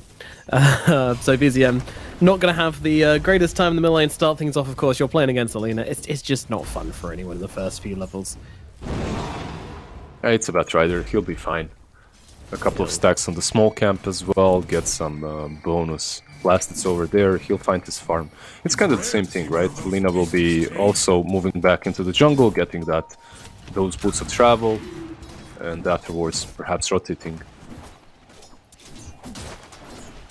So do you find it interesting here that Tiger's playing the IO, but he's moved over to the safe lane? Meanwhile, they'll put Misha, of course, on his Lion over in the off lane. But I imagine Tiger's still playing the 4, right?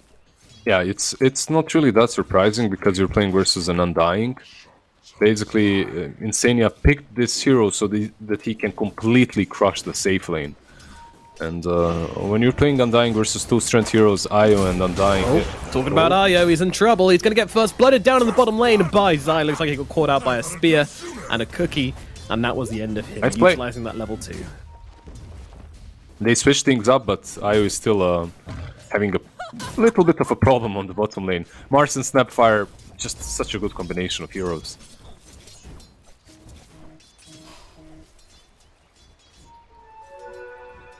So Liquid are the team to draw first blood on this bottom lane. You do have to be so careful when you're playing IO as well, you know. If you get caught out like that, then it is just instant death a lot of the time. You only have an escape under certain circumstances, which are very unusual, but if you have a target to tether to, then it can be a good escape. But if you don't, then you're just dead. And Boxy getting overcharged down here, but doesn't look out for the damage. Uh-oh, Tiger gets speared back on a tower. Luckily, using that range, he can just ping himself back to Yuragi. Didn't quite make contact with the tower, so didn't get stunned up. Yeah, this time around he actually had the tether available once again. It was off cooldown, so very simple for him to run away. And you can see the potential from the Luna plus Io as well, right? Like, it's no pushover this lane. If they play their cards right with the overcharge, there's so much damage that they're dishing out. So will get himself back, but low on health, low on mana. He needs some refueling here. Meanwhile, BZM doing exactly what we expected, just farming up those small camps and having a great time in the process. I think it's very similar with Nikkei. He stacked out the small camp. He's probably going to just be pushing this wave out and then going for the small camp and into the bounty rune. Hello, top lane. Martu getting punched by Amar, but of course, once they have those magic damage nukes down, the TB kind of just stops taking damage, because right clicks just don't do much to this hero. Yeah, interesting that Insania already has 2 levels of Tombstone. Huh. Why is that? Yeah, I'm not sure. I don't usually see that. I see some soul rips in the lane to help out Matu and whatnot. Later on, this Tombstone is going to be amazing.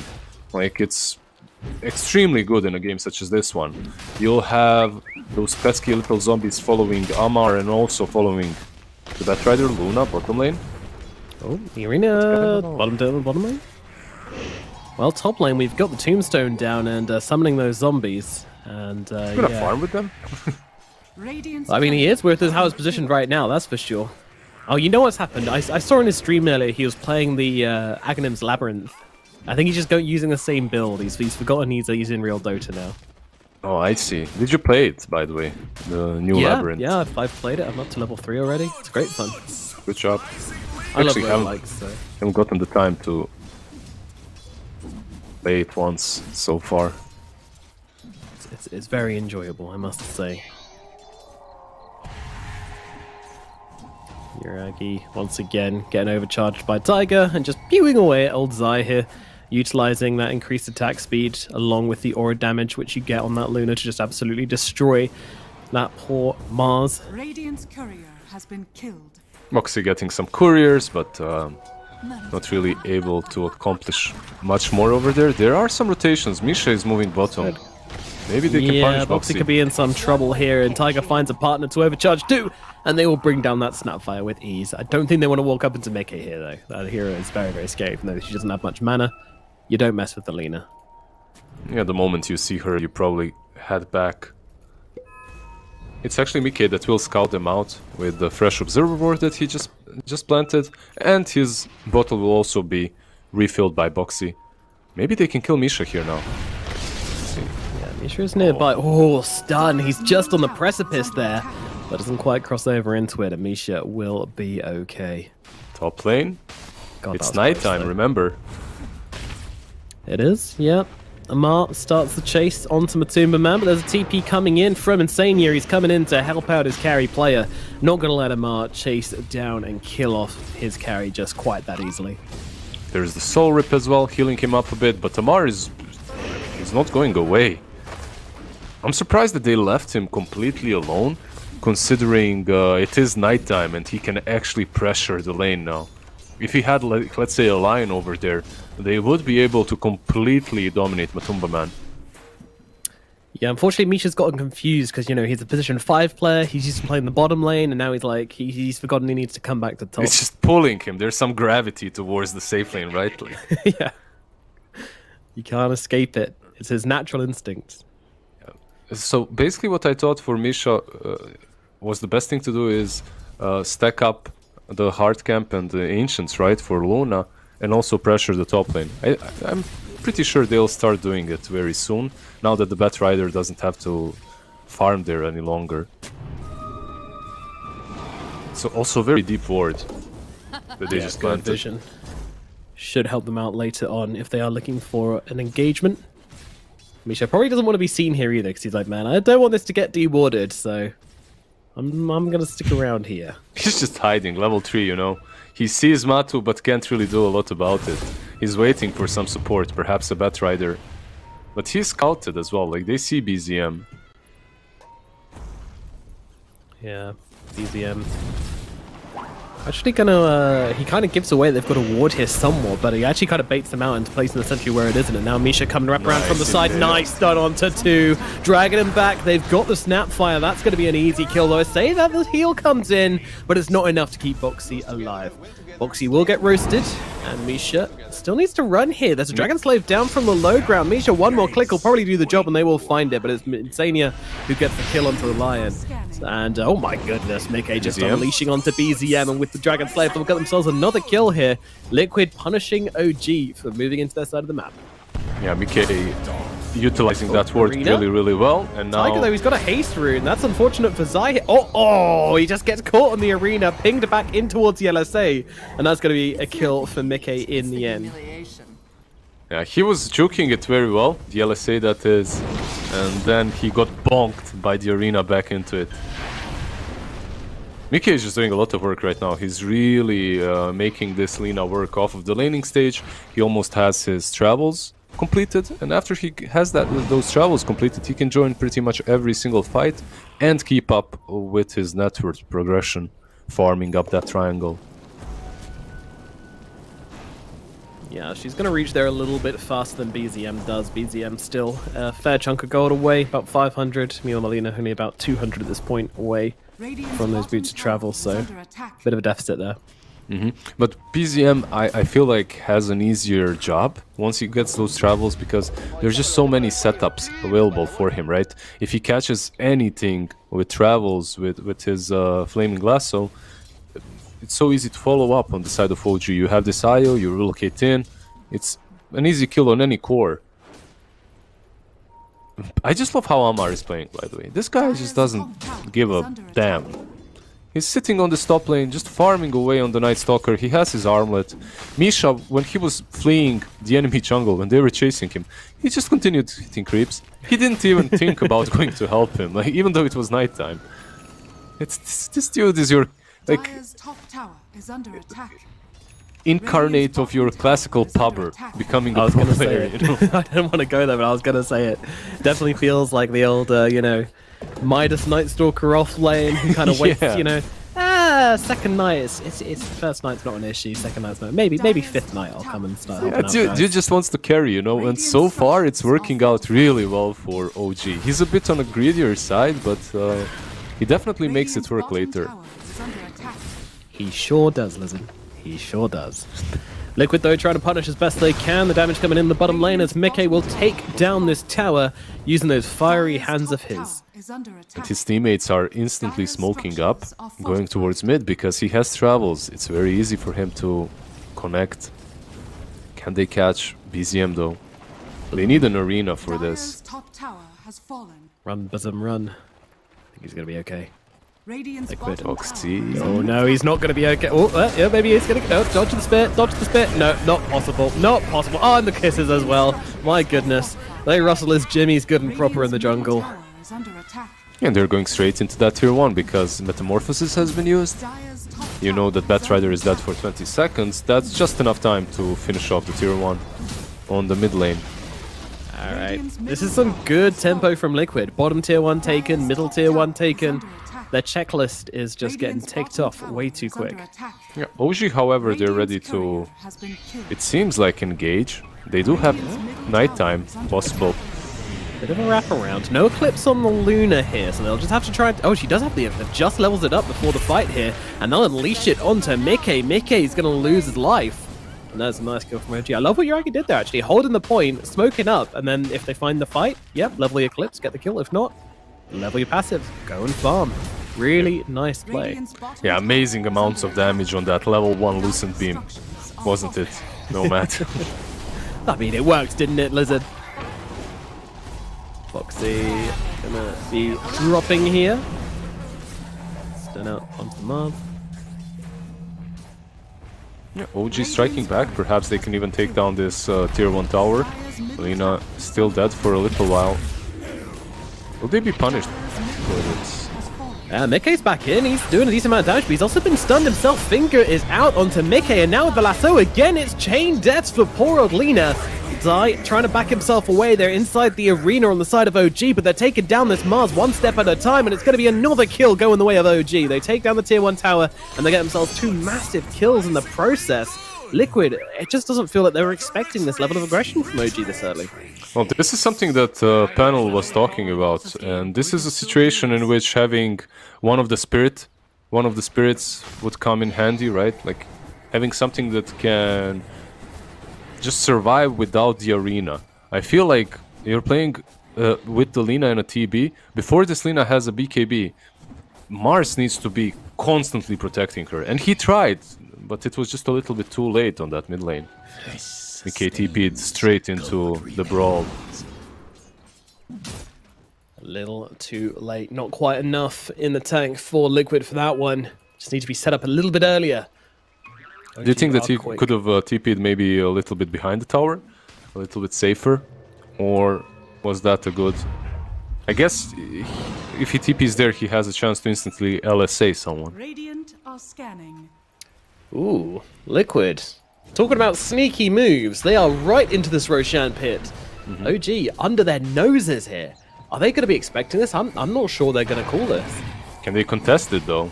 There's no nighttime, you don't have Dark Ascension for 10 more seconds, and the Tombstone has been already dropped. You don't contest this. Alright, fair enough. Well, it's going to be Team Liquid who take the first Aegis of the game, and Mickey who will grab that Aegis of Immortality after 2 deaths. He certainly needs it. Yeah, I think you use this Aegis now, mainly because you already used your smoke. You use this Aegis to go and farm up the BKB on Lina. You can still make moves, and if Mickey sees an opportunity, he can travel in. But that BKB would be so helpful in the upcoming fights. Yeah. It just makes Zai's life easier, right? Like, he doesn't have to worry about every single thing on his team. Yes, his list of responsibilities grows a little bit shorter, which is going to enable him much more in terms of what he can achieve. It's like he's this big brother, you know, just has to take care of his little siblings. There is a smoke on OG. The moment night comes, they go.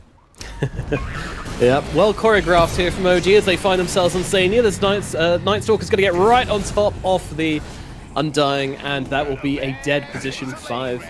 Small kill, but big area of the map as they take over that triangle for the time being. Zai, meanwhile, going for a cheeky wave at mid. He blinks himself out, though. He will be safe for now. No, that was actually really good for Liquid. They're wasting nighttime. The triangle that you called as taken, yeah, it was taken. And they will kill Boxy on top lane, which is... Actually, they won't. Turn on Amar.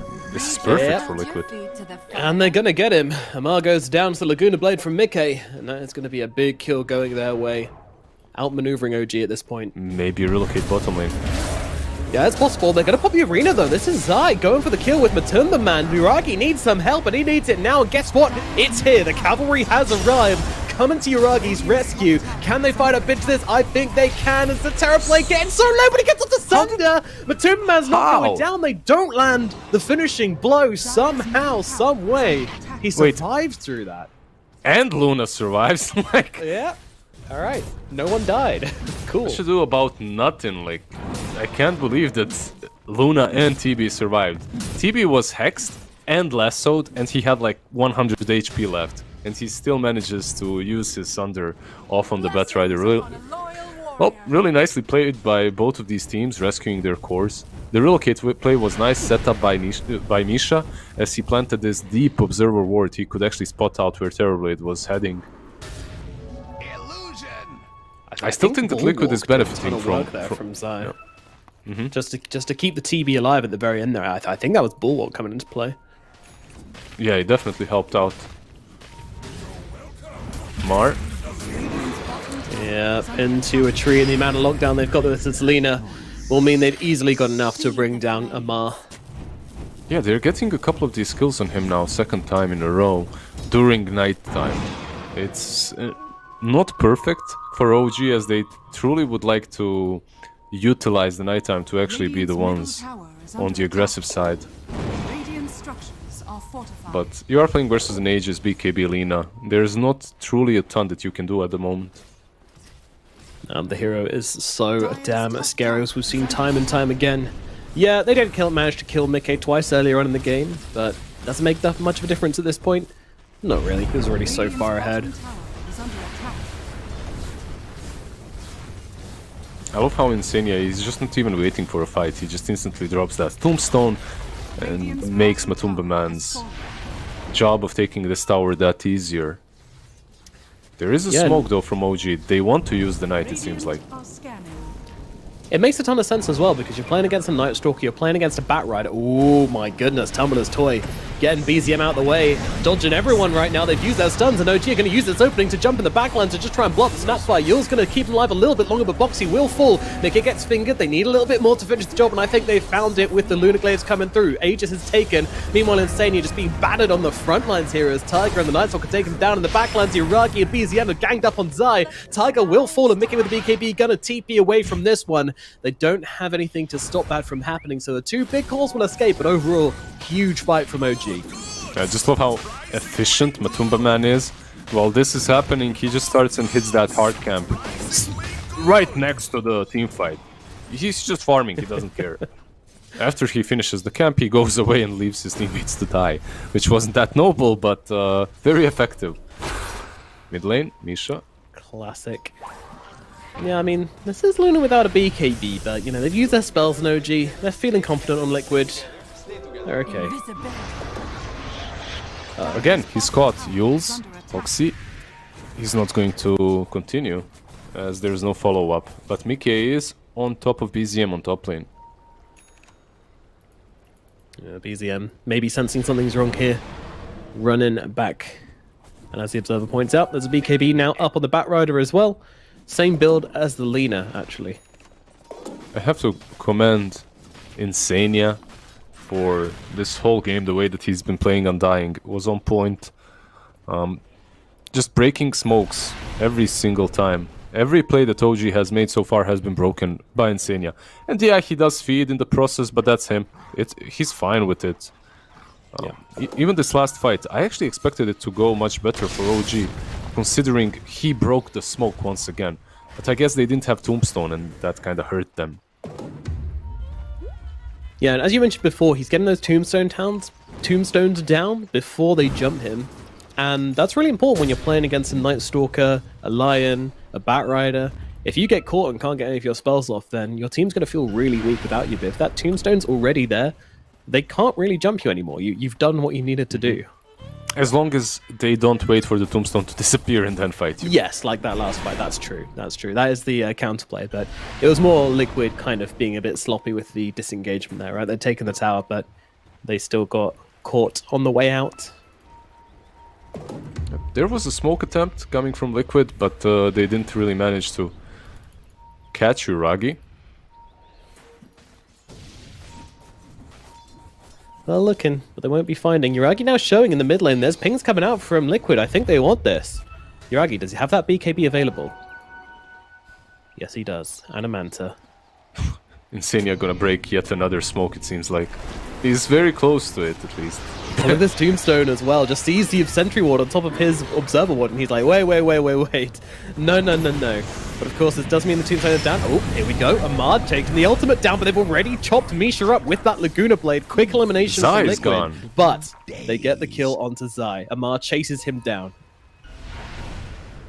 This Tombstone isn't going to last forever. 5 more seconds, and OG will start chasing afterwards. Radiant's top tower is under What can they attack. find is the question. Who will they jump? Amar, he's got a little bit of time left on this ultimate. He's going to jump straight away on top of Insania. Does he have a counterplay here? Well, he's got a team behind, which is doing a lot of damage. Insania will be the first one to fall. BZM now looking for the target. He's got Blastua, drags back the Lina into the demise of Uragi. As that Eclipse comes down and eliminates the Lina. Boxy as well in a similar amount of trouble. Gets off a decent amount of damage before he dies, but dies he shall. And now the relocate forward from Tiger. Beautiful reload, but could it be his own death? It is. But Uragi's got the BKB to keep on chasing Martu. Wants to bring him down so badly because he has the Sunder. Not a guaranteed kill right now, so I'll turn their attention towards the Mars instead. Mars is gone, jump in from the SAPPHIRE who just fought back. Boxy dead again, and now they're searching for that one survivor. It is Matumba Man who they will jump on. The stun is there. No Sunder for you, and no life for you. Matumba Man goes down as well. 4 heroes dead on the side of Liquid. Make it 7 actually if you count the buyback from Boxy and Insania. No, didn't actually buy back into that one. So still huge fight from OG. 4 heroes surviving that one, and they get the tier 2 tower. Yeah, and the tier 2 falls. And something that the panel has talked about is actually coming true. It's so difficult for Liquid to play first if they aren't in this very solid formation in which Zai is pretty much protecting both the Lina and the Terrorblade. They had a decent idea about the Tombstone, but at some point I feel like those Tombstones might come a little bit too soon. And OG, they just play around it, right? They move back, they fight in a different position, and then they chase after the Tombstone is gone. Zai being picked off first definitely didn't help, and if you're Liquid, I guess what they need really is this BKB on Zai. Once he gets it, it becomes a bit easier to take a fight. Yeah, premature tombstoning, you know, it is a problem. Sania, he's getting on a bit in his career, and it's something which affects a lot of older people. Go see a doctor about it. It's not embarrassing. He's not that old. He's one of the newer kids on the block, for me at least. Yeah, in Dota terms, he's reaching retirement. That's true. There's a smoke from OG. Oh, jump in immediately, Hex from Misha, straight away onto the Mars here, and this is go time for OG. They're just sprinting at poor old Zai here, and they will take him out. Boxy trying to escape, but they've got the lasso out onto Insania. That's going to be another support cleaned up by OG, as they get the Mars as well. Huge. Until Mars gets a BKB, you can't fight on Liquid. And even once he gets it, you still have lasso to work with, right? BZM can still kinda prevent him from really dishing out any of his spells. This should be... and fantastic spawn time on Roshan as well. It just pops up as they reach in to check it. And this means that the second Roshan of the game looking like it's gonna be OG colored. On the bright side, Liquid, they did finish the Skadi on Terrorblade. So this man hurts. Like in a solid team fight in which they can kinda perhaps keep high ground or something similar, play around their own vision. I'm sure that Matumba Man can take down a hero or two. But it's becoming increasingly problematic as OG, they're just running around them. They're running circles around them at this point, which is crazy because, you know, the first team fight which happened, I was like, all right, Liquid, you know, they're in a good shape right here. They're going to take this game, but then OG just come streaking back into the game with some great smokes, some great fights. Relocate. Down at bottom. Yeah. They're going to pick up a freebie, it looks like. Insania dared to come in, do some warding. How dare you? Creates a little bit of space for Zai on the top lane. He knows that there will be no Lion Hexes, Impales into Relocates now, so he can perhaps be a bit braver and finish off the BKB. Which is definitely helpful. Like, these small little plays, these kills on Insania, they aren't really worth it that much at this point. You're 13k ahead anyway.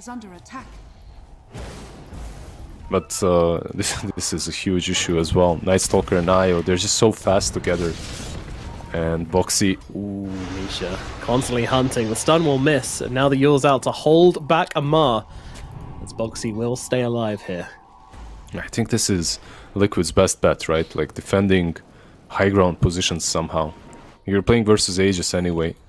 Dire's middle tower is under attack.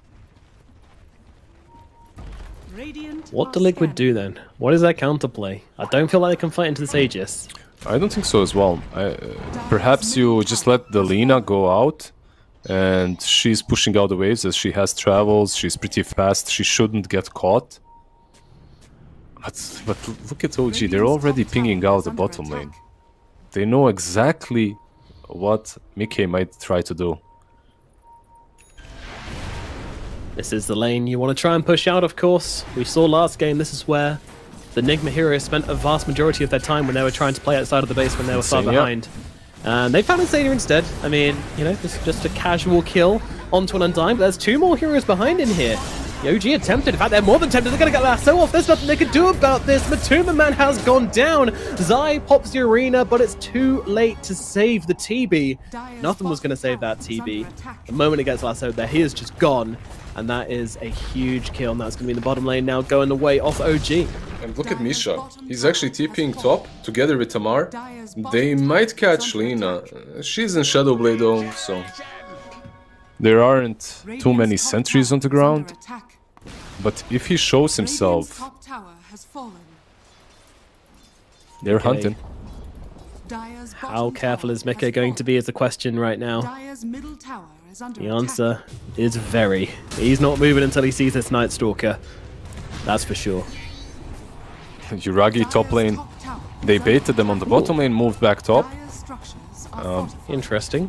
But you just wait for them on the bottom. bottom. If they can take out Tiger just straight up, then Yuragi will be in here without his spongy cord. But the health is... Oh my god, the Lina was not ready for the damage of Yuragi. Now they come straight back into this fight, take down Zai as well.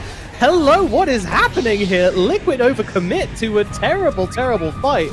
The Lina's dead in the ground. Matumba Man, he's trying to run away from this one. I'm not sure he's going to get himself out. The finger is there. GG. The damage is in. GG is called. OG take game number 1 in convincing fashion. What's happening, Nomad? Like, this is the third game that we're casting today that ended sub 30-minute mark. A crazy game there. Yeah, OG. I mean, and they were behind as well at some point, right? Like their laning phase was not going fantastically. Like their mid wasn't looking too fresh. Overall, it wasn't looking great. But then they lose the first fight, and I was thinking like they get Roshan, and then Liquid looked like they were just kind of snowballing through to a clean victory, and then OG, they just snap their fingers, they turn it on, they saw their timings, and they just did not stop getting kills. Yeah, panel was correct for one of rarer times, you know. They really called it. Everything what they said came pretty much true. Team Liquid, they have this stable composition of team fighting heroes, right? But it's too much of a burden on Mars. Like, he needs to create enough space and room for Mickey and Matumba Man to do their stuff, but you can't. Like, you have this Batrider that's jumping you have Relocate from behind, you have Misha as well with the Blink Dagger. Night Stalker is a huge problem too with the BKB and Armlet running at you. Lina, perhaps, even though the laning stage went well, like you said, perhaps in hindsight wasn't the best pick. Perhaps not, but either way, we are now just one game away from the EU undefeated series of champions Liquid getting eliminated from the OGA Dota pit. What a crazy timeline we're in, and it could all happen after this short break.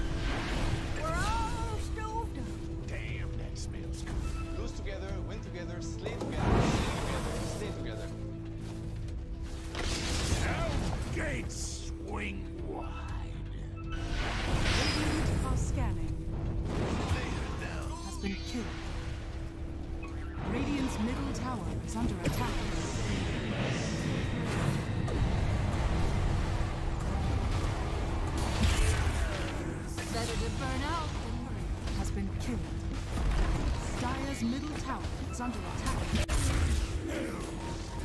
Dire's middle tower has fallen.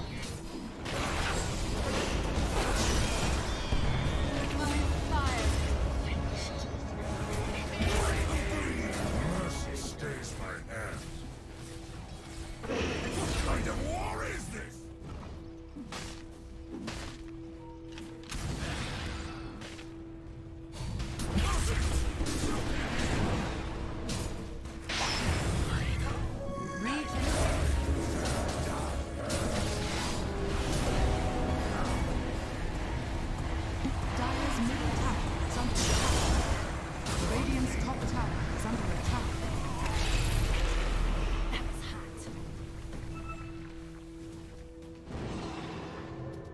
Dire's middle tower is under attack.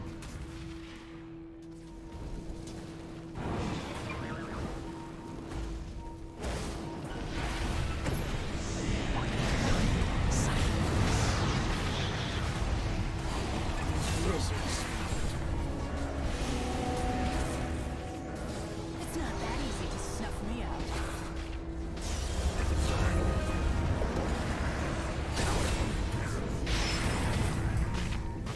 Let the skies take.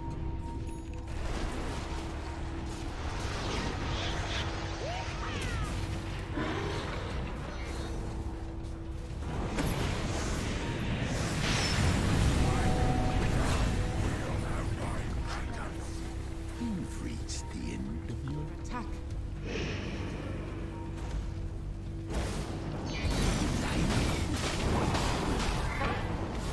Radiant's top tower is under attack.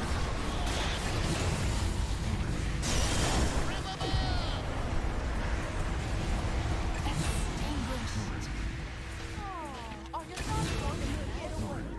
blessing for the wings.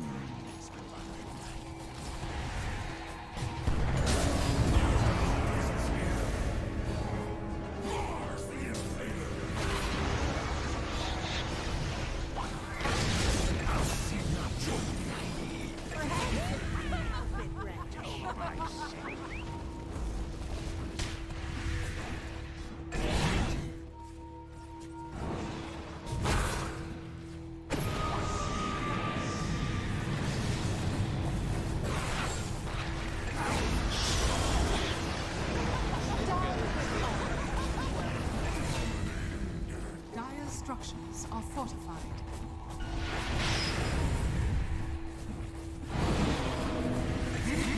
Monster kill! Good! Surprisingly good!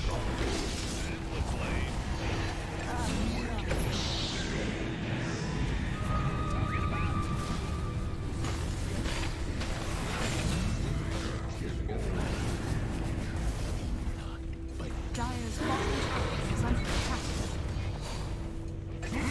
Monster kill! Well, Blink and you'll miss it, and Team Liquid were wishing they had, because OG just tore them a massive new one. Misery, why don't you talk me through where it went wrong there? Was it just that that Lina pick wasn't ideal? I don't think it was just a Lina pick. I think it's also just a rough game in general. Like, Batrider is just so strong together with Night Stalker against the 4 heroes of Liquid. Like, even if you pick a different hero there, you still run into some issues where you have to go together. Like, it's so hard to split up just a little bit against. It's also the Wisp, right? Like the relocate factor, like the Lion with Blink Dagger. Like, there's so much, like, you have to be scared of so many things in that game as Liquid. I do think it would help them to have more initiation out of mid this game, but I don't know if it would have like changed the outcome of the game in the end. It started pretty well with them taking Roche quite early, and they seemed to fail to capitalize on it. But was there just not enough there for them to do anything? I'd say it's pretty lineup related because they just have too much poke like in and out on the side of OG. Like, they have this Lion, instant blink, Hex. They have the Night Stalker going in and out. Same with the Batrider. The only hero that has to really commit is the Luna, but every time Luna commits, it's already one fight pretty much, because otherwise he won't be committing. And it's kind of the problem that I alluded to earlier. Like, you have TB and Lina do the same thing. If TB is forced to run, that means Lina is automatically forced to run as well. Every team fight where the Mars died, both of them were on the run. Nobody could fight. Lina tried to, but she instantly got bursted. And Terrorblade was just like if these heroes are not allowed to hit, you just cannot win the game. Which is why I was hating the Lina last pick so much. Like, sure, it's not the only reason they lost, but for me it's like a pretty big reason they lost. Because if you just have a Storm, instead you jump the backline and you give your Mars an opportunity to actually do something. It doesn't have to be a Storm, it can be like a Void Spirit or whatever you want to pick too. Just the concept, the idea behind the lineup is what I didn't like. Let's look over to the OG side with Yuragi going 0, 0, and 14, 23,000 net worth in close to as many minutes. A pretty impressive performance from him, right, Misery? Yeah, I mean, I think OG played really well. I think they played these fights really well. These flanks that they did, like they played their lineup really well. I think one thing they did in particular well was like they gave up a couple of towers, right? And they did that knowing that they didn't have nighttime. They didn't like rush into any fights. Like they were just calm about it. Like, okay, we're waiting for nighttime. We're waiting for darkness to come up off cooldown, and then we do the flanking. So they gave up a tier 2 bottom, for example. Whereas some teams might have been like, oh, it's tier 2 guys, we're strong, we can fight this. But no, they just let it go and then they take the fight later on when they are ready and on their terms, right? So, yeah, I think they all played really well. The laning was a bit rough for BCM. I guess that's warranted against Lina. And just, I guess, in general, I maybe expected the lanes to go a bit better, but just as the game progressed, the lineup just came together much better than Liquid's. Do you think that's a case of good captaining, of good building together as a team, or is that individual skill showing out in those decisions you mentioned? I mean, of course, it's a bit of everything, right? But like, I do want to stress that I feel like OG's lineup, like, it plays itself nicely. Like, you just press darkness and you kind of just swarm Liquid's heroes, right? And Liquid has not really anything to do except to try to run away. But you're getting chased down by Nightstalker, Lion, Bat-Rat. Eventually, you're gonna be out of position, right? And we saw how the fights went a couple of times, and there's just like Liquid can't do anything, right? Like they have to at some point stand their ground and fight, but it's so hard because you don't have any way to lock people down. Like you only have this arena into Spear, and yeah, it's not ideal to have this be your only way of locking people down. Yeah, and on top of that, it's also that they had like way too much of that on the OG side. Like they lasso a guy, they blink hex another guy, and the Nightstalker jumps on a support with silence. It's effectively a 2v5 fight then. Yeah. That's pretty much what happened at every fight. Like whether it's the Undying getting lassoed and killed or anybody, sometimes the Mars, it doesn't matter. Like as soon as you're 1 or 2 heroes down, you can't fight. You have these 2 backliners that want to both hit. They can't. They're afraid of dying. Let's look forward to the next game then. We've got a draft coming up very soon. What do Liquid need to do to turn this around, Black? Is it a case of doing something very similar with those last few pieces in motion, or do they need to go back to the drawing board? I personally think that the lineup looked really strong all the way until the last pick, and the way Liquid played, I thought was also very decent. Like they didn't make any major mistakes. Just really that last pick is the only big issue that I had. I still think if they had a hero like Storm that lanes well against Bad and transitions into a strong mid-game initiation role, they're going to be golden in that game. Like you give TB and Mars all the opportunities they need, and I think they would have won the game, to be honest, with that Storm Spirit pick. Do you agree, Misery? I mean, possibly. Definitely would have been easier. Like, when they took that first Roshan, right? Like, you give that Aegis to that Lina, but what does that really do? It doesn't really help them that much, because Lina can't really abuse that, right? With the Storm, they would have at least been able to potentially, like, smoke on Triangle and force a fight. But they can't really do that with Lina. But yeah, I don't know if they need to change anything. I think they just need to try to... Maybe they can change the bans a bit. Like, look into some of these Nightstalker. Sorry. Welcome back. Nightstalker. What were you doing over there? I have to know. I'm burning curiosity. I had a piece of tissue on my table, and my cat decided to try and eat it. They're the worst. Yeah. They're the worst. Well, speaking of what's the worst, we've got the best coming up, which is a draft here for this game 2.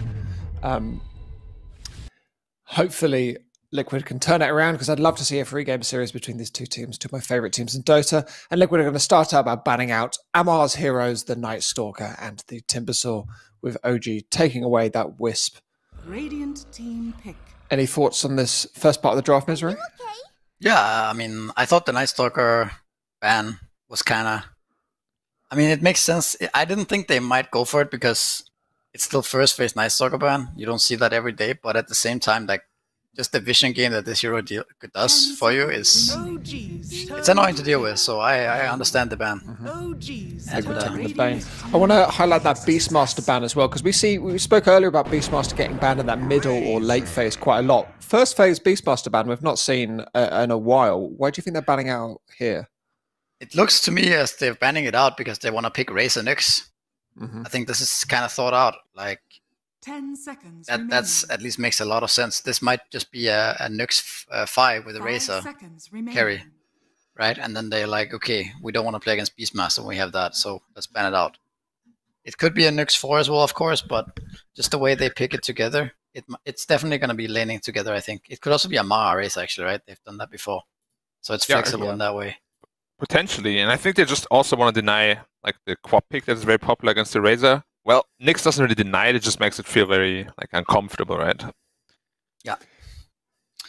We've not seen a lot of Razor in this tournament. We've seen a lot of Razor first bans. Talk to me about why the hero's suddenly now a top tier carry?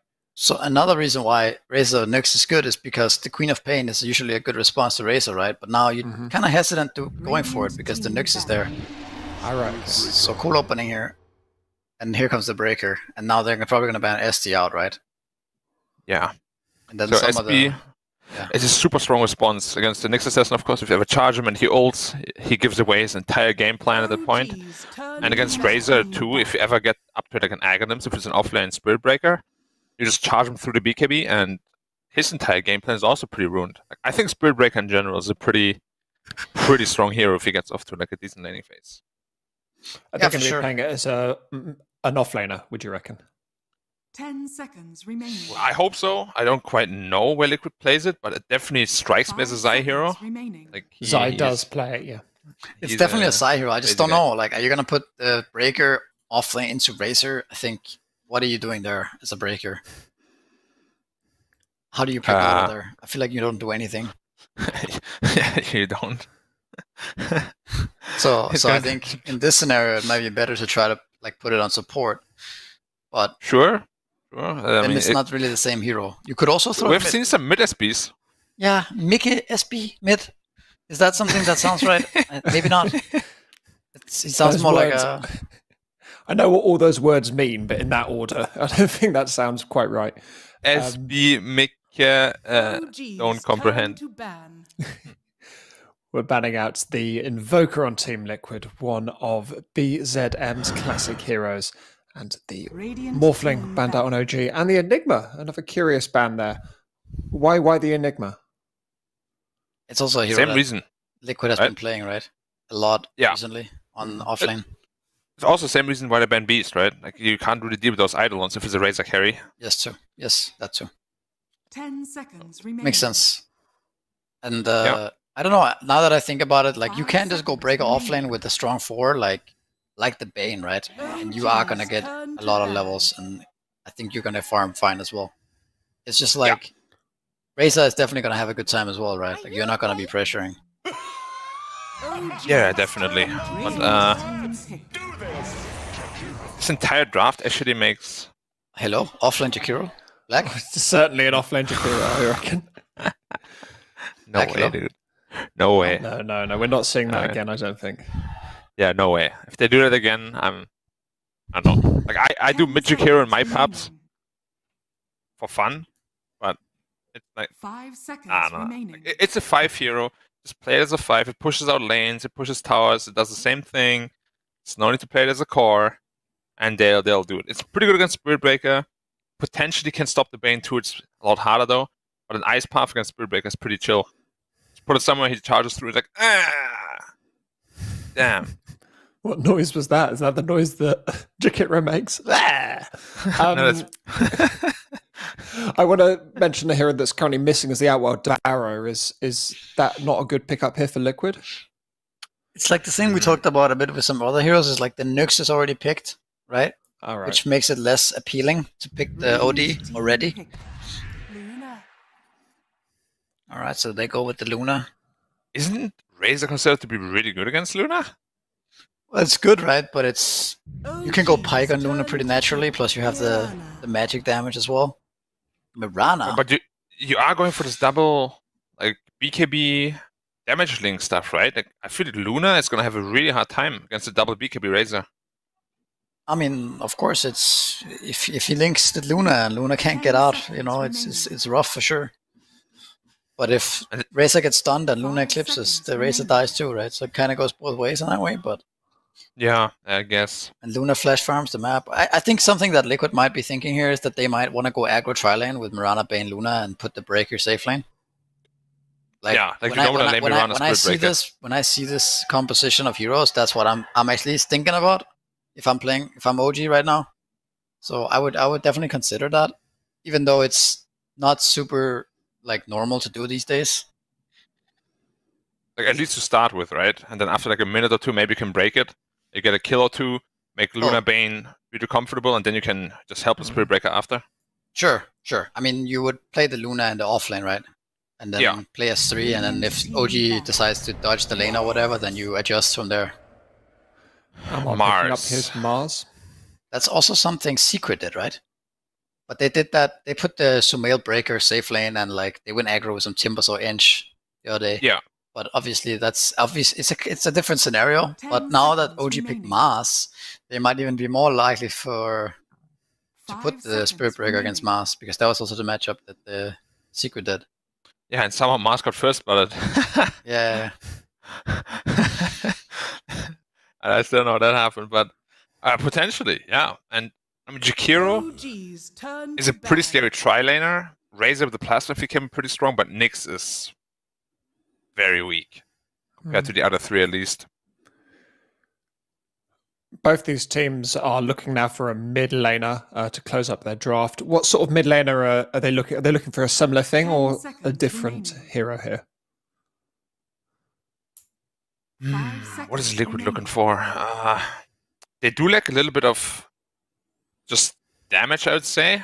Damage, maybe then a stun could be nice. So Spellcaster, like, that's the problem, man. You have Nyx already. Like, you don't want to pick these heroes if you're a mid laner. Like, I don't want to play Quap here. I don't want to play. Let's see what they have. What's a Mickey hero? Why do you think Death Prophet is not played more? Because I also look at this game and see Death Prophet being pretty strong. I think DP is so strong. If it wasn't meta, right? Yeah, I think DP is like an insanely strong hero still. Like, it's so good against all of this. If you silence the Jakiro, Nyx, or Mars, like, they're so sad, right? And Razor also doesn't like the DP ultimate. Yeah, and it's just a hero that deals damage passively by just existing, right? You press your ult, and that's all you gotta do. Yeah, you also don't need that much net worth to actually be effective, right? Like, you can have this 10, 12k net worth and be super strong. With just one BKB heals or whatever. Yeah, no, I agree with you for sure. I'm not entirely sure why people don't pick it more. OG's turn to ban. Banning up the puck. Yeah. Doesn't OD still look quite good for Liquid? I'm sure you have this Nyx, but like you don't know the mid lane of OG, so OD is pretty safe because it beats most heroes. Isn't it really good against the Razor just to stop him from getting on top of you? Remaining. It's good, but once he has his like BKB refresher, it can also be very scary for the OD. 5 seconds remaining. That makes sense. I mean, you could go for it. What else does Mickey play middle that doesn't hate playing against Nyx? Not much. If Koika was on the team, I would definitely say Lone Druid. Maybe they want Void Spirit, right? They banned out Ember and Puck. Yeah, Void Spirit is very decent, for sure. Could be. I mean, Nyx is also good against Void Spirit, but it's like... Yeah, it's so good against most mid laners now. What you gotta do, right? Miko played a Pudge recently. That's something he plays. I doubt it, but... Why not? Mid-Pudge? Classic. Flop ban. Yeah. Well, I'm looking through the hero pool there. There's not much. It is the OD, yeah. Yeah, it's just a preemptive pick because like it just beats a lot of heroes, and it's also good with the Mirana, right? That's like another nice thing for their lineup. Yeah, certainly. It also feels like it's, to a degree, the last available option. I mean, they've banned out 4 mid heroes in a row. OG just banned out another 2 mid heroes. That's 6 mid heroes down. It's a shallow pool left. Yeah. What do you pick as OG? Are you adventurous enough to go for a Tinker against Spirit Breaker? Bad Rider again. Oh, you just go for another juicy bad game, actually. It looks so good again. It kind of does, yeah. like you don't really think about it oftentimes. No, but Just got that's the destroyed by it, thing, but- right? Like when people forget about Batrider, that's when it's the scariest. Because then you have these vanilla type heroes like Bane, Luna, Mirana. Like these guys can't play when they're napalmed, right? And then suddenly you get this super juicy GG bat game. And The lane's still gonna be tough though for the bat. Like you have a severe damage disadvantage. You're gonna get asphalted a lot. Like if the Mirana rotates middle a bit and you kill his bat 2 or 3 times, I could actually see him just being a big burden for the longest time.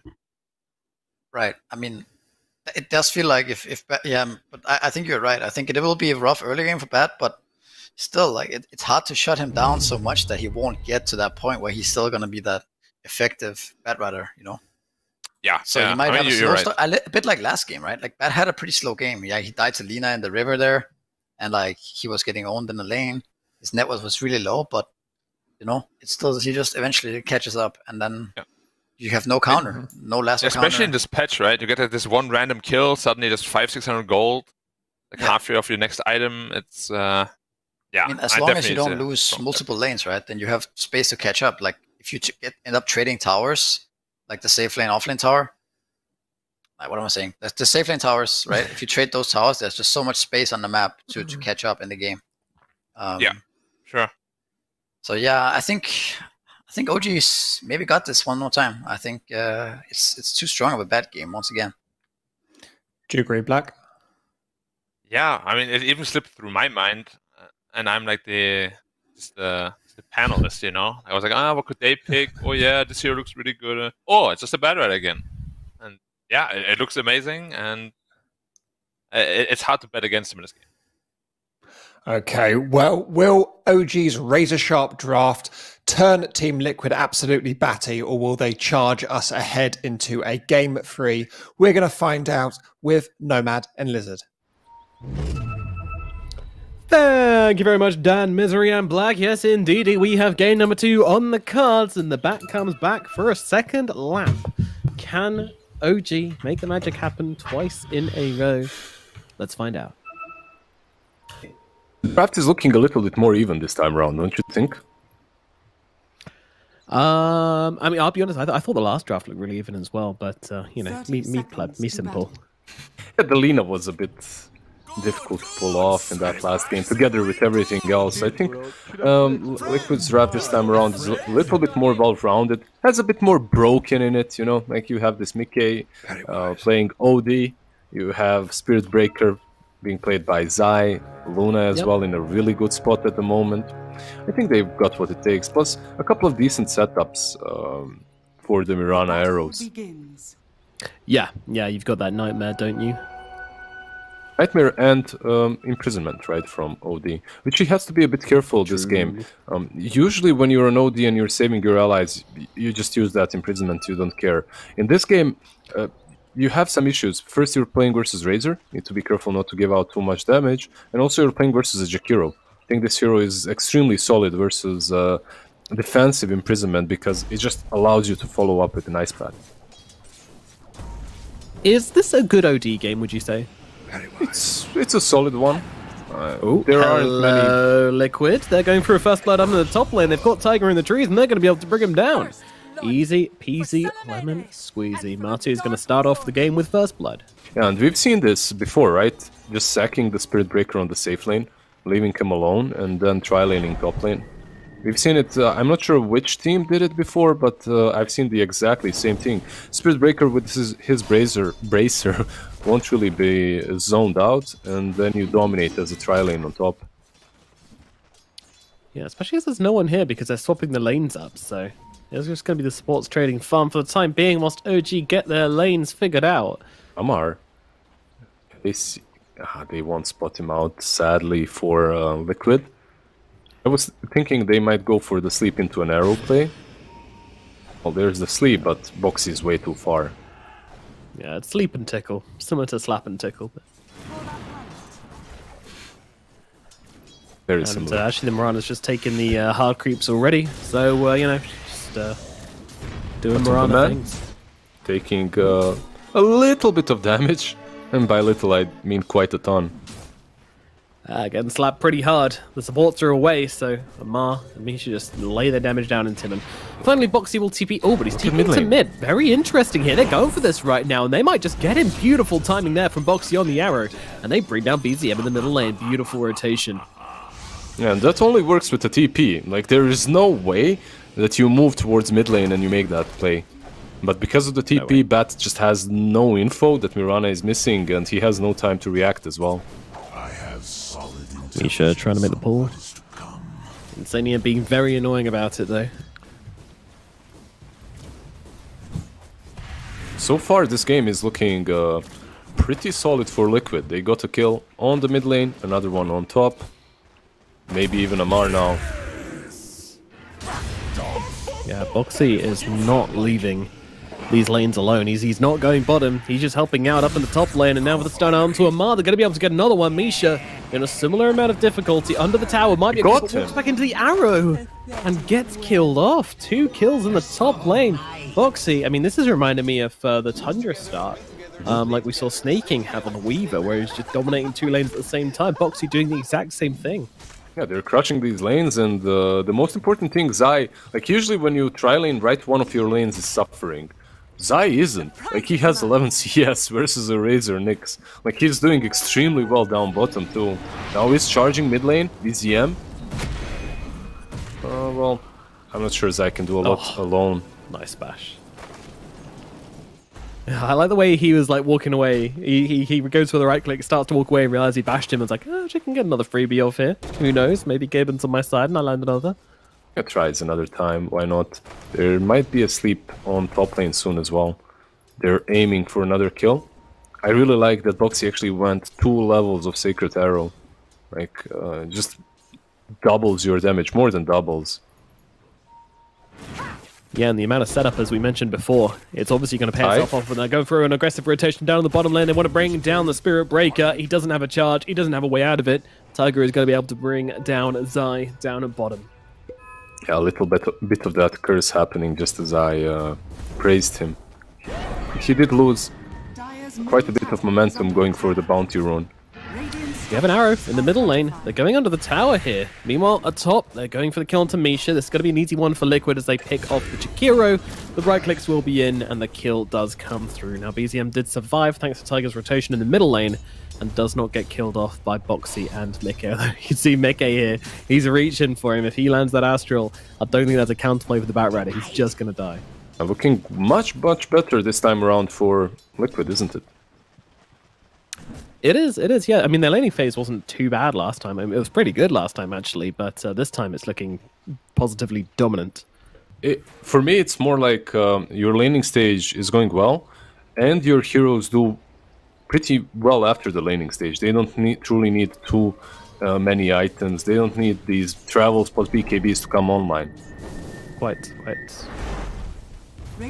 that's the difference, right? Like, some drafts, they just need way too much time to become active. But Team Liquid is not one of those. Plus, they're doing Yuragi. He's dead in the bottom lane, I think. Although he's got a Fairy Fire. Zai needs to cut the creep across here. He's being blocked up by his own creep, but it doesn't matter because they're moving in towards the tower. Yuragi's going to accept his fate. Nowhere else to go but into the range of the tower. Wrong tower, wrong team. Classic. Top lane Mirana is TPing in, and maybe they can set up an arrow. There's no Nightmare on Bane, so this should be hard to pull off at the moment, at least. Oh, he's looking for it. Boxy's been doing his archery practice. I mean, that is one thing about the arrow one-shotting creeps. That just you don't really mind if you don't need to use arrow immediately. It just gives you an excuse to arrow a big creep and your team not flame you for it. You just get a little bit more farm. And Boxy at the moment is finding quite a bit of farm. Arrow! Oof, very close. Sails past. Ma won't I feel like if Matumba Man held Lucent Beam just for a split second more and then fired it away, that arrow would connect. Obviously, hard. I think skill shots should interrupt each other. I think hook should interrupt arrow. I think spear should interrupt arrow and hook. Yeah, that'd be cool. Result in some clutch plays where you arrow the spear out of the way or whatever. Mid lane, they're going on to Mickey now, but Mickey just turns around, pops that ultimate, but he's getting burnt up. Does he have the health to survive through this? I think he might, as they bring down BZM instead. And Tiger not surviving to the wrath of Mickey, this OD hero proving exactly why he is hot shit right now. We had Brazil for just a split second. And now OD just continues farming up. I wonder what he's buying. He's not going for that standard build. Is that... those are power threads. It's not a Midas. I was thinking maybe he's going to go for a Midas or something like that, because usually you see an OD rushing the Meteor Hammer, even from the mid lane, right? Yeah, he saw that guy complaining on Reddit and was like, yeah, I don't want to upset that dude. I won't build a Meteor Hammer this game.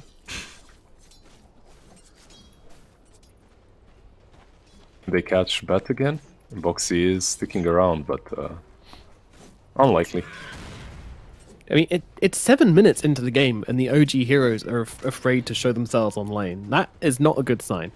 That's the power of the strat that they've got, right? With the Mirana stop playing. Yeah, the Rebuke going to stop the charge, but they still get the kill on Tamisha regardless. Zai just charging through, going for a 2 for the price of run. Meanwhile, Arrow, it is going to catch out onto the Bat Rider and the deny. Really well played. Top lane, Amar, he's gone. This is falling apart for OG. Right now, Liquid, they're just stepping it up. They're abusing the fact that these heroes that they've got are just so strong at the moment. Plus, they won every single lane. This is brutal. 10-1. 2k gold advantage, but so much more than that as well, because this gold advantage is going to continue to grow unless OG can do something drastic, because right now they can't show in 2 of their lanes. Yeah, it's 2k. It's a huge problem. Yeah, it's 2k advantage, but 8 minutes in, right? It's pretty big. It's like 2 small items. A lot of experience as well. Of course, of course. What I really like as well right now is Boxy on this bottom lane. Wait, a little bit mid lane. Can they do anything there? Nope. Yeah, Boxy on this bottom lane can't be zoned out by Uragi, right? Like, he can zone out some heroes, but I like the Mirana pick as an answer to Razor too. You can just constantly defend this tower. If he goes on you, you just sleep away from the static link, and that's about it. You've heard of Elf on the Shelf. Now get ready for Boxy on the bot. He'll have a great time farming up down there. He's impacted the lanes enough. You had better ones, I'm not gonna lie. But yeah, sure. Sure, Boxy on the bot. At least Boxy in a box or something. Alright. Charge, bottom lane. Can they connect with Arrow?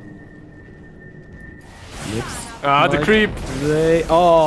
Get down, Mr. President, he says. Gets Uragi out of there, and now Uragi pumping out the damage into Zai. He goes invisible, though. Uragi doesn't have the dust. Won't get the kill. And actually, Liquid, they might not be done with this, as they're wrapping around with their Bane as well. They might have another arrow soon also. Zai just staying nice and close to Uragi. Now the charge comes out. He backs himself away. He did what he came for. Gets out the stun. And now the Astral is there. Boxy waiting. Look at this. They're even holding back the creeps on Insania to make sure this arrow does land. And the ultimate from Mickey will put an end to Uragi's life. And that is the one hero from OG who was doing pretty damn well. And now he gets eliminated. Tiger, trying to stun his former teammate, doesn't quite land it. And now he's going to get slept up as well. Arrow's going to come crashing in onto him. But in comes the mid laner to get the lasso out onto Boxy and get that kill instead.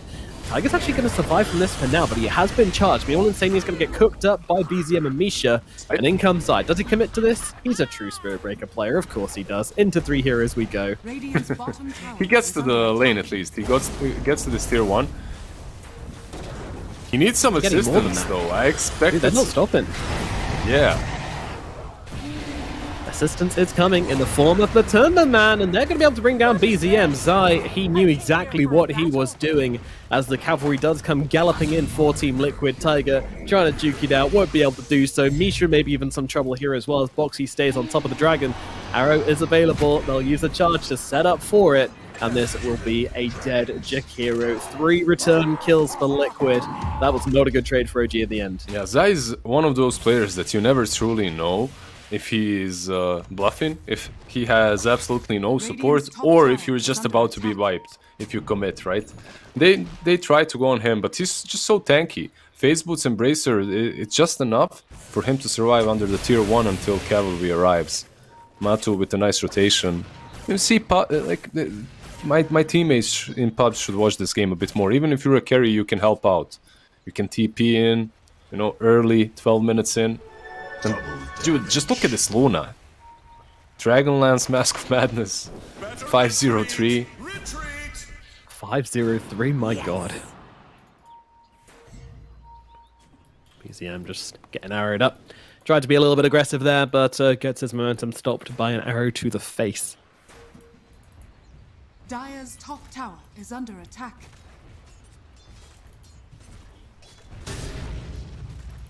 OG, you know, they're not going to lose that cool. We have seen them in the backseat previously. They're not a team to get, you know, overwhelmed by being in the losing position. They're fine fighting from behind. It's not an issue for them. The question is, coming back into the game, that is an entirely different matter. It's more about how tight Liquid can be. Can they read OG well enough and be disciplined enough? And do you feel that way, really? Like I felt that OG, when they're crushing the lanes, you just don't have a chance, right? But when they lose a lane or two, it looks a bit iffy later on. Like the comebacks are a bit harder for them than for some other teams. Yeah. Well, we've had a pretty small sample size so far, so that's true. See which way this one goes. The prize is mine. Mickey with the Witchblade into a Midas, going for a different route a little bit on this OD. He doesn't really care about the utility of Thagonims or the Meteor Hammer. He just wants to hurt.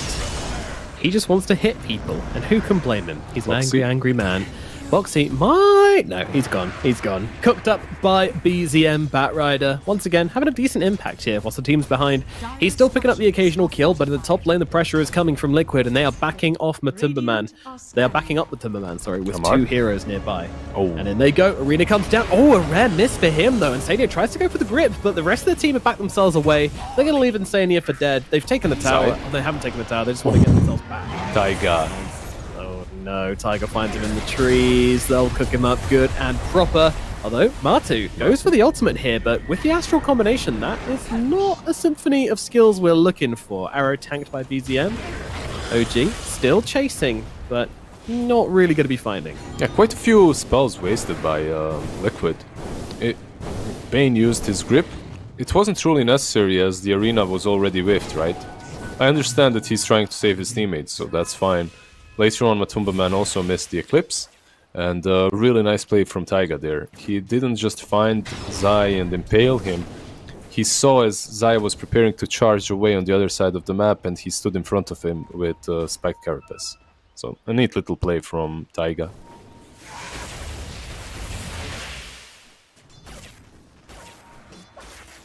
There's tons of these nice little plays coming out from Liquid. Like the one earlier where they held off the creeps whilst they landed the arrow. That's very cute as well. There's no grip. Oh. And there's no Eclipse. There's not. No, there's not. Can they help out their carry player here? Yuragi getting beaten down. They don't have the damage, or maybe they do. Zai coming in the back lines. He needs one more click, and he's going to find it. Gets the kill onto Yuragi. Didn't need the bash, but, you know, they had to really let him know that he'd been killed here. Zai, however, can he get out? I think he can. Oh, Ice Path's going to catch him out. Meanwhile, we've got a banishment going. Zai is going to get run down here by the side of OG, I believe. He's just left on a sliver of HP, but finish the job. OD? Finish your pudding. There we go. They get the kill, and now OD is going to get caught out as well.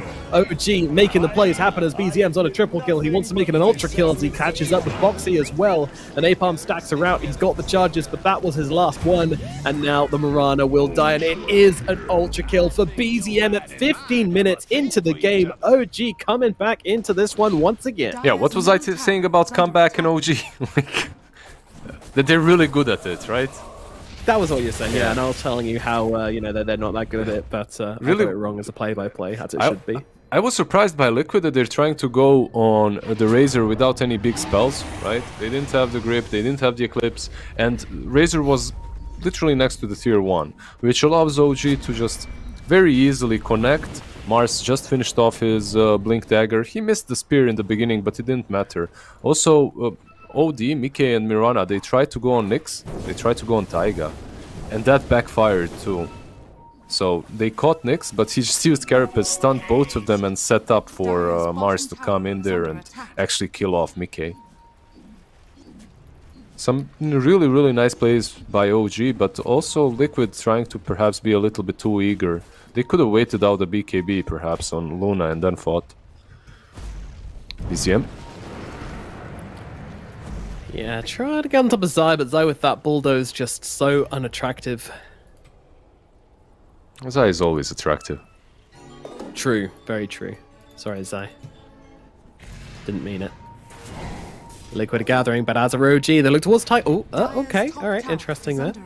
They ran out of sight, so Tiger's Spike Carapace will actually go off on the orb. I think Tiger's happy he didn't really get caught at all here, and the Duster's gonna miss as well. The sentry's down also. Tiger, he's just quivering in the corner. Insania is gonna run into him here, and finally they'll find him. They have the arrow, they have the damage to bring down this this little scorpion. I think they do. Yeah, he was on the edge. He was on the edge of that sentry as well.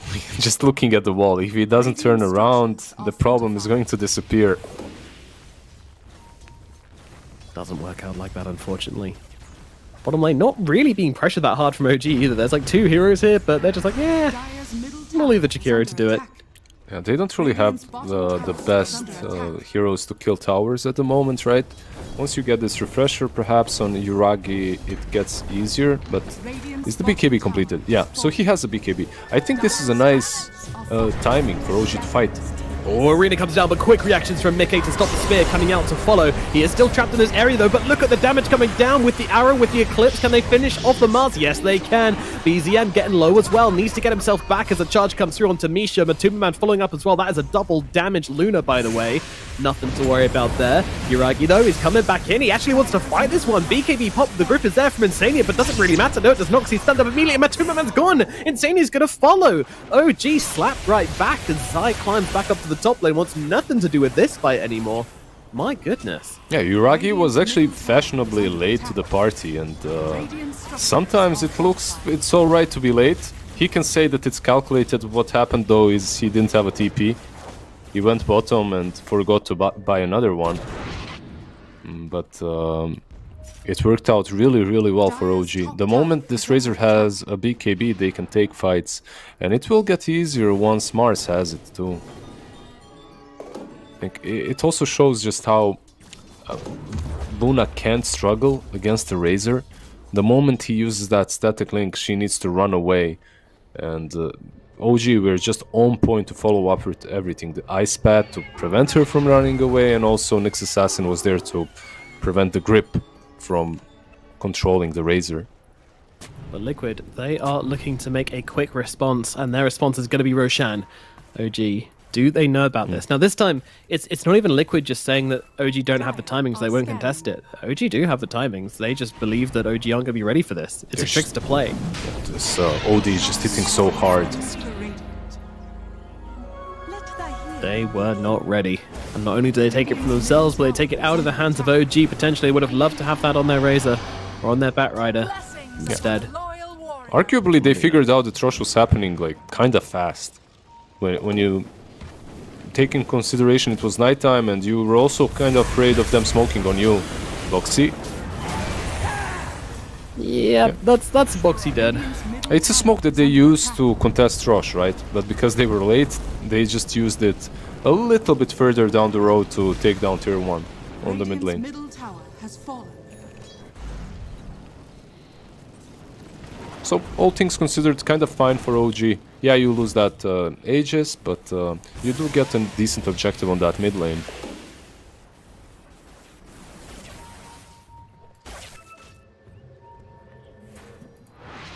So 20 minutes in, OG, their aggression has been stemmed a little bit from the Aegis pickup, but we know this team. They don't tend to take much of a break. They'll just wait for Liquid to get a little bit clumsy, perhaps, and maybe catch somebody then.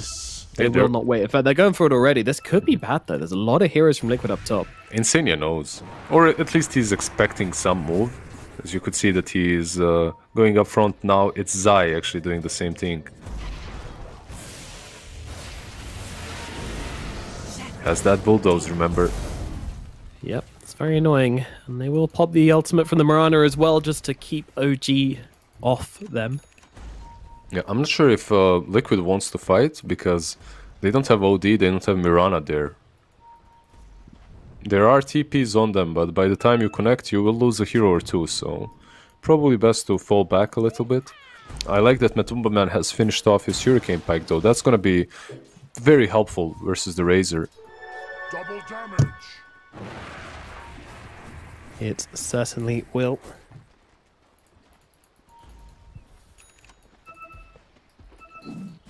What big timings are we waiting for then for both teams? Because Liquid, you know, they don't want to just run down lanes right now. They're not that far ahead. They've got an Aegis, but that's it. I feel like Liquid could take a fight here. If they smoke up their heroes, you could go for an action. A big advantage that you're getting is probably Mickey's BKB, but I'm not sure what they're waiting for. I'm kind of thinking, and I'm under the impression that they can fight. BZM, what the? I mean that. Okay, all right. That was an interesting lasso. Did you see that, Lizzard? No, I didn't. Was it mid leap? Right. Yeah, and he kind of like, you know, whipped it around his head and threw it halfway across the map to catch the guy. And yeah, it happens. He has Aether Lance, keep in mind. So. He has Aether. Okay, yeah, that often makes it look a little bit strange as well. Buyback. Boxy's back into the fight. They want to try and take this one, but they might be losing their OD regardless. The stun comes through onto the OD. They'll pop down the arena, but the grip is there onto the two. Matu's just going to tear them from behind. My god, OG just losing two heroes straight off the back. It was a nice attempt from them to continue this aggression, right? After killing the Mirana, you're trying to go on the OD. OD was actually almost caught, but nice plays by Insania to prevent that from happening. Then the arrow connection. Good response by Team Liquid. Everything that's happening, though, is buying some time for the Razor to finish off his refresher. And he is getting closer and closer to it. It's the ultimate item for OG that they need to get. A nice little replay of Cowboy BZM there, practicing his roping skills. Right, Liquid. They got themselves an Aegis, they've got themselves a big win up on that top side of the map, and now they're looking to take a tier 2 from it. An objective that goes their way. Marty will claim it, and he's just continuing to climb further and further ahead, about 2.5k gold above the Razor. You can't really expect a Razor to keep up with the Luna, right? Like, it's one of those heroes that just farms way too fast. I'm surprised just how well Iragi is doing, keeping up, like being just 3k behind. And I believe he has a refresher almost completed. The recipe is waiting right next to the secret shop. Yep, just needs the second Perseverance by the looks of it. I said Ultimate Orb, then that would have been a blast from the past. Moonlight Shadow popped by Liquid. Not too sure what that one was for. Just being cautious or trying to scout back into their own jungle when they don't have it immediately warded, I guess. A safe decision. Wait, Refresher Orb needed Ultimate Orb, right? Yeah. It's so foggy for me, like I can barely remember that. There's just so many changes happening. Yeah, it was Perseverance, Ultimate Orb, and a recipe. It was great.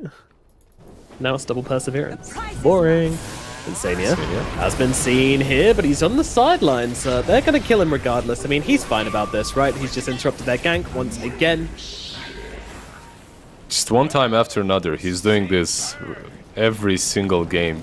This time around, I would argue that Bane, you know, Bane has some big value. Boxy. Yeah, they found the +1 again here. Boxy just can't seem to get away from Cowboy BZM here as he takes down another. And now instantly to the bottom lane. He actually cancels the TP, alright. He was scouted out by the siege creep. And they do see where Mickey is. Yeah, Tiger trying to follow him, but struggling to keep up. I'm just... Mickey? He's caught. There we go. They know. Yeah, oh, Tiger getting on top of his one teammate. Oh, misses the stun. That's not good. And now Mickey's just going to turn around and tear him up. Meanwhile, Zaya's on top of BZM. He's got the BKB, but with the stuns coming out from the Spirit Breaker, that doesn't really matter. Now comes the arena from... Oh, they knock him out, though. They knock him out with the Molotov. Not ideal once again. That's not really how they wanted to go. They pin him to the outside of the arena. All right, it'll do. Meanwhile, Matoon Man comes through on the backlands with the Eclipse to take down Misha, but it is just Misha killed with this Eclipse. Is that what they want to happen? I'm not too sure. They don't have an Aegis anymore either, and they're missing 2 heroes. Liquid, they need to get out, but they can't lose Matumbaman during this. They're going to go for the TP away, and I don't think there's any way to stop them, but a lot of damage coming out from Yuragi. That looked a little bit closer than I was expecting. But either way, Matu does escape, and that is the headline. However, OG have just met themselves back into this game once again, and it really is anyone's game right now as Insania desperately running away from these 2 heroes. They know he's around. They'll pop the Moonlight Shadow for him, but I'm not sure he's escaping this one. Radiant's top tower is under Well, attack. it looks like you're a little bit wrong. He does manage to get out on the Bane. I'm very wrong. You can just say it. Just a little bit. But I'm just not aware what's happening to Liquid. Like, they had this game firmly in control. And the way that OG is moving, the way that OG is separating them across the map, they're just making these small little pickoffs. Like Mirana, Boxy, he's been caught a little bit too much, right?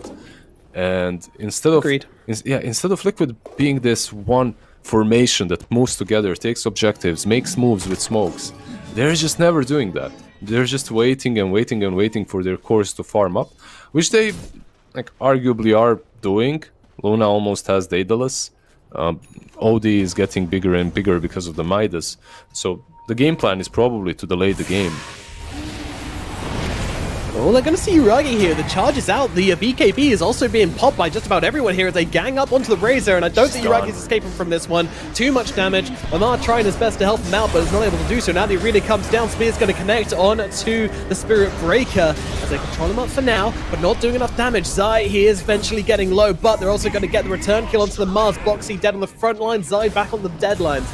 Meanwhile, they'll look over towards the Matumbaman here, but they've got the grip from Insania on the side. They will interrupt it with a nice ice path, but it's not enough, actually, as Matumbaman's the one who falls instead. They're underestimating them just a little bit, but they will turn around and get the kill onto Misha. And it is OG who end up falling in this fight, but still a very messy fight across the board. I mean, look at that gold change. Nobody won. Nobody won this fight. A BZM kind of feels like a victor, I would say. Like, he is... Oh, well, maybe the OD does. Maybe not for long. Go BKB. Nope. No, he does not. 20 seconds left on that one. Oh yeah, Insania. Give him a... Get him, boy. Oh, the sleep. They messed it up a little bit. Mickey took it away from Insania. He can still catch BZM though. And they get the kill. Dagger. 862 gold going for OD. That's a 9x kill streak. And Mickey is the winner of that team fight. He gets the prize in the end. Yeah. His prize is a chance to quiver, which he doesn't want and sends back to base. Interesting. He's prioritizing the ceremonial robe. It's pretty nice because of the mana, right? Like, you get a ton of extra mana for Sanity's Eclipse as well. Understandable. Meanwhile, Luna or Mirana can use it, I believe. Is anyone using it? No one is actually using it. Okay. Interesting. Quiver, for me, is a pretty neat item, but they have better. Once again, another invis popped from Boxy as Amar jumps in, but he's going to miss the spear, unfortunately. Still trapped inside the arena, though. They should get the kill onto this Bane regardless. However, Roshan's already gone down. Matu's going to claim the Aegis and now comes running out of the pit towards the direction of OG. Matu wants to fight this one. Eclipse comes down. BKBs are out from Amar, but they don't have one on Yuragi, and Yuragi just gets torn apart. TP out from Amar. Is he going to make it? No, he's not. Interrupted by the OD as they'll tear Misha apart. And OG, they collapse once more, and I think Liquid have just put themselves in a very good spot for this game. BZM does find the haste, and he did kill off the creep wave on the mid lane. Siege creep is still alive. So Matu should be able to take down the tier 2, accompanied by the siege creep. I'm not sure, but Yuragi now 2 fights in a row is a little bit too slow on the BKB trigger. Like, he doesn't cast that BKB, he doesn't use it, and because of that he just falls way too fast. Dire's middle tower has fallen. Like, he has a refresher as well. He could use it twice. Didn't happen. Didn't happen. BZM, he's going for a very aggressive player onto Matumbaman, and I think they're going to be able to take his Aegis. Man, Lasso, what an ability. Zai, ready to support his Luna, ready to help him out should he need it. I mean, definitely looks like it. He's just... Wait, what? He's just gone. He had no BKB for 10 more seconds. BZM is just out of this world, man. This guy is... Bojidar is owning at the moment. God's gift, baby. God's gift. Wow. Insania. He can't catch him. There is a charge on BZM, but...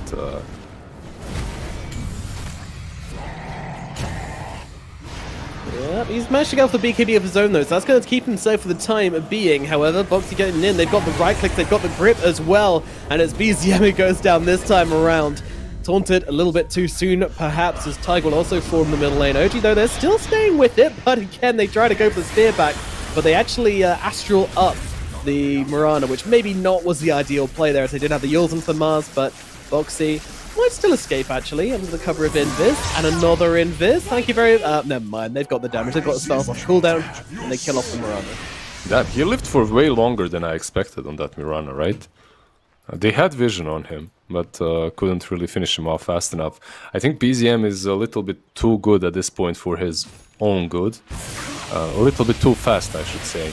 As the team, like, they aren't necessarily always there to follow up on his plans. That mid lane play in which he is already trying to catch a hero or two.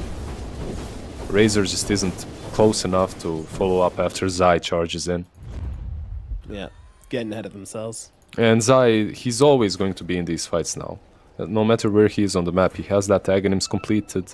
Almost a Lotus. A Lotus changes things a little bit because you can just cast it on the Luna, and Matu should have an easier time playing against the Razor. I'm actually surprised they didn't get it on someone else a bit earlier. Perhaps, actually, they did. I'm wrong. Mirana had it, so makes sense.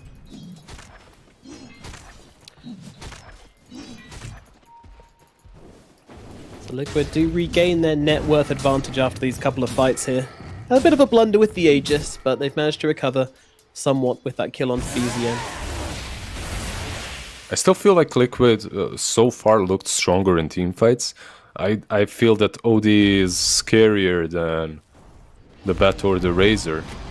But if OG execute properly, they can definitely take the fight.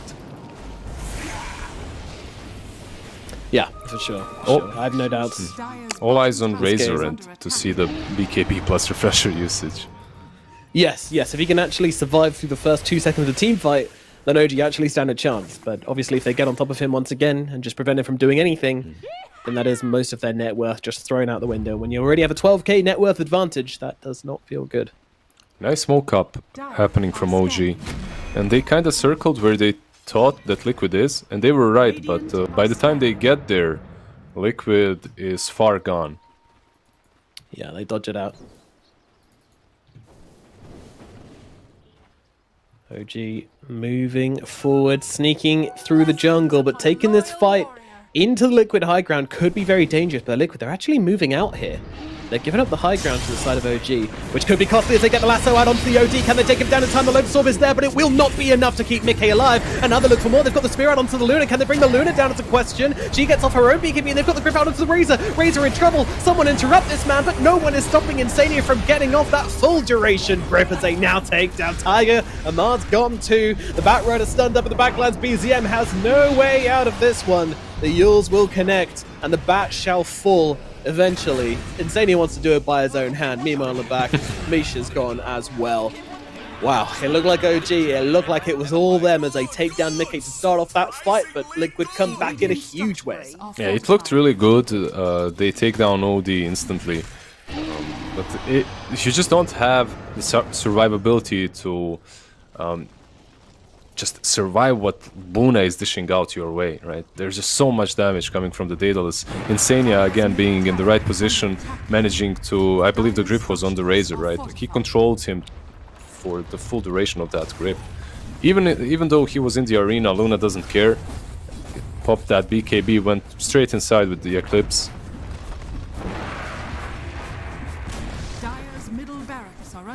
Now Matu tearing apart this base. Look at those glaives go, bouncing across the entire OG side of the map. And it looked so middle. It looked so solid for OG, right? Like they had the high ground advantage as well. Liquid was running back. Mars, Arena.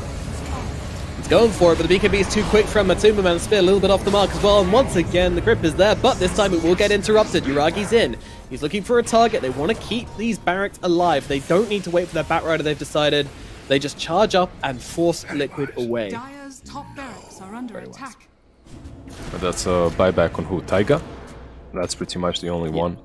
But also some BKBs used, right? On both sides. Is under attack.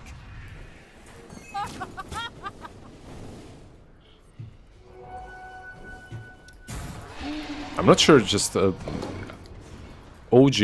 this time around, they need to perhaps reassess the way they engage these team fights.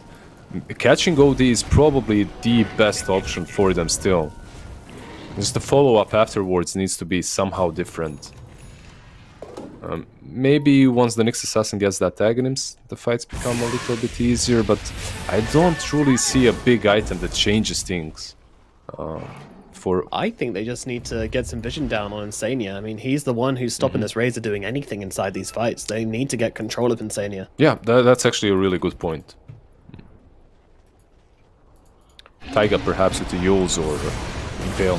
Keep getting bonked here by Zai. They'll start this soft engage on Zai. Oh, quick BKB. Oh, the BKB had some to the Batrider though. The Batrider's gone. 90 seconds, no buyback, and the grip once again onto the Razor.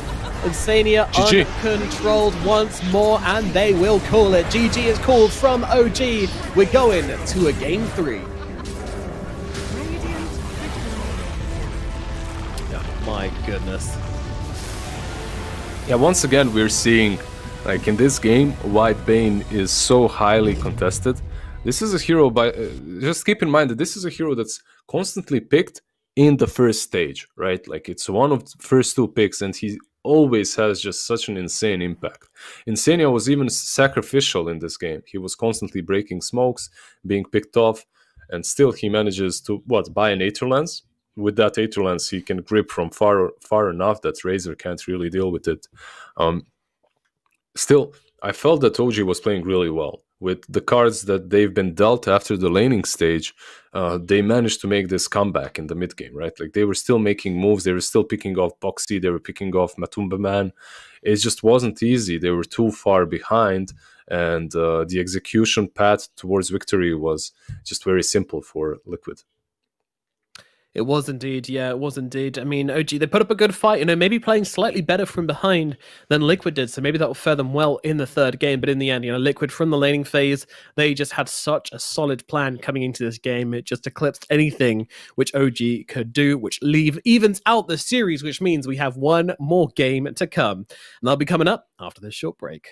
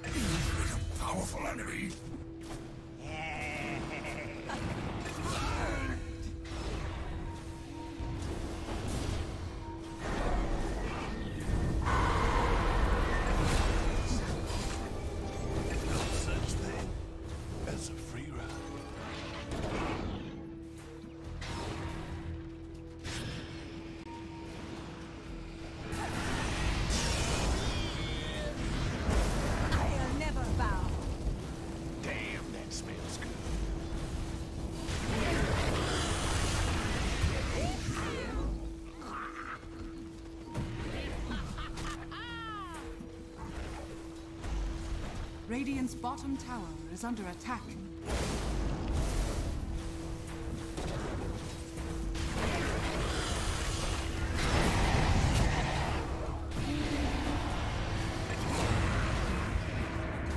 What is this? I came here for a battle. Radiant are scanning.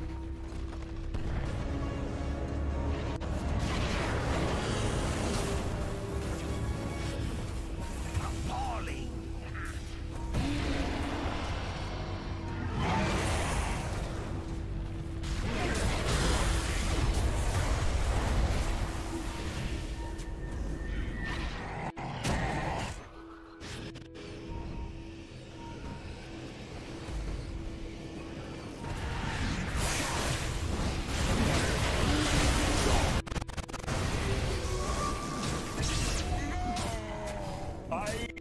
I admit nothing but my sadness that you're gone.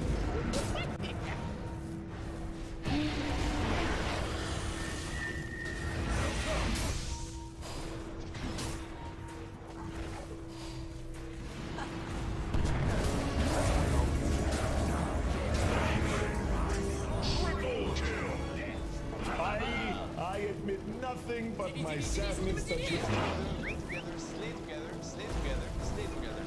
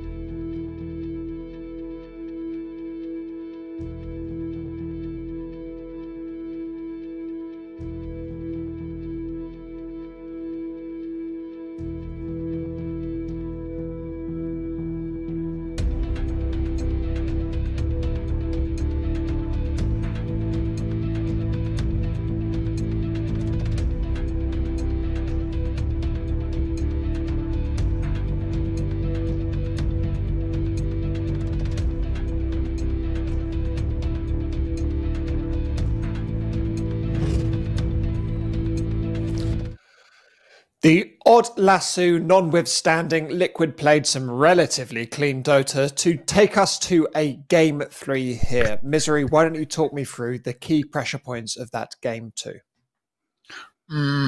So I think the laning phase, like Lizzard was talking about, really set back OG. It comes a bit down to the fact that, like we talked about in the draft too, this aggressive tri lane that Liquid ran. It felt like OG didn't really see it coming, so that the whole laning setup kind of was slowed down by that fact. And then when you don't think about the aggressive tri lane coming, generally you don't really have a plan for it either. So they did this swap where Razor went bottom, which is fine in itself, but now you're thinking from Razor's perspective, right? You're not thinking from Mars's, and Master Kiro kind of had no game for such a long time. And even then, Razor didn't really like have that much free farm either. So I think maybe if they thought about it and put the lanes how they wanted them from the get-go, or just straight up fought the tri lane 3 versus 3, maybe your tri lane is a little bit worse, but then at least the Luna won't have a completely free game, right? And Luna was in the end like the reason kind of why they couldn't team fight is because she just was too fat.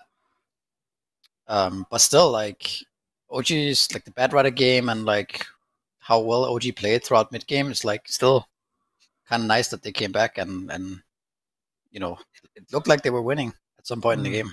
It was close. Black, why don't you talk us through what Team Liquid did pretty well here? Well, as Misery alluded to, they outlaned them, which set up the perfect early game for them, which is really what they needed. Because sure, the Dire Heroes aren't like bad in the late game, but Luna and Odie and also Spirit Breaker, which I think is pretty underrated in the late game, like they're so insanely powerful in that late game scenario. Like we saw the Odie, he like 4-hit a Bad Rider with like 3000 HP. Like Odie in late game is just not balanced. Luna, complete free farm, was like 5k net worth ahead of the Razor. And unfortunately, in I think like 3 team fights in a row, Razor could not get his BKB off and just got killed before he even got the first charge off, despite having a refresher orb.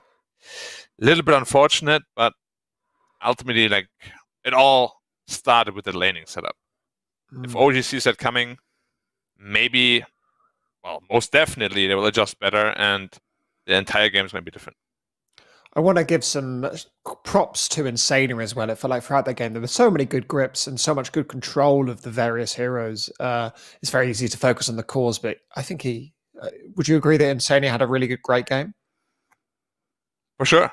I mean, he is the main reason why they won that last fight, for example, at the Radiant Triangle, because he got a really good grip on the Razor. If that doesn't happen, Luna gets double drained and the entire fight goes down the drain.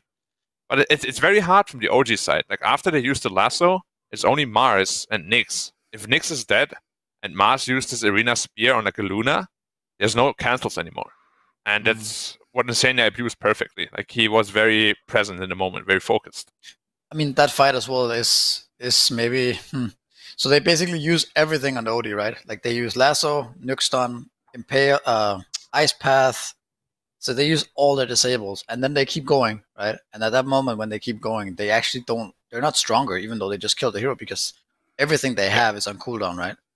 So the Luna just pops BKB and starts hitting Razor that is gripped, and then you have no save for him anymore. So, yeah.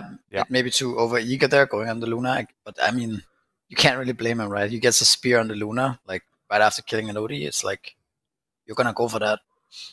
Yeah, they just forgot about the Bane grip. They're like, Razor was probably like, I'm grip guys, I'm grip guys, I'm grip guys. And like his teammates are all pinging a cooldown. We have this Razor who's not, like, he's slightly underfarmed, and then he's playing into like 2 major damage dealers in OD and Luna, right? And he's kind of alone, because Mars, you know, normally Amar gets so much farm, but this game he was playing as the tri-lane, and is kind of playing more of a support-ish offlane style this game. So he's kind of a... It's tough because usually Mars, like, he just activates Bulwark and he tanks for your carry or whoever, right? But against an OD, it doesn't really work. Yeah, he just pure damages you down so fast. I mean, OD is definitely kind of ridiculous. Like, also the fact that we talked about it during the game, how OD just kills Roshan in like 5 seconds at like 15 minutes. He just like clubs Roshan with his orb like 6 times and it dies. And it's like, nice. What is this? Why does this work on Rosh? Or at least like nerf it to 25% damage or something, right? Because that just looks so stupid. It feels like the Luna as well. We've had 2 dominant Luna performances in a row now. It feels like if you just give her just a tiny amount of space, you take so much advantage of it. At this point, are these teams maybe going to think about banning the Luna for the next game? Because it does feel scary if you're not able to shut it down. It's like if Luna is allowed to just hit creeps freely, she just farms faster than any other hero in the game. It feels like there might be a couple that can match it, but it just goes so fast, and it's about like how big is the map for the Luna, right? If the map is kind of small or like 50-50, if there's no creeps for Luna to hit, then she doesn't farm. But if she just has all this space on the map to just run around and kill creeps over and over and over again, she just gets this alchemist cyber net worth so fast. So yeah, I mean, the hero is, I mean, it might be one of the most solid carries in the patch right now, right? That's why we see it so much. Well, let's see if it's going to be contested in this elimination game 3 as we move straight into a draft here with the Nyx Assassin and Razor already picked up by OG, going with the same 1-2 punch before, and Team Liquid once again taking that Luna. Will it be victorious again? And the IO. Talk me through these opening picks, Black. Well, in the last game I thought like Razor Nyx was actually like super planned out and everything, but it looks like it's just their go-to heroes to not get countered by Quap. And they picked. Wait, so Liquid had first pick. They picked Io, so they picked the Luna into the Razor again. I guess like if it worked out so well last game, and why not? I mean, it also But felt like like the Luna when she gets these damage items, right? Like she first of all she has the whole magic damage aspect. So if Razor's at BKB, you can kill the Razor. And then later on, when you get the Daedalus, Skadi type of stuff, you actually can just man fight, right? Because Razor needs nowadays Razors buy BKB, Fresher, and that's a lot of gold invested into no armor items, right? And Luna does farm faster than Razor, so I can understand why they like it. 5 seconds. It makes sense. It's just if you ever fall into like a 50-50 sort of game, Luna is really going to suffer against this like Refresher Razor. Yeah, you can't definitely go both ways. Like Razor was on the farm. You don't want to ever have it go that way, right? If you're Liquid, you're playing to be ahead. Yeah, with this draft. Whatever heroes they're going to look to pick to help them play to be ahead. Well, not Spirit Breaker for sure. It was a major factor for last game's pickups on the Razor. Like he just was too fast, and Razor couldn't react with BKB.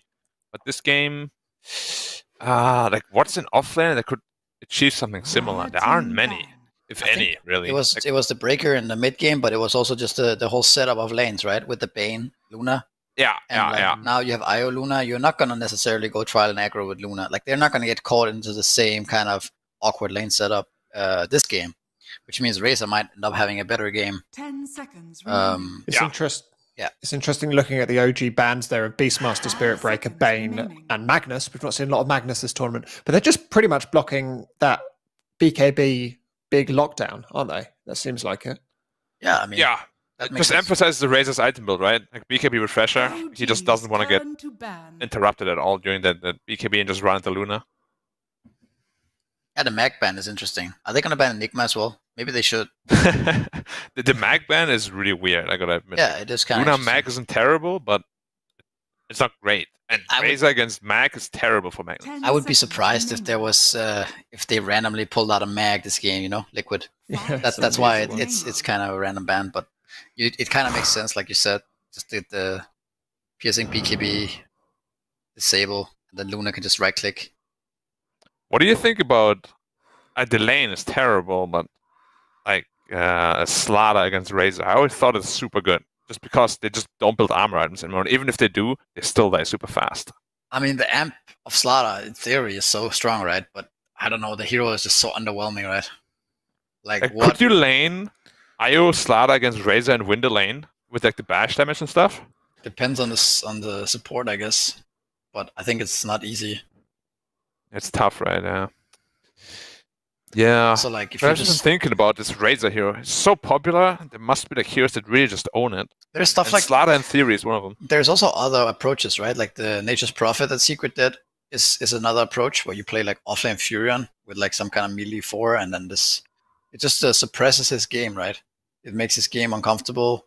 He can't really use the link too much, and then suddenly he's not this top net worth guy who's just dominating the lane. He's just some whatever guy, and I think that's another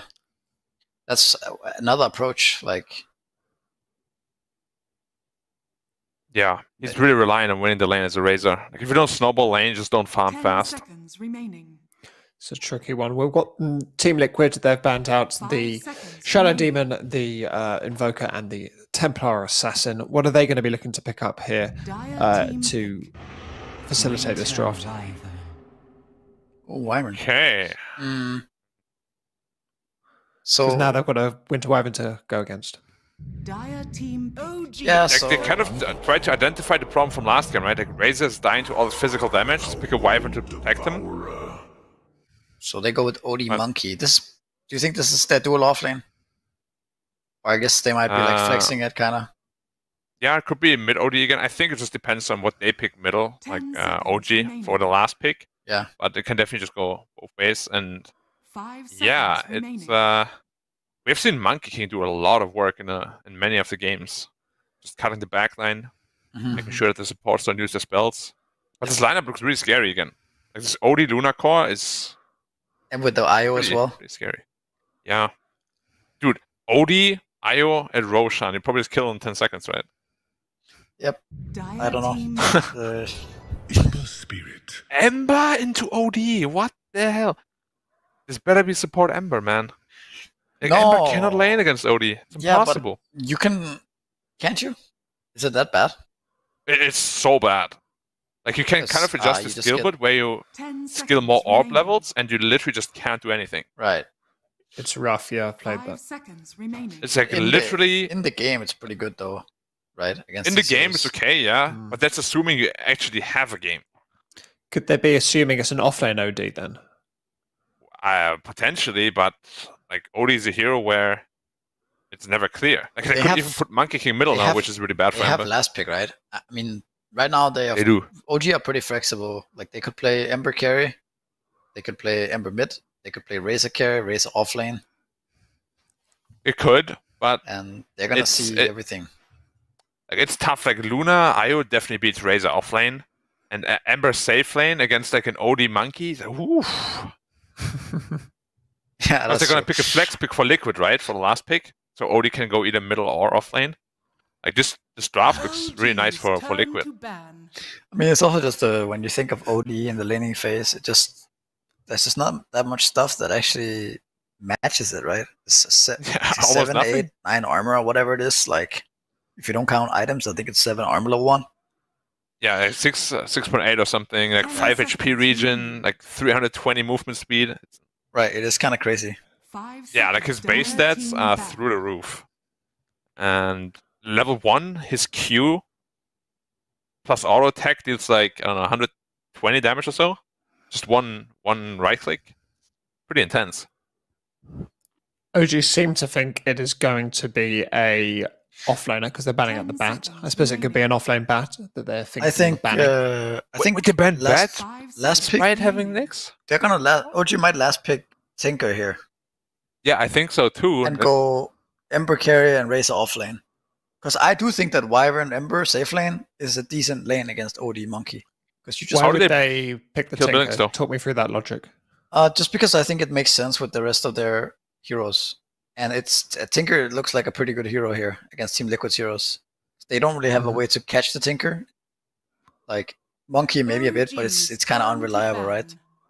Yeah. And then I Tinker think looks really good, but how do they kill buildings? It's the only problem. Razor needs Axe for that. I mean, they just play for the Tinker instead. So they kill heroes and then they can kind of hit towers, right? They don't force the issue on towers the same way. Could definitely work, especially if Liquid now picks a hero that's weak to Tinker. I can definitely see that happening. It's hard to see it coming here because the Ember. But I mean, that's just my take, right? I don't know if that's actually what's gonna happen here, but I could see that being really strong for them. Real question is, what is the flex pick gonna be that opens up the OD for both lanes still? I think potentially. I think you just pick a mid hero with some catch if you're Liquid, because I don't think you have enough catch to play this game against Ember. Which mid heroes of catch do you like? So, what's bad here? Bad Puck. OG's turn Invoker. Well, Quap.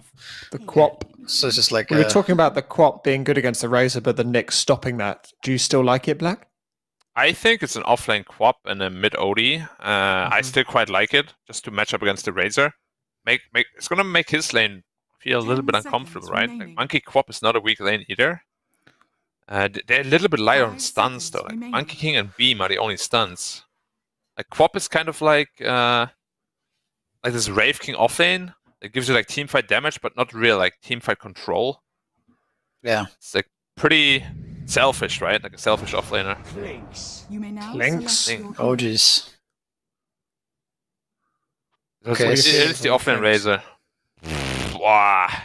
Well, it's might actually turn out pretty fine for OG, right? Considering who's playing what here. When Sai is going offlane into the Clinks, and then Ember vs Quap is maybe a bit Quap favorite, but like Ember definitely gets a game there. And it is a good Ember game. Do you think the Clinks forced them to adjust the lanes like they did? Because they definitely wanted the Quap offlane against the Razor, right? I don't think so. I think they just picked Quap mid. They picked pretty fast. I don't think they thought about that. I don't think they got baited like that. I'm pretty sure that they expected there was going to be some kind of shenanigans with the Ember Razor, because they know that Amara plays Razor, right? Yeah, fair enough. It's just like Ember against Quap can go pretty poorly for Quap if you misplay a little bit, because you just spam the annoying slide. And you're playing against the Nyx too. Potentially turn out to be a little bit disastrous for him. I think this time around I like OG's draft a little bit better, I admit. What do you feel the Liquid need to do then, if you like OG's draft, then to overcome it? Well, I think in theory Luna IO beats Razor offlane still quite easily, because you have the Luna Blessing. The damage strain doesn't really do a whole lot, plus the attack speed bonus. And they just need to snowball the Luna, because a really fat Luna is just going to destroy this game. They have no way to stop him. The thing is that the Nyx can play a role in that lane too, right?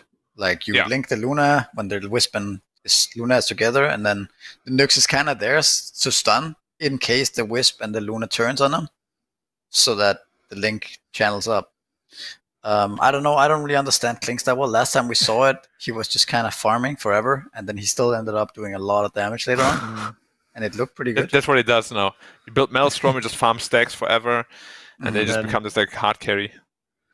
Fair enough. Well, Misery doesn't understand OG's Clinks, but can it skeleton walk them into the next round, or will Insania's Wisp relocate them out of the tournament? We're going to hand over to Nomad and Lizzard to talk us through this exciting elimination match. That's right, Dan. It is indeed the Game 3. You lucky, lucky folks. We get to find one more match between these two teams, find out who's going to be eliminated from the OGA Dota bet and who's going to move on in this lower bracket. Lizzard, what are your thoughts on the draft before we get into this game? Some pretty solid drafts again from both of these teams.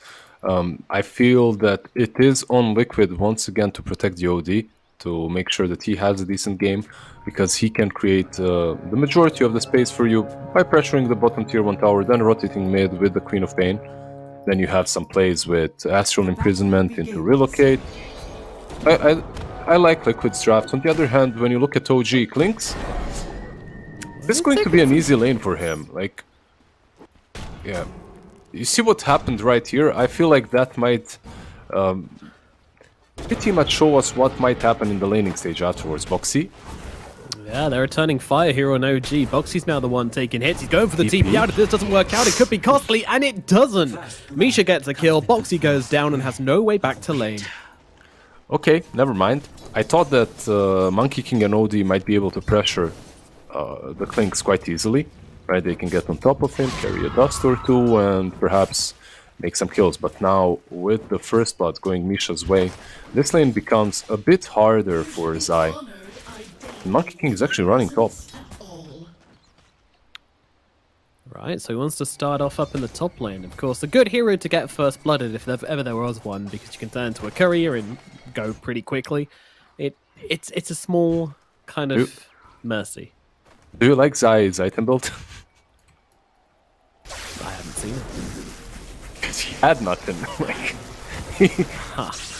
Budget build. Still getting a decent amount of damage from Matsu, but now getting turned upon as the monkey arrives to the top lane. I don't think they're ready for this on the side of OG.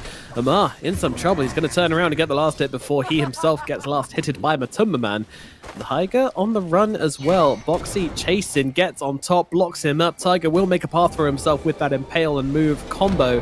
However, it's Boxy. He's got the jump forward. I don't think he's got the damage though, and Tiger will just about survive this one. So nice little play. Nice little play from the Monkey King from Boxy going top. Meanwhile, Zai on the bottom lane, he didn't buy a single item as the starter. Instead, he waited and he went instantly into a Ring of Health. So, Clinks and the Winter Wyvern can't really zone him out. That's hilarious. That's such a Zai thing to do, isn't it? Yeah, he just does things a little bit differently. He pushes it all to the limit. I mean, it was only a matter of time, right? Because it's been a while since we've seen pro players generally turn up to lanes without much regen on their cores. Yep. And Zai just takes that idea and takes it one step further. Yeah, most of the time on this OD, you go for crown and 3-4 branches, right? And you buy some regen afterwards, but This is a decent approach considering that he was alone in the lane. He can't really hit back, right? All he needs to do is just survive. And of course, you're playing against a Clinks. You know, he does get so much free harass on you with those searing arrows. It's very annoying to play into. And you do often end up just slowly bleeding away health, but that Ring of Health is going to help out so much against that in the early levels. Denied. Yeah, Zai getting some 2 creep waves under his tower now. Even though he's not getting the last, he's getting like every second one and a decent chunk of experience. They found one courier bottom, and I think they're about to find a second using this observer ward. Boxy, he's already running over. They're moving it back. They're moving. Nope. They heard you. They heard you. Oh, still dead though. Didn't hear me soon enough. Misha's courier is going to fall as well. Boxy finds it. The courier hunter on the run. This would be much worse if they could actually pressure the lane, and if Clinks and Wyvern were struggling to get region, right? But because they're not really pressuring at the moment, it doesn't matter that they don't have region. Very aggressive on mid. BZM's going to draw a kill. Damn. Wow. That does not happen often, especially onto Mickey. That's a tip as well. Respect tip from Mickey onto BZM. He says, hey, you know what? You know what? I respect it. I think he dodged something there with Sleight of Fist, maybe. It's just BZM is playing out of this world, like in the first game as well, and now in the second. Will not get the rune though. Boxy TP'd in, prevented him from getting it. Boxy is making a lot of work with his movements. Like he got that kill on top lane, secured 2 runes. Yeah, once again. Ooh. Chain's actually landing onto him there for a second. Meanwhile, taking some of Martu's damage here. BZM's turning around onto Boxy here once again, trying with the aggressive plays, and he gets a kill for a second time, but Mickey has moved over, and this may be the end of BZM. That said, BZM has the chains. He's trying to play around here, but he's only got 2 trees, but look at the jukes coming out. Oh my goodness, Mickey? He completely destroys Mickey with these jukes. BZM now getting healed up by Misha, who comes across. Mickey, he wants this kill so badly, but I don't think he's going to get it anymore. Insane level of jukes from BZM. What was that? What a play. I can't, like, Mickey outplayed himself even though a little bit there, right? Like he blinked thinking that BZM is running uphill, but instead he was just sticking around. And now he has the Remnant, he TP's back home, he's level 6, gets that bottle refill. That's a feels good man for the Ember Spirit. That is one of the best jukes I've seen in a very long time. That was incredible.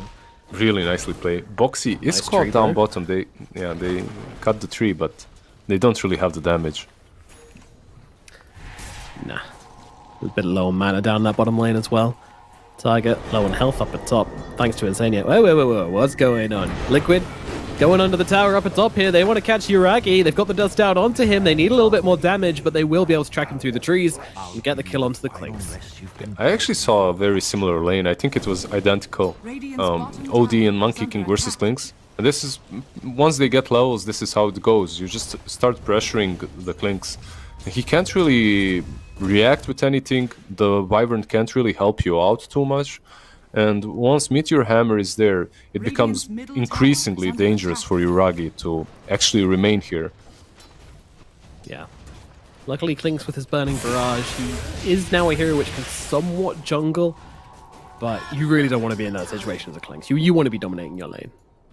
Yeah, that's why he's going for the Maelstrom too, right? Like, a couple of stacks and he's completely back in the game, so I'm not too worried.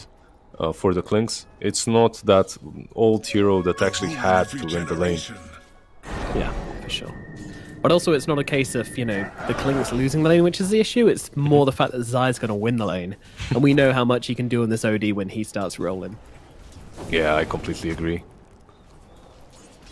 Taiga and Razor on that top lane that we haven't talked about are doing kind of fine. Matumba Man is definitely leading the net worth charts, but Amar is finding some farm here too.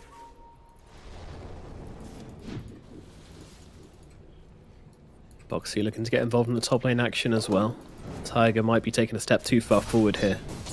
Monkey rounds over though. That said, Boxy might be looking to take a couple of big creeps here. Let's see if he can manage it. Yep, gets 2 of them, but my give his life for this one if he's not careful. Tiger's coming on over. Radiant's middle BZM tower doesn't is want to under chase because he attack. knows Mickey's nearby. He doesn't want to tempt the queen. Oh, Mickey. On top of BZM already. Meanwhile, down at bottom, they've got that Meteor Hammer up onto Zai.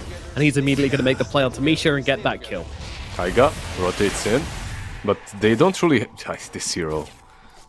Like, Taiga rotates in, he does manage to land an Impale on Zai, but how do you kill him? He has 700 HP. Top lane, Amar.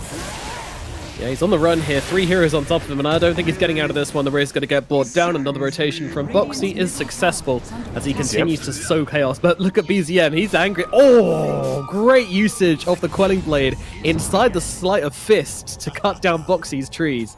That was very cheeky. BZM is always there to mess up Liquid's plans. Nice play indeed with the Quelling Blade. And now it's all about his rotations, really.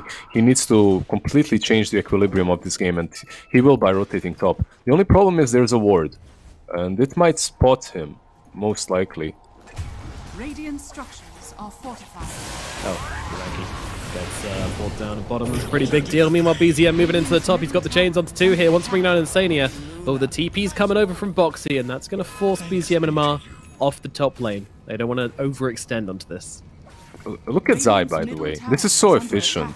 Like, he did take down the tier 1 on the bottom lane, but he knows that no one is defending mid. Gets in there, uses 1 Meteor Hammer, goes away. He was also chasing Yuragi. Yuragi was forced to go mid into ever-loving hands of Mickey, who finished him off.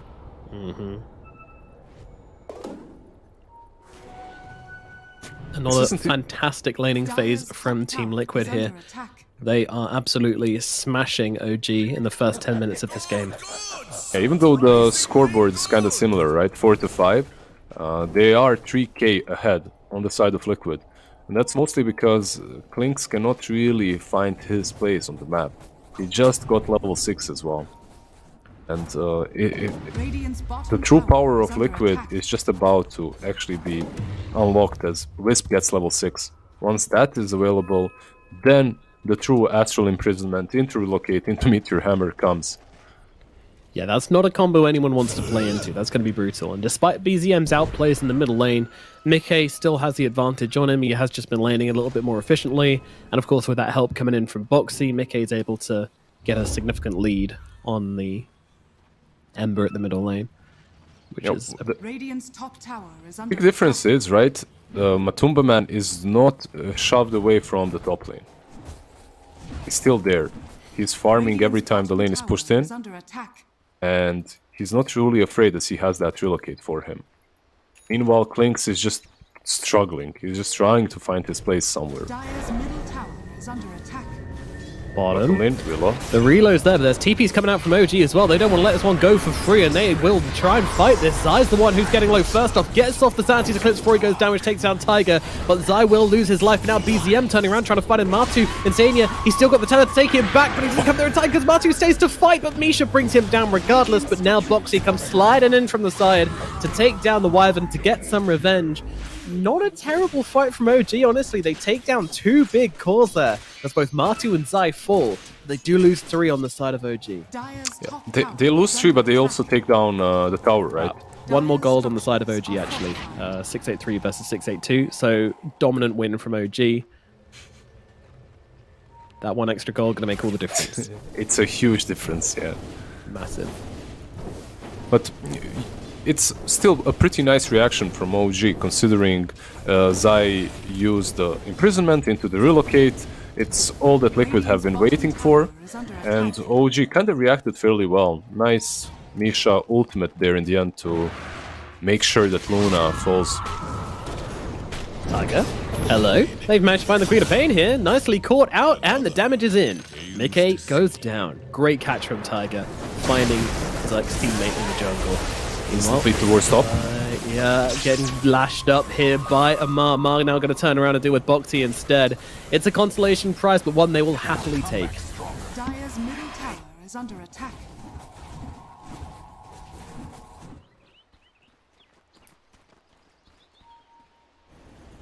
You can see that they're moving all 5 heroes towards top lane.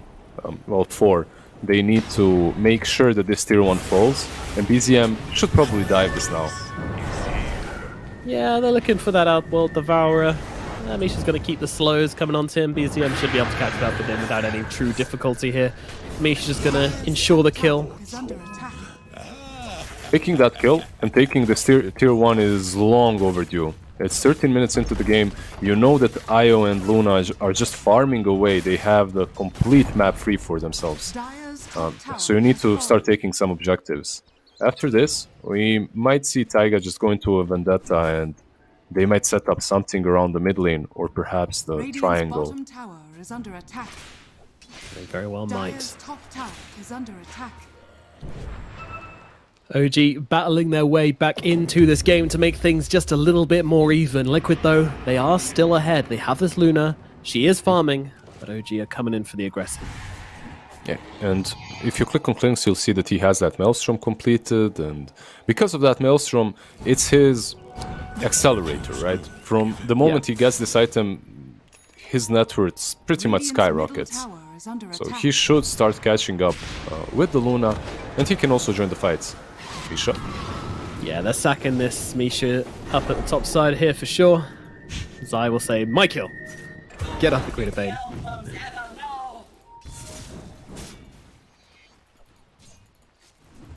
Kill secured with the Astral.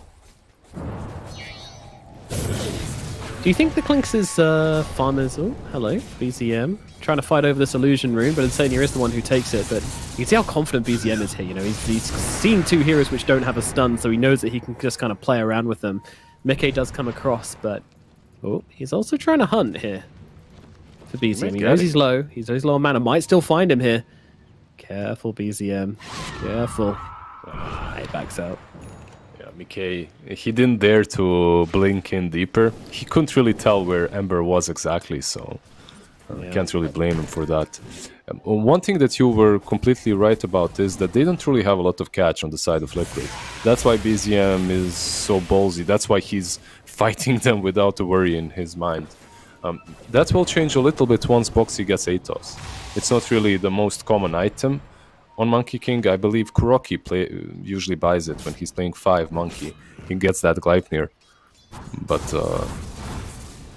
it's something that Liquid definitely needs in a game such as this one.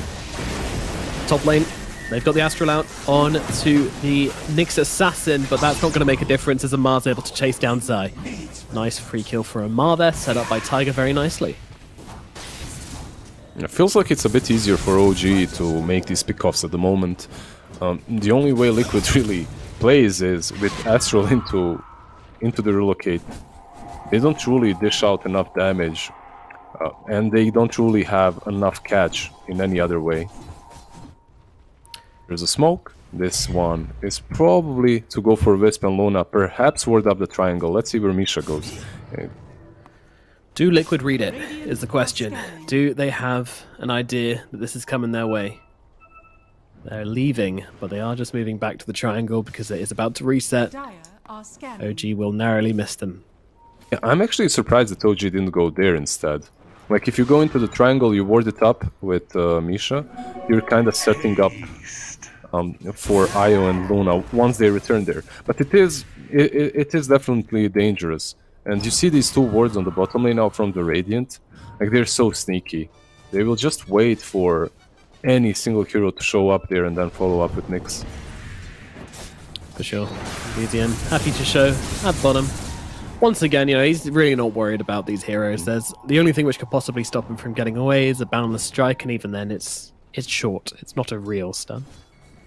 You can see that Nyx is actually doing exactly that. He's going towards bottom lane. But what can they... I don't think they have a kill here. Just the two of them. No, probably not. Martu has a BKB now finished up, so definitely not. That's not happening. Maybe an IO kill, but yeah, that's not really what you were going there for. No. Ultimately, I mean, Liquid kind of just outmaneuvered OG a little bit there. OG wasted a lot of time trying to make something happen in this bottom lane. Didn't really work out for them. But still, I mean, there's also the factor that Liquid are ahead and they're not really making plays. This is kind of what I feel like happened in Game 1, where they came out with a narrow lead after the laning phase and then capitalized upon that lead very well. And then they kind of let the tempo drop. Yeah, but it's just that they don't really have anything in their arsenal that will allow them to make plays. At this point in the game, they just don't. Like, don't you find it strange that Zai is farming top lane? Like, it's not really a lane where you expect an OD to be in, right? But because you're playing versus the Nyx, and you don't have any catch, you're pretty much forced to be right there. BZM? This is interesting. Yeah, BZM. I mean, he forced the reload, he forced the TP. Yeah, that's a value play in the bottom lane, that's for sure. Although that said, if he walks down here with no mana, he could be in some trouble. Dodging out the dagger. Boxy gonna land the stun. Thinking of committing for more, but Yuragi is just behind him, but Zai's coming into this one as well. This could be a real team fight here as Liquid bring in more heroes. OG, they are able to cut down the tree off that Monkey King. Meanwhile, Tiger, oh, nice ultimate out from Misha, just holding back the combo. And now the double stun from Tiger. That's very nice. Nomad down the backlines. They're going to take down one. Zai is gone. Meanwhile, Mickey, he does just about escape and throw back that ultimate, but it's not really enough to turn this fight in their favor. Liquid are bleeding, and they are bleeding under the might of BZM and Amar. OG take down the big course. They get what they came for, and now they're going to take the tier 1 as their victory trophy. Yeah, that was all off of Misha's Winter's Curse. But I'm surprised that OD, yeah, you catch the Nyx, right? And you want to set up that Meteor Hammer. That's completely fine. But I'm surprised that they went so close. Like OD and Queen of Pain, by hugging each other, they actually allowed Misha to make that play. And it's not like Misha has a Blink Dagger. He has Aetherlance to work with, but that's it. So you should kind of see that coming. Well-prepared vision from Radiant, however, those 2 Observer wards around Drosh Pit, gave them that slight vision advantage. Allowed them to make all the plays. Yep. Don't forget, guys, hugging your bros is fine. Male showing emotion, it's fine. But not when there's a Winter Wyvern present. Very important. Small distinction. This Blink... Yeah. Yes. This Blink Hammer, OD, is a big threat. Also, why does BZM never seem to have mana? Where is he getting his mana from to make these plays? Yeah, I'm also noticing the same thing. Literally never has enough mana. He actually... Does he have a Remnant away? Okay, he TP's out. Lunatic. Absolute lunatic. Pleasure to watch, though. Just constantly living life on the edge for... I mean, good reason. He's drawing heroes bottom. I mean, maybe it's literally as big brain as, hey, if they see me no mana at bottom, they'll bring heroes down to try and kill me. I don't know. Either way, it does seem to be working, and now he's got its BKB finished up, even harder to kill. The limited lockdown they have is now pretty much insignificant. BZM can be wherever he wants on this map at any given time. They're just playing this game extremely well, and they're reading the fact that there's no catch. Taiga. He might die here. Down. I think you might be right. And I think they might have found a +1 as well in Amar, although he's got the BKB, so maybe not, but still. A charge wasted, and in this game, wasted BKB charges are actually a pretty big deal for Liquid, I would say. Yeah, it's a pretty solid play from Liquid. Very fortunate for them to run into Taiga, catch him, kill him off, and also force that BKB. I feel like these sort of plays are all that Liquid can hope for at the moment until they get some bonus catch. They need the Atos on the Monkey King, and maybe a Hex on the OD. I'm actually very interested in seeing what Zai queues up next. That Hex for me would be brilliant on the OD. Yeah, but this is Zai, you know, when you're like, maybe you should go Hex, he's already thought about like Hex, and then he's thought about another item, and then he's changed his mind again, and then suddenly he's queuing up like a Dagon 5, and you're just like, oh, okay. Yeah, he's like 3 steps ahead. Exactly.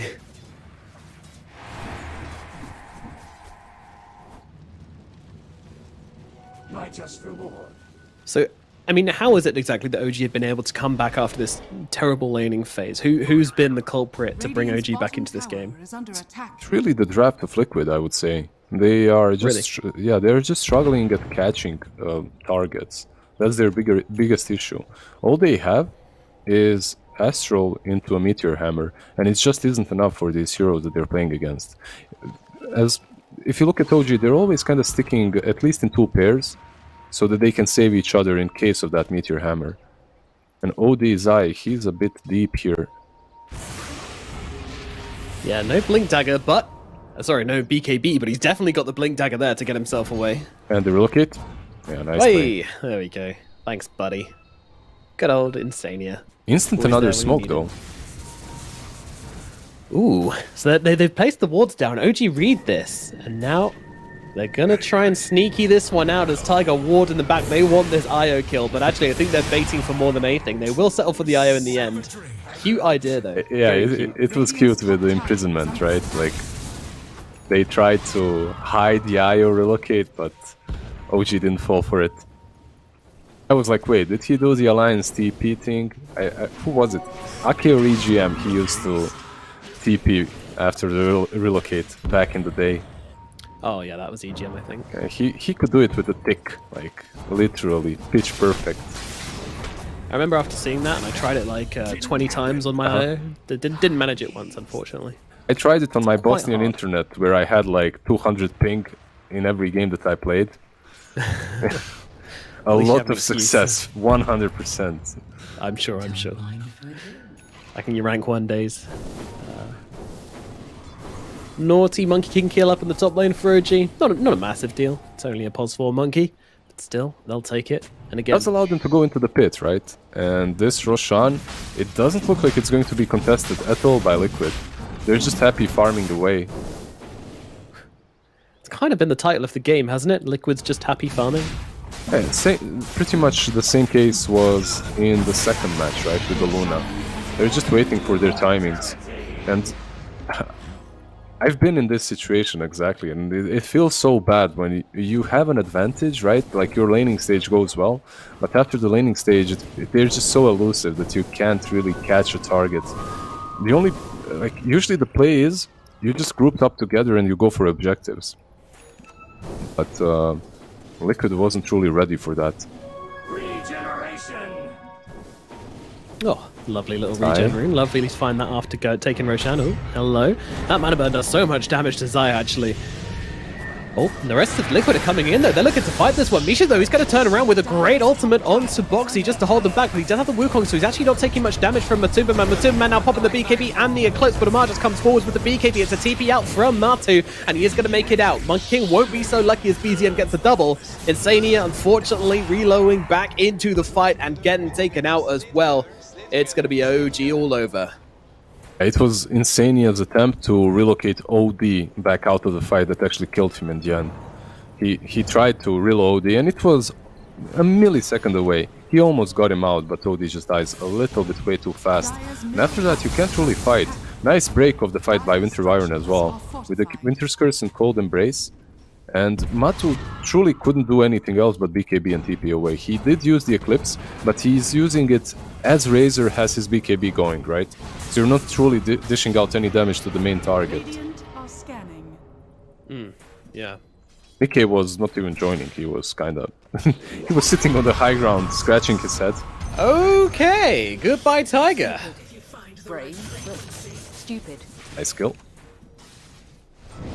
No hesitation from Mickey there, just immediately pop at the Sonic Wave. Not even a chance for him to get the spike characters up.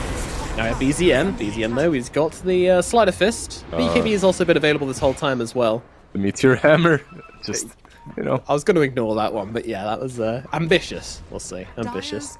And when you start, like my grandpa said, when you start things, finish them. And Zai is living by those words.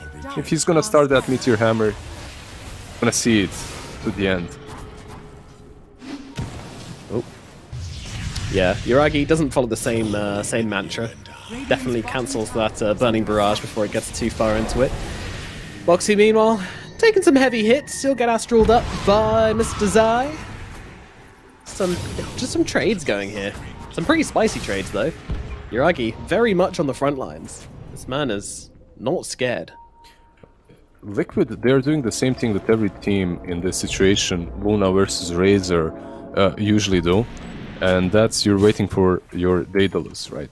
Once you get the Daedalus, it kind of doesn't matter if the Razor links up to you. It does, but it gives you that extra oomph that you have, that you can actually kill the Razor in the first few seconds. We've seen that in the last game as well, right? So they're not that far away from this big item. But this game, it is a big difference because the Razor is not in the 1 position, the Razor is in the 3 position. You have the secondary and tertiary threats in the Clinks and the Ember. Yeah, that's actually a very good point. Like, this Clinks, he's kind of silent so far. They aren't truly addressing this threat at all. He's been farming away.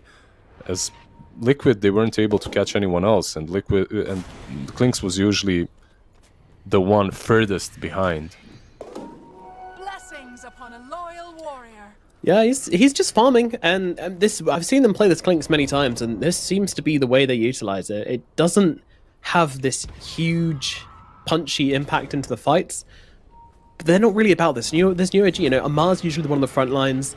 He's the one making the plays along with BZM, and they just want that damage. They want that security. They want that, knowing that they have that power behind them to take these fights. And they could take a fight very soon. There's an Aghanims completed on Ember Spirit, Refresher on Razor.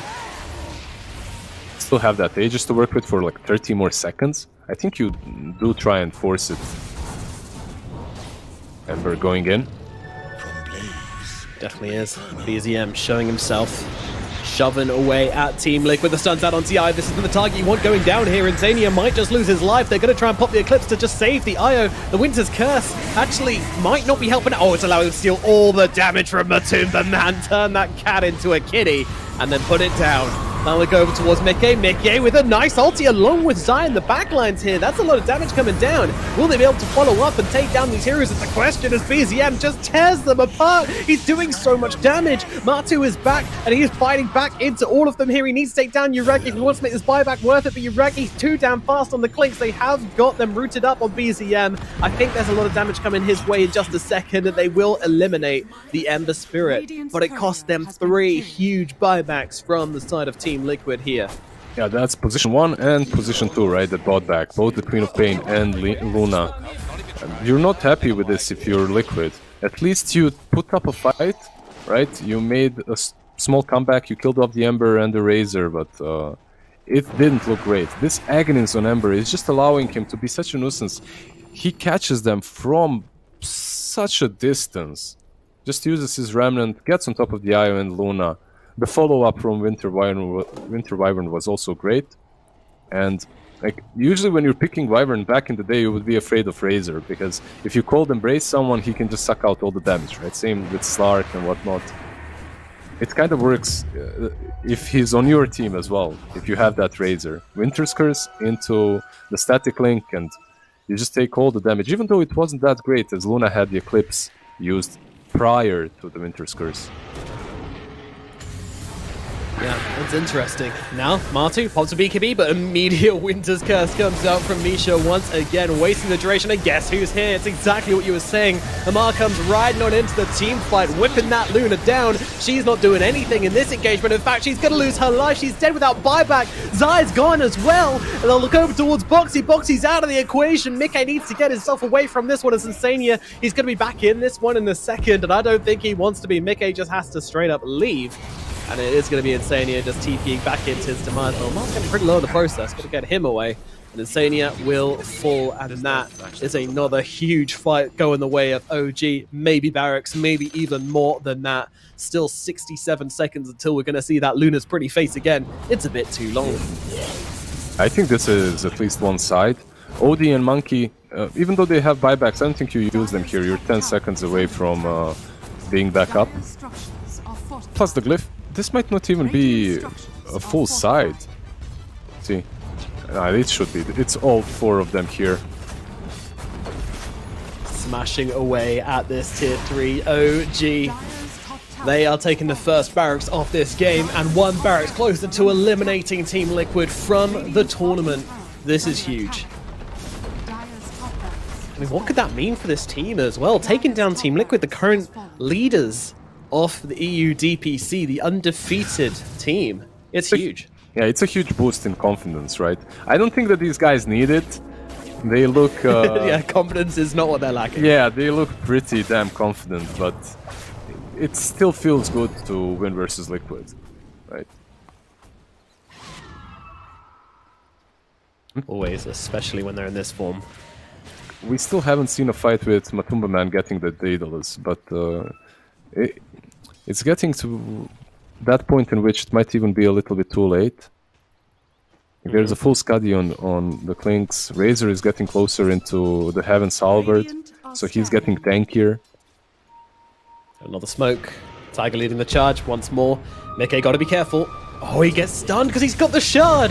Oh, betrayed by his own shard. Mickey taking so much damage here. They're going to use the Winter's Curse to just run out the rest of his BKB. Not quite long enough, but BZM comes over. Going to be able to catch him up, and that's going to be a kill onto Mickey. Mickey dead. 120 seconds. That's so unfortunate. You know, like you get that shard. It's pretty much the standard build on any co-op at the moment. It's one of the core items for the build, right? But it's literally the only reason he dies there. And if you could see Mickey's computer now, he's actually Googling if you can sell shards in Dota 2. Can you drop it? They added that drop button. He's trying like, can I drop the shard somehow? Is it possible? Meteor Hammer going to slow them down ever so slightly, but I don't think there's any... Oh, Boxy, he's a little bit out of position here, and he's going to be punished mightily for it. And now they will move for their second lane of barracks. The noose is tightening for Team Liquid. Their chances of staying in this tournament are disappearing before their eyes. Middle lane of barracks starting to fall. There is a courier coming to Luna, but... Tier 4s. He got caught there. And the relocate from Insania. He was afraid that Luna might fall before Daedalus is even there. Yeah. Hey, Alright, Sanities comes down, you know, this is just to go away, Sanities. Tickles them a bit. Please leave. Thank you. It worked. As well as a buyback from Boxy, of course. Gee, happy to just go back and claim Roshan. It is now up. Aegis available. Roshan in his lovely little Santa hat. That's what, a shard? Who gets it? Doesn't even matter anymore for OG. The second Rosh or third? I can't remember. I believe it's the second one, right? We didn't really see a lot of Roshans. I guess you give it to the Razor. He's the... Yeah, he's the only one around that needs it. So. Nope. Alright, shard my boy up. He's picking it, going, no, that's for me. Thank you very much. What does Razor Shard even do? I see it that literally reading it right now. Ah. It's the old... It's the old passive that Razor had, right? The zap. Oh, okay. The little zap, the occasional zoop. Storm Surge.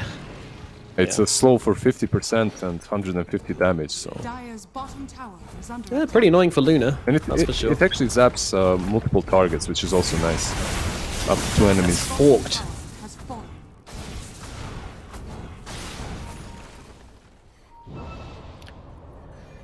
OG, Aegis in hand, 20k gold advantage. They managed to come back after a terrible laning phase and are now ready to go for the final push, possibly, to remove Liquid from the tournament. Aegis in the hands of Yuragi, a 20k gold advantage. Look at that sweep. 99% win probability. Ish. Gaben doesn't believe. Do you believe, Lizzard? Oh, I'm on Gaben's side always, so... What can I say? Taiga with the Aghanim's. Now that you've been to TI, you've been brainwashed. Exactly. Oh, okay, jumping in, immediately looking to eliminate Tiger. They're just looking for the easy kill here, and they're going to find it. Tiger is gone. The gem is down. Mickey's going to grab it and blink back to safety. A small win for Liquid, which may cascade to a bit more. OG might just give up this push here and now. They will. Yeah, the question is, can they turn this into anything? I don't think so. You just stay in your base and you wait for the next assault, right? Yep. Perhaps there's a smoke action. They do have it. Yeah, they're going. All right, they're going for it. I like this. I like this. You see where they're drawing that? Like they're drawing the enemy triangle. That's where they're going, as it's most unlikely place. See? Never mind. They just take their outpost, and now they know they have to go back. Okay. I was thinking, like, usually there are some players, some captains that like these sort of moves. Like, it's a desperate smoke, but at the same time, you're going to a place where they won't really expect you, and you might catch someone there, who knows. And is this possibly an idea where they just want to eliminate TP points, where they're like, if someone dies and buys back for the next fight, we don't want them to get back into the fight easily? Could that be it? I can't figure out any other reason as BZM's committing pretty hard for this one. BKB and jump onto the backline trying to find side, but the TP out from Insania is there in time. Boxy will be losing his life here, but he does a lot of damage in the process, so the Tombman turns towards Yuragi. Amar tries to make the link happen, but the force stuff away is going to keep the Luna safe. Not a bad attempt from Liquid so far, although they have lost one, and now Mickey jumps in, trying to finish off the job on Tamisha. Not going to happen just yet as Tiger comes scuttling back in. He's back from the dead, and he's hungry for revenge. The Aghanim's down. Tiger going to hold himself in those steps. He can tank the tower all day, no problems. OD on the sidelines. He is far out of position, but OG will not pounce on him in time. Liquid holding the line. 4 men strong. They are without Boxy right now, which is going to cost them. BZM has no mana again, and he also doesn't have a TP to work with, so I think they need to wait for him to get that rune. Once he gets that rune, he might heal up his mana a little bit, and then you can go again. The problem for Liquid is, yeah, you repelled them, you didn't lose your tower, your side, but you also didn't kill anything. True. This Winter Wyvern is saving people constantly. Oh. Okay, my goodness. He's taking some heavy hits here. Holding off on the BKB though, being very, very patient. Hammer coming down. They're trying to punish this as much as they can, but in comes Mickey with the big nukes, but the Yules is going to help Tiger stay alive, and now they turn their attention towards Queen of Pain. Queen of Pain getting very low in this situation, but they'll move across the OD as well. It's 2 for the price of 1 as they bring them both down, but Matu is going to be able to turn around and kill off BZM. BZM not buying back for now, as Mickey does. As Matu eating some help here. He's not going to find anything. Amar is just going to run him down back all the way to the fountain. Amar fighting up into Boxy as well, and with that Heaven's Halberd, Boxy does not stand a chance in this one. Mickey turning around. They need to kill off this Razor, and they can just about do it with the help of the Shard. Yuragi will finish off this tower, but I think he probably needs to leave right about now. Oh, he's got a BKB, so he's just going to chill actually and wait until he forces it. He's got the BKB and the Nyx Assassin plus Winter Wyvern behind him, so he might even just take the Raxes. That's a 3-on-3. This is by no means Liquid's fight. Never mind, it's a 2-on-3. No, it's a 3-on-3. Counting with Nomad. Fortify comes out from the side of Liquid, still trying to keep them off the base. That little pile of dung, which contains a Nyx Assassin, just being so annoying for them right now. Oh, look at this, look at this. Oh, the barrage nearly takes out Matu. They will take these barracks. It is mega creeps for the side of OG. Liquid supporters, channel your energy right now, because if this is going to be a win, it has to be a mega creep comeback for Liquid. We know how rare those are, and it is so difficult for them right now. When you look at their heroes, they can definitely defend, right? Like, this Luna is one of the best heroes to defend against mega creeps. You have the Queen of Pain as well with Shivas and whatnot. So you can hold the base for a little while longer.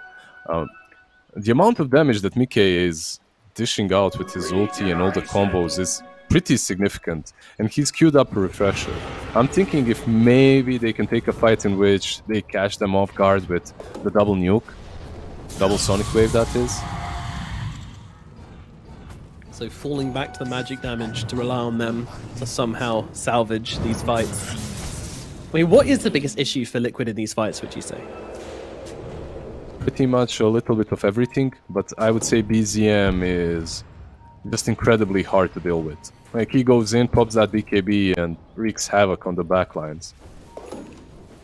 Liquid are yet to find a way of actually dealing with him. And the amount of damage that they're dishing out, pure from the Sonic Wave, the magic as well. Whoa, whoa, whoa, whoa. This isn't the hero you want going down right now. This is a man without buyback.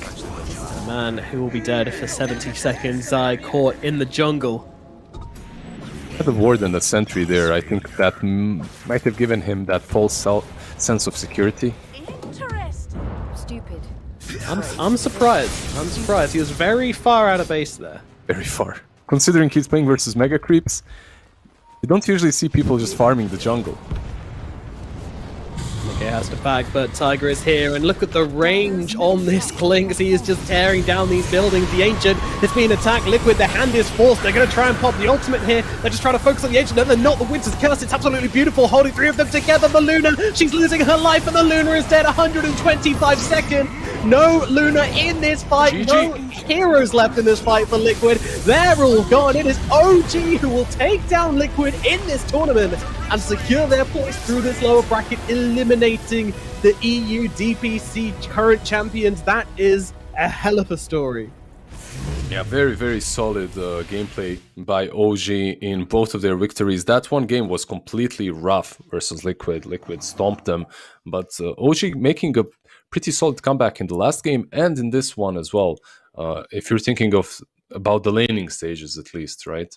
In the last one, they lost, obviously, but in this one, Team Liquid, they just couldn't connect their heroes together in that mid game. Like they could. Yuragi, I felt like he was never a threat. That he was never threatened, I should say, as Team Liquid couldn't go on the enemy side of the map, utilize that OD with Meteor Hammer. They couldn't really catch anything, and because of that, perhaps they thought that they couldn't really take any objectives. Unfortunate for them, but at the same time, extremely well played by OG. Ember, BZM, this man is the future of Dota. Like, extremely talented. Reminds me quite a bit of Thompson's early days. Yeah, no, there's definitely glimmers of Thompson in there. Just, I don't know, some of these outplays, it just feels so refreshing to see. It feels like, a new talent performing to this level is something so exciting.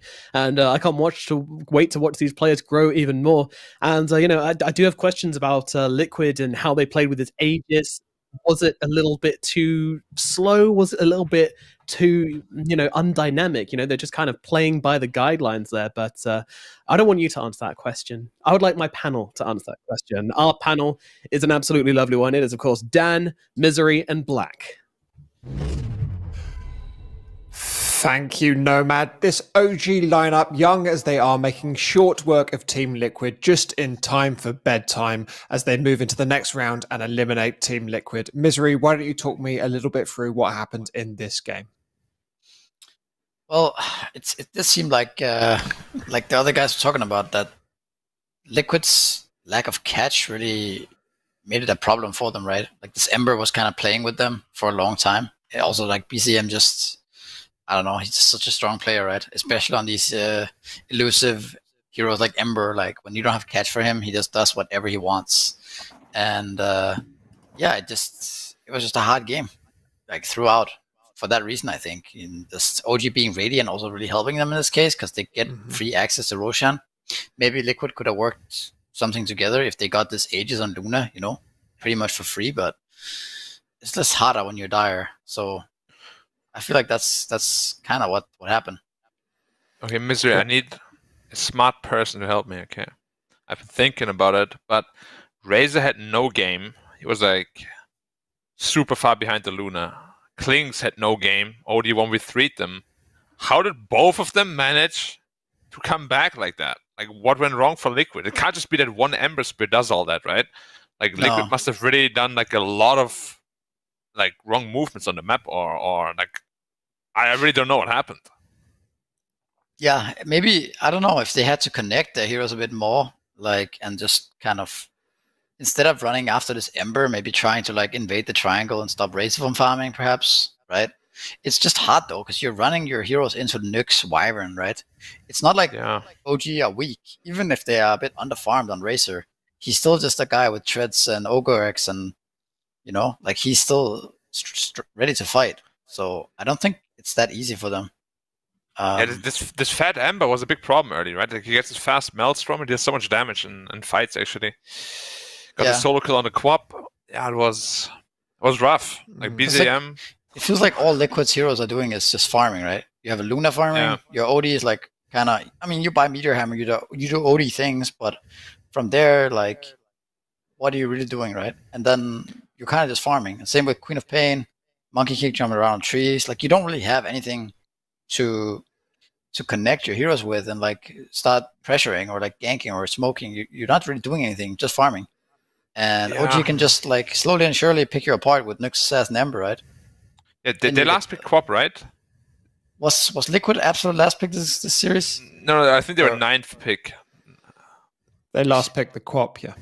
Yeah. So I didn't like that pick because I really think they needed a catch, right? And if you're gonna pick Quap there, I don't like the Monkey King pick then. Because Monkey King doesn't really, he's not a catch, right? Sure, he has this kind of stun, I guess, but it's just doesn't last long enough, right? Imagine how different this game would be if instead of a monkey, if they had the Quap, they just have like a disruptor. Would have been so different, or like something along those lines. It's But worth saying, didn't of course, the BZM did put in an incredible performance. I mean, even if there's no lockdown to stop him putting in that incredible performance, he still played around the freedom he had to create a huge amount of space for his team. So it's worth giving him some level of credit too. Of course, there was also a lot of small plays that he did that maybe not everybody caught on to, like sliding a monkey king on a tree and instantly cutting the tree down in the 0.2 seconds that he has. A lot of really small, very impressive plays, and obviously ended 17-3. The early game is pretty much all on him. Like he solo killed the Quap, solo killed the monkey, then juked the Quap like mad, and made so much space for his teammates to come back because his Razor and Klings really had zero game. They were completely out of it. He had like a minute 15 melts from or something. It's like super late. Yeah, for sure. I mean, he's definitely MVP of this game, right? Like, it's super impressive. Like, so did so many cool things. And I also think the Wyvern did a lot this game. Like Misha played it well, but just as a pick in this game, it felt like Liquid were pretty low on damage, right? When you're running into like a BKB Razor, and you can kind of kill him, but he just gets cold embraced, and then you're using all your resources to try to kill a hero, and he just gets cold embraced, right? Because you're mostly either lacking damage in the physical apartment, or if you're BKB, you don't have much damage. It's just kind of like a problem for them. And then the curse, it's like a double reset button. Yeah, the curse is like a big thing as well. Like it kind of set BZM up for that triple kill mid lane when he like cursed into Nuke stun. So yeah, I want to shout out Misha as well, who I thought was an incredibly clean player. I've been impressed with him throughout this entire tournament, and it was pointed out to me by someone that he's actually only rank 800 on the EU ladder. So it shows the MMR's just a number if you're a well-toned support player. Any what MMR is that? Sorry, say that again? Sorry, what MMR is that? Like number-wise, like 7,000 something? Or is it 8K? That's 7, I guess, maybe. I don't know. Wow, 8, 7. That is really low for like a pro player. It should be like 8K. Mm-hmm. Yeah, I suppose. Yeah, it's pretty low for a player that plays in a team of that caliber. But you know, Kuro won his TI when he was like rank 1,000 or so. So. And I imagine Misha could get higher MMR if he wanted to. He probably just doesn't want to, which is exactly what I tell everybody. What we've got coming up tomorrow is not tomorrow, on Sunday is even more games. We've got Tundra versus OG in the lower bracket, and then Team Spirit versus Team Secret, which will be a fantastic game. Not one to be missed. Please put that in your diaries. Any thoughts on those games, guys? It's shaping up to be pretty intense. Like having these 4 teams as our last teams is coming into this tournament. Some of what I expected, maybe Liquid, but obviously OG just eliminated them. Tundra for me, Team Spirit and Team Secret are the top 3 right now. OG will definitely have to prove that they can beat Tundra. Tundra like today just looks so different from like yesterday. Yeah, they look way better, and hopefully they can keep that up because they'll have to against an OG that's on fire like this. Because like today OG proved actually that they can come back from a bad early game, which they haven't proven to me before. Do you agree, Misery? Any thoughts on the upcoming games? I mean, I'm looking forward to see Team Spirit Secret at least, because I don't believe they've met since TI, right? And and Secret are looking pretty strong now, and I mean, so is Spirit, so that should be a really cool game to watch. Great. Well, cool games ahead on Sunday, but thanks so much for watching and listening today. We'll be right back on Sunday and then on Monday for the grand finals. Sleep tight. We'll see you very, very soon.